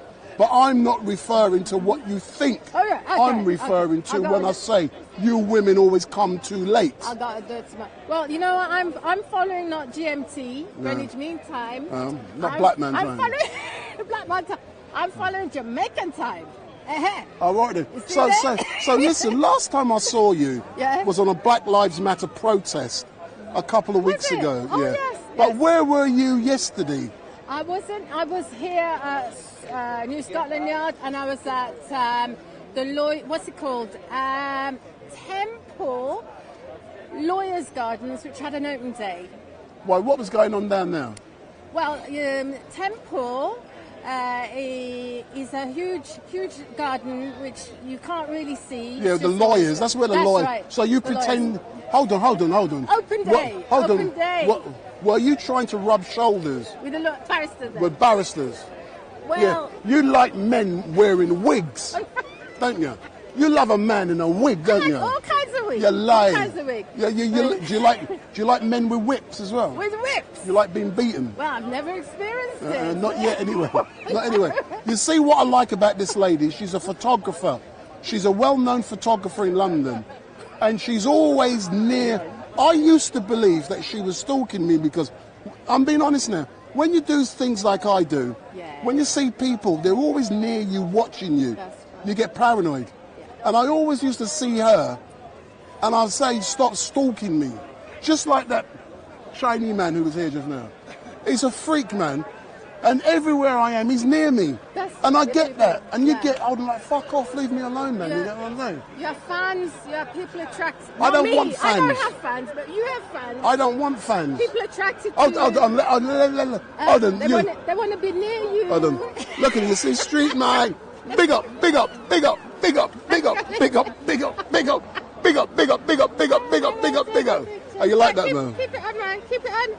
Keep it on. Oh my God, you're not. Liven up the area. See, now you're seeing StreetMic, yeah. There's things you didn't know about me, yeah. I might have on a skirt. Oh, you like that one? I like that. Yeah, I said big up, big up, big up, big up, big up, big up, big up, big up, big up. See, when you come down to a location like this, you've got to have a laugh, because if you don't have a laugh, it is sad. But in closing, because I want to get... Okay. So I give my business card to that man there with my drink, and then I'm going to... But did you know the greatest photographer in London has gone back to Wales? Craig. Craig? In a flash, flash, flash. Only for a bit, not for long. He's gone. No. He's gone back to Wales. No, Craig. Yeah, he said it was too expensive in London, so as a direct result, he's packed up his equipment. He's gone back. I'm so sad. I'm going to have to email him or something. Why don't you pick up a rascal phone? Huh? Why have you... See, this woman, if you want to contact her, send me a DM. You don't like What kind of rascal? Beautiful hat. Thank you very much. That's lovely of you. See this man there. Nice to meet you. He's well Thank known. you. His name is Dust. See Dust. You know, I see it there. You know, I see StreetMic. I know you. Big up, big up, big up, big up, big up, big up, big up. Hold on, let me put one on Dust as well. Can I put it on Dust? No.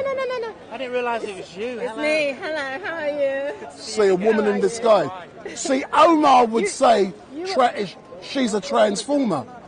That's what Omar would say. Transformed into a beautiful, glorious hat worthy of great respect to Speaker's Corner. Big up, big up, big up. Excellent stuff. So There's listen, one drink. see, There's a credit card. see, look up. Money. Huh? It's the money. For what? No, No. Street, Mike. I'll get it on what you call it. I'm saying it's my business I card. believe you know. Thanks a lot, yeah. Thanks a lot, yeah. Thanks for telling me about Craig. No, he's gone, man. You get what I'm saying? I'm gonna. So this man here, I've just given him my business card. No. What I do, when I can claim meals, don't matter what it costs, as a business expense. Cheers. From my company. Cheers, Wendell. Yeah, man. I don't just do this rubbish, you know what I'm She's saying? a lovely lady, by the way. She's my stalker. So anyway, last time I see you was yesterday. Yes. You was walking down Whitehall. Yeah. You had a coffin supporting. Yeah. Who was you supporting yesterday? The Gypsy and Travel community. The Gypsy and the Gypsy community. Why were you supporting the Gypsies Because they're yesterday? oppressed by this government and by previous governments. Just like I have. Just like many other people in this country have. And as you know, I stand up for all. I stand up for justice seekers in this country. Don't matter whether you're a gypsy traveller, don't matter whether you're a black man, whether you're a whistleblower, I will stand for you if you've been oppressed by this government. And you're a justice seeker. But listen, do you sleep at night when you're standing shoulder to shoulder with so many people? Why don't you stand shoulder to shoulder over there with Pavlo, who's a Ukrainian, yeah, who's scared to go back to... Listen, Big up Pavlo! Big up Pavlo! Pavlo, come here. Big up. See, there's Pavlo. Pavlo, See. Listen, I'll show you something, right? There's Pavlo. I will show you, I know at least one person from every protest group in London. Pavlo. See this man here, Hold Pavlo. on, wait. Let me finish. Go on. Good to see you guys. Do I stand in, have I supported and stood in solidarity with your people? He has. You know, he's telling the truth. This man is telling the truth. Thank you. But Thank you. That Wendell, He was there at the protest, he showed up, yes. I've always filmed these people. But why do you remember him? He's always screaming. About Julian Assange. Julian Assange! Big up. So anyway, Pavlo. So let's have. But listen, it's great to see you. Am I going to see you at all this week? Then I'm going to engage with Pavlo. Where are we this week? I don't know what's going on this week because I'm not available. I'm not available. Well, then definitely we will see each other at the weekend. At the weekend, if not 100%, and I want all of you to turn up as well. Grenfell, the 14th of June. Yeah, we're all going to be there. 6 p.m. in the Methodist Church. Yeah, Grenfell Tower. We're going to walk in silence like they've done for the last 6 years. Yeah. On the road. And at the end of the silent walk, we shout, one shout, justice! All right, can I be honest, yeah? I do a lot of stuff all around London, as you know. The one that really puts tears to my eyes is the Grenfell. when you do that silent walk on the anniversary, I did it last year, yeah, and listen, and when it ends down by the train station, and when you see all the fire officers, they all stand in a line and everyone claps them, goes and hugs them. It brings tears to your fucking eye, excuse my language. And I'm being honest, I got a funeral on Tuesday, yeah, and the woman who called me as a follower of mine, she was part of Grenfell. I haven't told that to people now, but because it's relevant, and what she has said to me, she used to work wherever, it doesn't matter where, but she still suffers from post-traumatic stress disorder as a direct result of losing so many of her friends and friends in that building. And she said to me, because of post-traumatic stress disorder, she can't go out of her house because she still has, yeah. Sorry to interrupt. No problem. I don't know too much. I used to live in the borough where it happened. But it's not about Grenfell at the moment. I'm just making that joke. Can I quickly ask about Grenfell? Have the survivors been rehoused properly yet? I can't answer that question. That's not for us. That's not for us. No, that's not for us to give our opinions on something we don't know about. Actually, I do believe 90% of them have been rehoused. After how many years, right? 6 years. Yeah. But I don't know how to. Justice for Grenfell! But on the 14th of June, when that silent march takes place, I can ask questions of the relevant person. So we're now moving on to Pavlo. Since we spoke last week, we were talking about over in the Ukraine, and then all the allies were sending over their not tanks, also airplanes, tanks. airplanes, tanks, air defense, missiles. And we spoke about the training with, no, not you, sir. The training which was not you, sir, I'm chatting with him. No, but I don't want you. I don't want hecklers like you. Yes, but I don't care. You don't have a choice. You don't have any choice. The Russian logic, you don't have a choice. You don't have a choice. Anyway. So this is Speaker's Call. If anyone wants to heckle or haggle or whatever, they can do. So what has happened in the Ukraine over the last week? Because I'm going to now start asking some dodgy questions. Last week I said to you, has your president not been racking up his air miles? Yeah. So, and you answered that question. But I want to ask you a dodgy question now. No problem. And I'm being devil's advocate. Dodgy questions. I don't believe, no one in their right mind is going to believe that Ukraine is winning this war. Oh. See? Most of the British I want him to answer the question.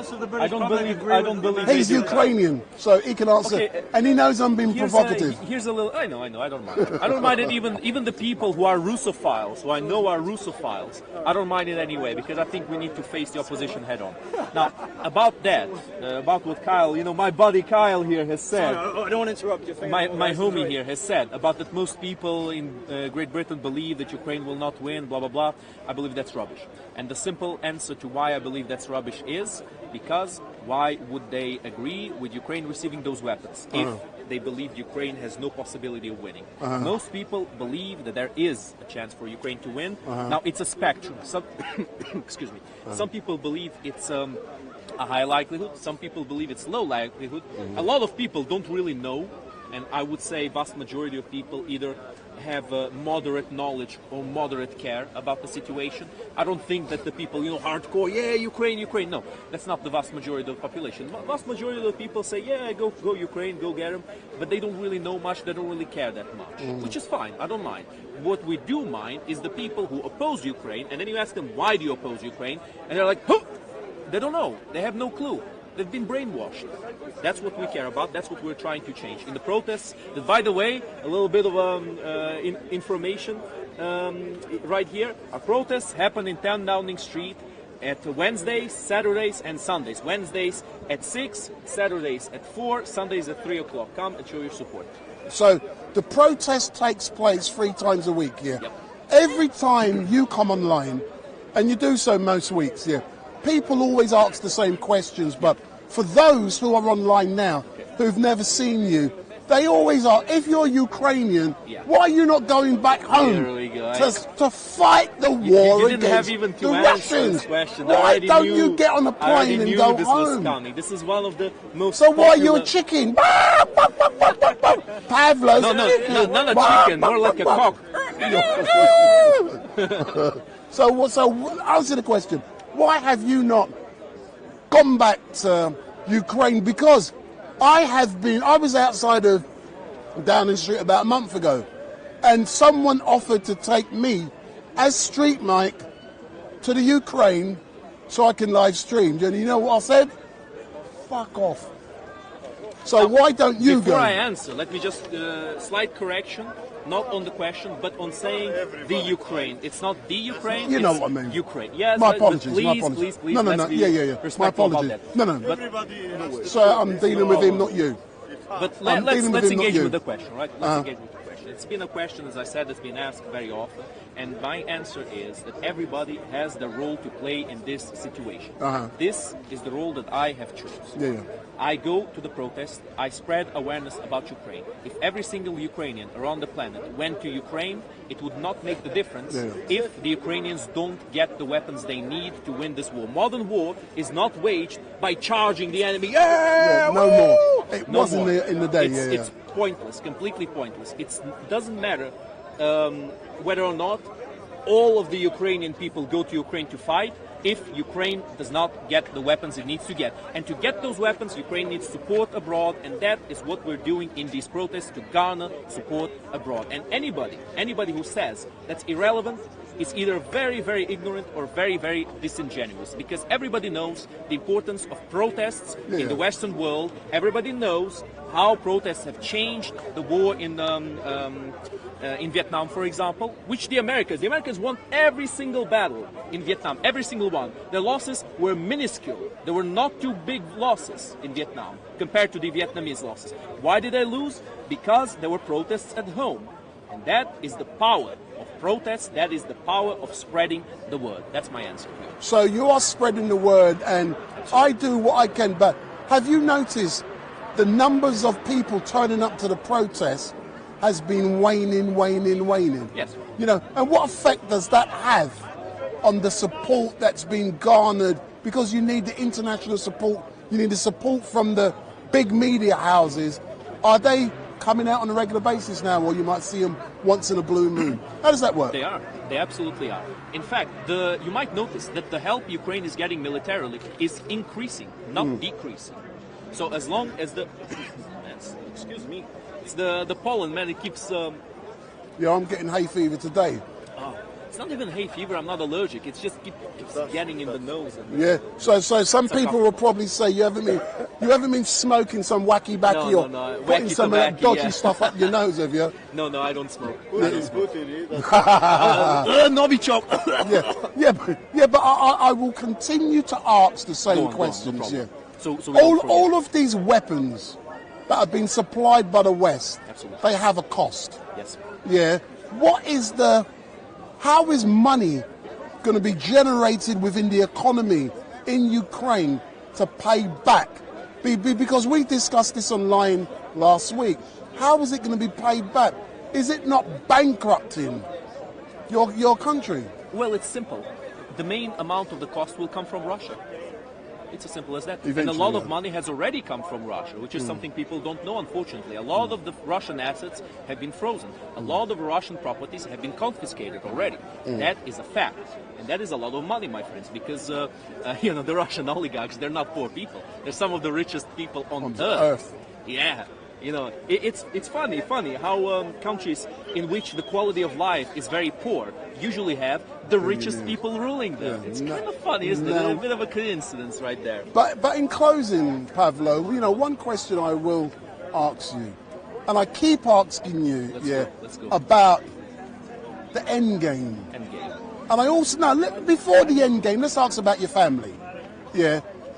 We haven't discussed it for a couple of months, how your family are doing back home. Yep. How your family doing? Then we can talk about the end game. My family is doing marvelously. The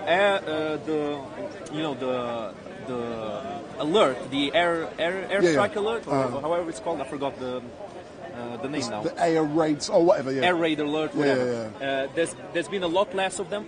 It signifies the Russians are running out of missiles. They can't, keep up the shelling and the missile strikes anymore.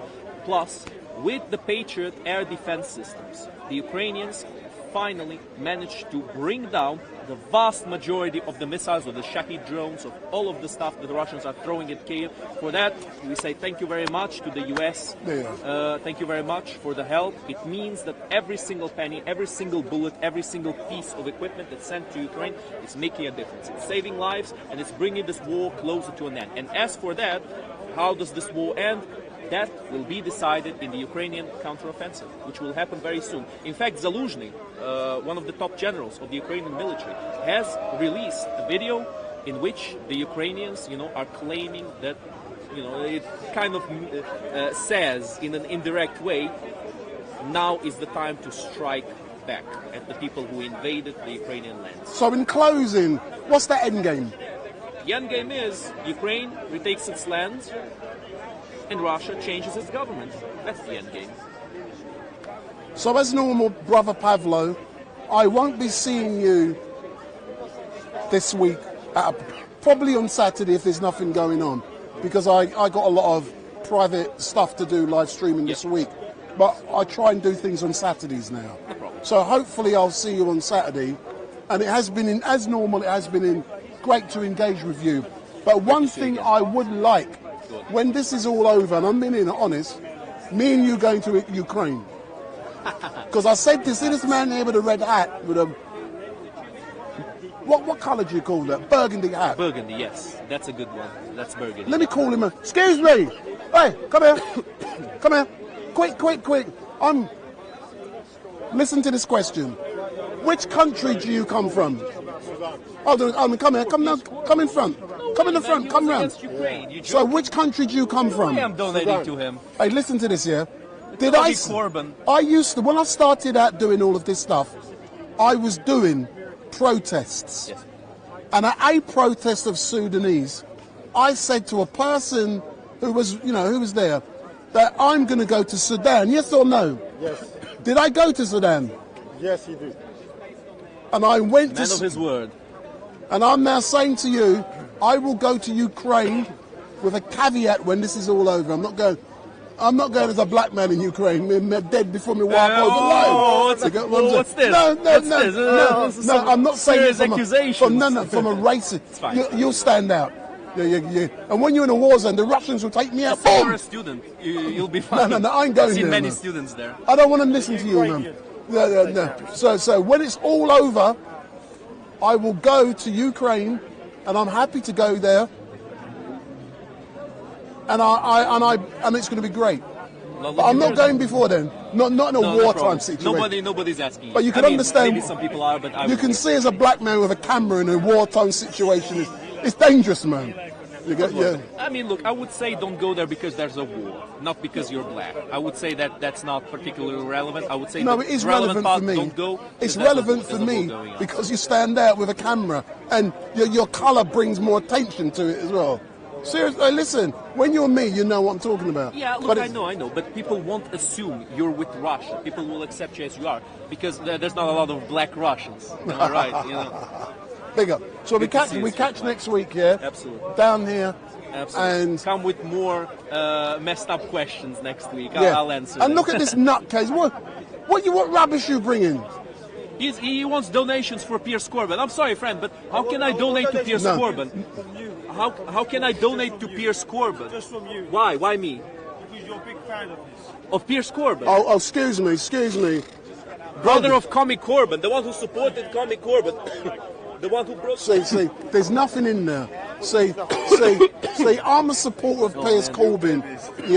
Yeah. I get all of his let me show you. Hold on. Watch. Wait, hold on, look. I'm making a contribution. No. £1 million! £1 million. Bruh. Whoops. Oh, that's not real. Don't put it in there. He nearly put it in there. I do know he does send me messages. Anyway. Look, just to mention that, just to end it, I'm not going to say I mean any harm to Piers Corbyn or whatever, but ideologically, I don't like him. I think he's a shill. I think he's a nutcase. I'm not going to donate for him because he went to protest against Ukraine. If Putin goes to the hospital, I'm not going to donate to Putin being, rehabilitated. Of course, the scale is different. Piers Corbyn is right down there in the scale of how much of an enemy to Ukraine he is. But he's not a friend of Ukraine. Point noted. So thank you very much, StreetMic. And see you guys next time. Big up, big up, big up, big up, big up. So we are going to be closing soon, and Rational Female is still there. I've caught her. The Sheikh is having a discussion. Let me see if I can.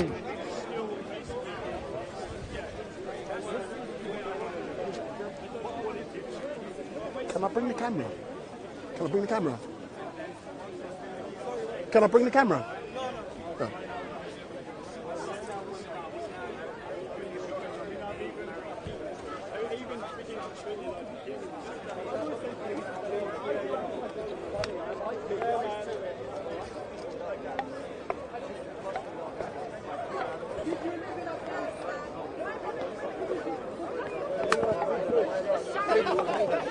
Can I come in there? Big up StreetMic. Big up, big up, big up, big up, big up. Who's attacking my girlfriend? Who's attacking my woman? He may burn up because Hey, Muslim lady. Islamophobic and gaslights, man. You're gaslighting people. You need to be gaslit. Yes, you are gaslighting. I have nothing against people, okay? You have a right to practice your religion. No, here they can answer your... No, I do not have a problem with your religion, man. I have a problem in different ways. You are gaslighting me, man. You are gaslighting me. You are making accusations against me. You made accusations about women. Can I show your face? Violent machines. Women on the front have I booked your room in St. Thomas Hospital. How much are they going to pay me? They How much are they going to pay me? They cremated. You get cremated straight away. Free of charge, cremated. Huh? What do you say? I don't hate Oh my anybody. God, your boyfriend is always defending me. I don't know why. Monsieur. We are all human beings. We are all united. We keep not creating. You can't contradict yourself. Go there. Keep gaslighting me. If you just learn that word, you know what gaslight means. Do you know how to spell gaslight, darling? Do you know how to spell gaslight? Being very, very aggressive. You're the one being aggressive. You're the one that says you have a temper. How aggressive means, man? We'll show you aggressive. And that word is offensive. That's an ableist word. And I think you're ableist. Don't use language like that. Don't use language like that. You're Islamophobic, ableist, transphobic. Transphobic, ableist. You're such an ableist. Don't take 5 minutes. If you know what you want to say, put your life out, mate, and then come Girls, I think you need to really calm down and stop being so anxious. You need to calm. I'm shouting because there's a lot of people who are listening to me. And it's very uncomfortable. You're making accusations about me. What did I say? What did I say? Sorry? I didn't say you're oppressed. I said Sharia law oppresses women, yeah. Yeah, Sharia law is extreme. Where you get your law from? Because women under Sharia law have fled. Where you get your law? You live in the UK. Yeah, but I live under Sharia law. I live as a British law. What is British law? You know what British law? What is British law? British law allows you to not be beaten by your husband. And Sharia law allows that. Yes. You can be beaten by your husband. Do you work? Do you work? No. So you don't pay taxes? I don't pay taxes. So you don't pay taxes? I don't You want me to show you how much I pay taxes to you for you to live? I work in a brothel as I am a sex supporting worker. you. I am supporting you. Look, My pimp. Andrew Tate is my pimp. Huh? And now you come in here, you're criticizing other people. Huh? Oh, her boyfriend is giving her advice. Let her think about her own point. I told him it's his last chance. I think we should stop talking now. This is making me uncomfortable. You have nothing to talk. So, if I could Why am I getting a fight? if I could ask you a question, Wendell Daniel from StreetMic. As you know, we've already engaged today. Have you enjoyed the engagement with these 3 young ladies? It's been very antagonistic. So what is antagonistic? Ladies, please don't declare a fatwa on me, okay? What is? I don't want to have any fight with anyone. Hold on. If you learn from me, don't react. Don't react. Just listen to me. What is it about them that's causing you to feel antagonized? Well, they keep making accusations against me and taking the words out of context. But are you not making accusations against them as women?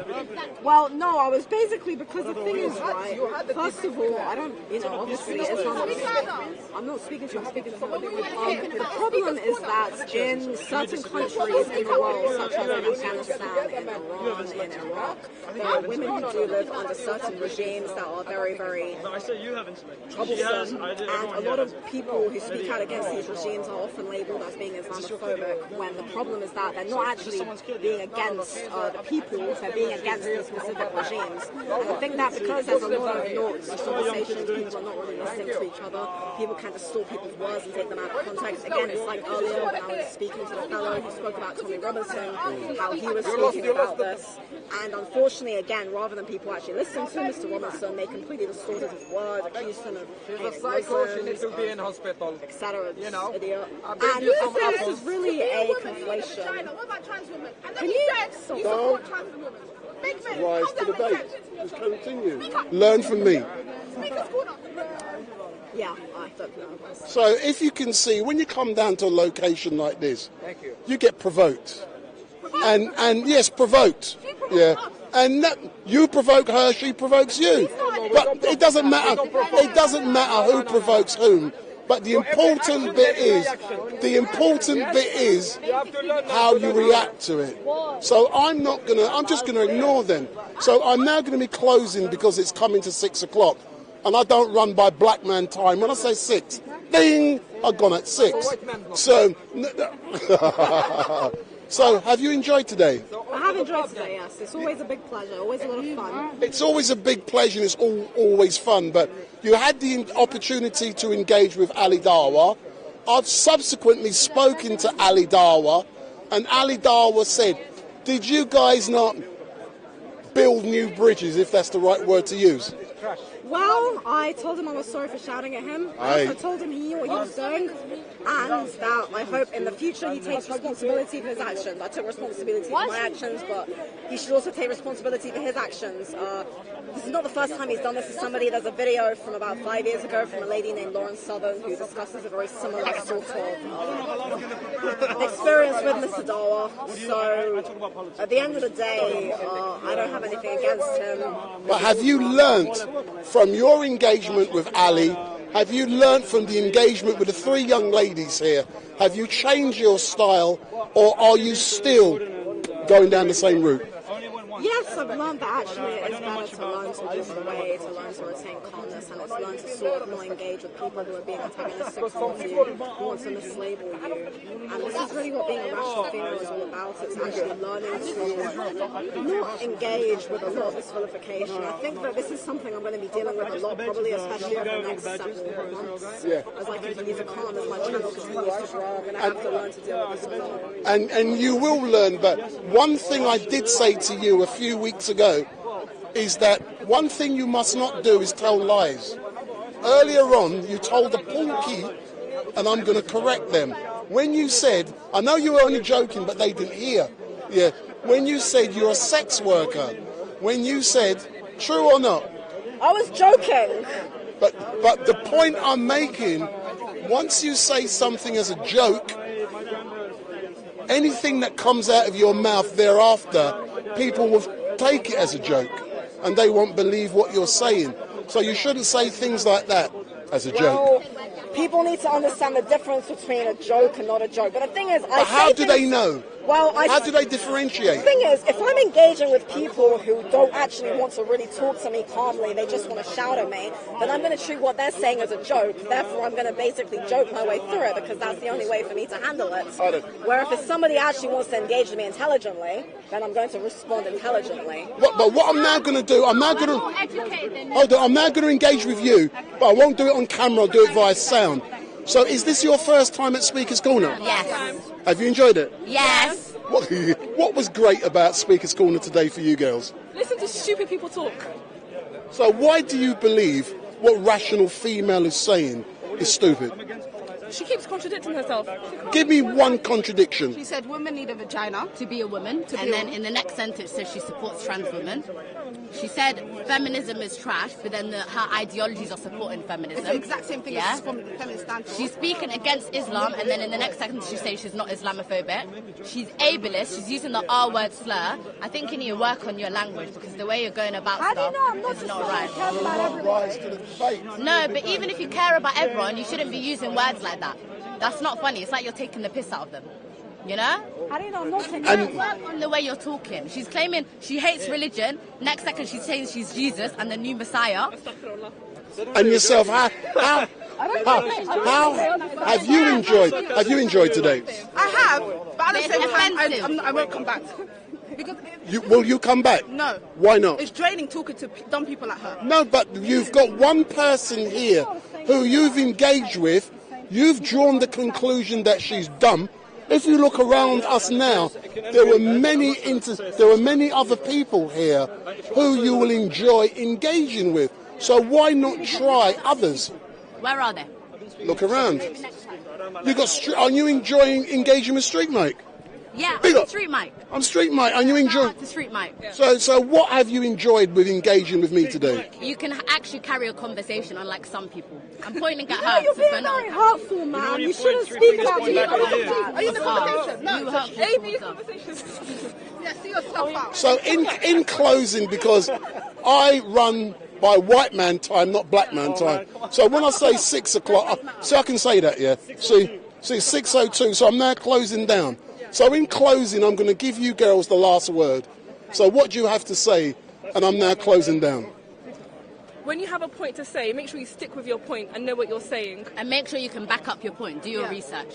Learn about what you're talking about and don't call other people dumb. Or say, don't say. No, I'm calling you dumb because you've said you want to speak to intelligent people, not us. So learn what you need to speak about. So for all of you who are watching, my name is Wendell Daniel and welcome to StreetMic. We are now closing. And my clock is slightly slow, so we're now going to reach in 6 o'clock. Bing! So we're now gone. We'll be back at next Sunday at 1 till 6 p.m. But like I've said, we will be televising a funeral going over 2 days from Tuesday and Wednesday of this week. Tune in to StreetMic LiveStream on YouTube and Facebook and also the StreetMic funeral channel. So we're now going... Bye-bye. Are you on YouTube? I'm everywhere, mate.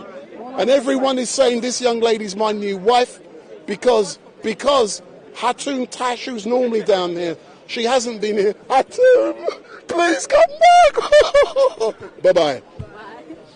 No, I've got one more segment today. I don't want that, Omar. Do you know who Hatun is?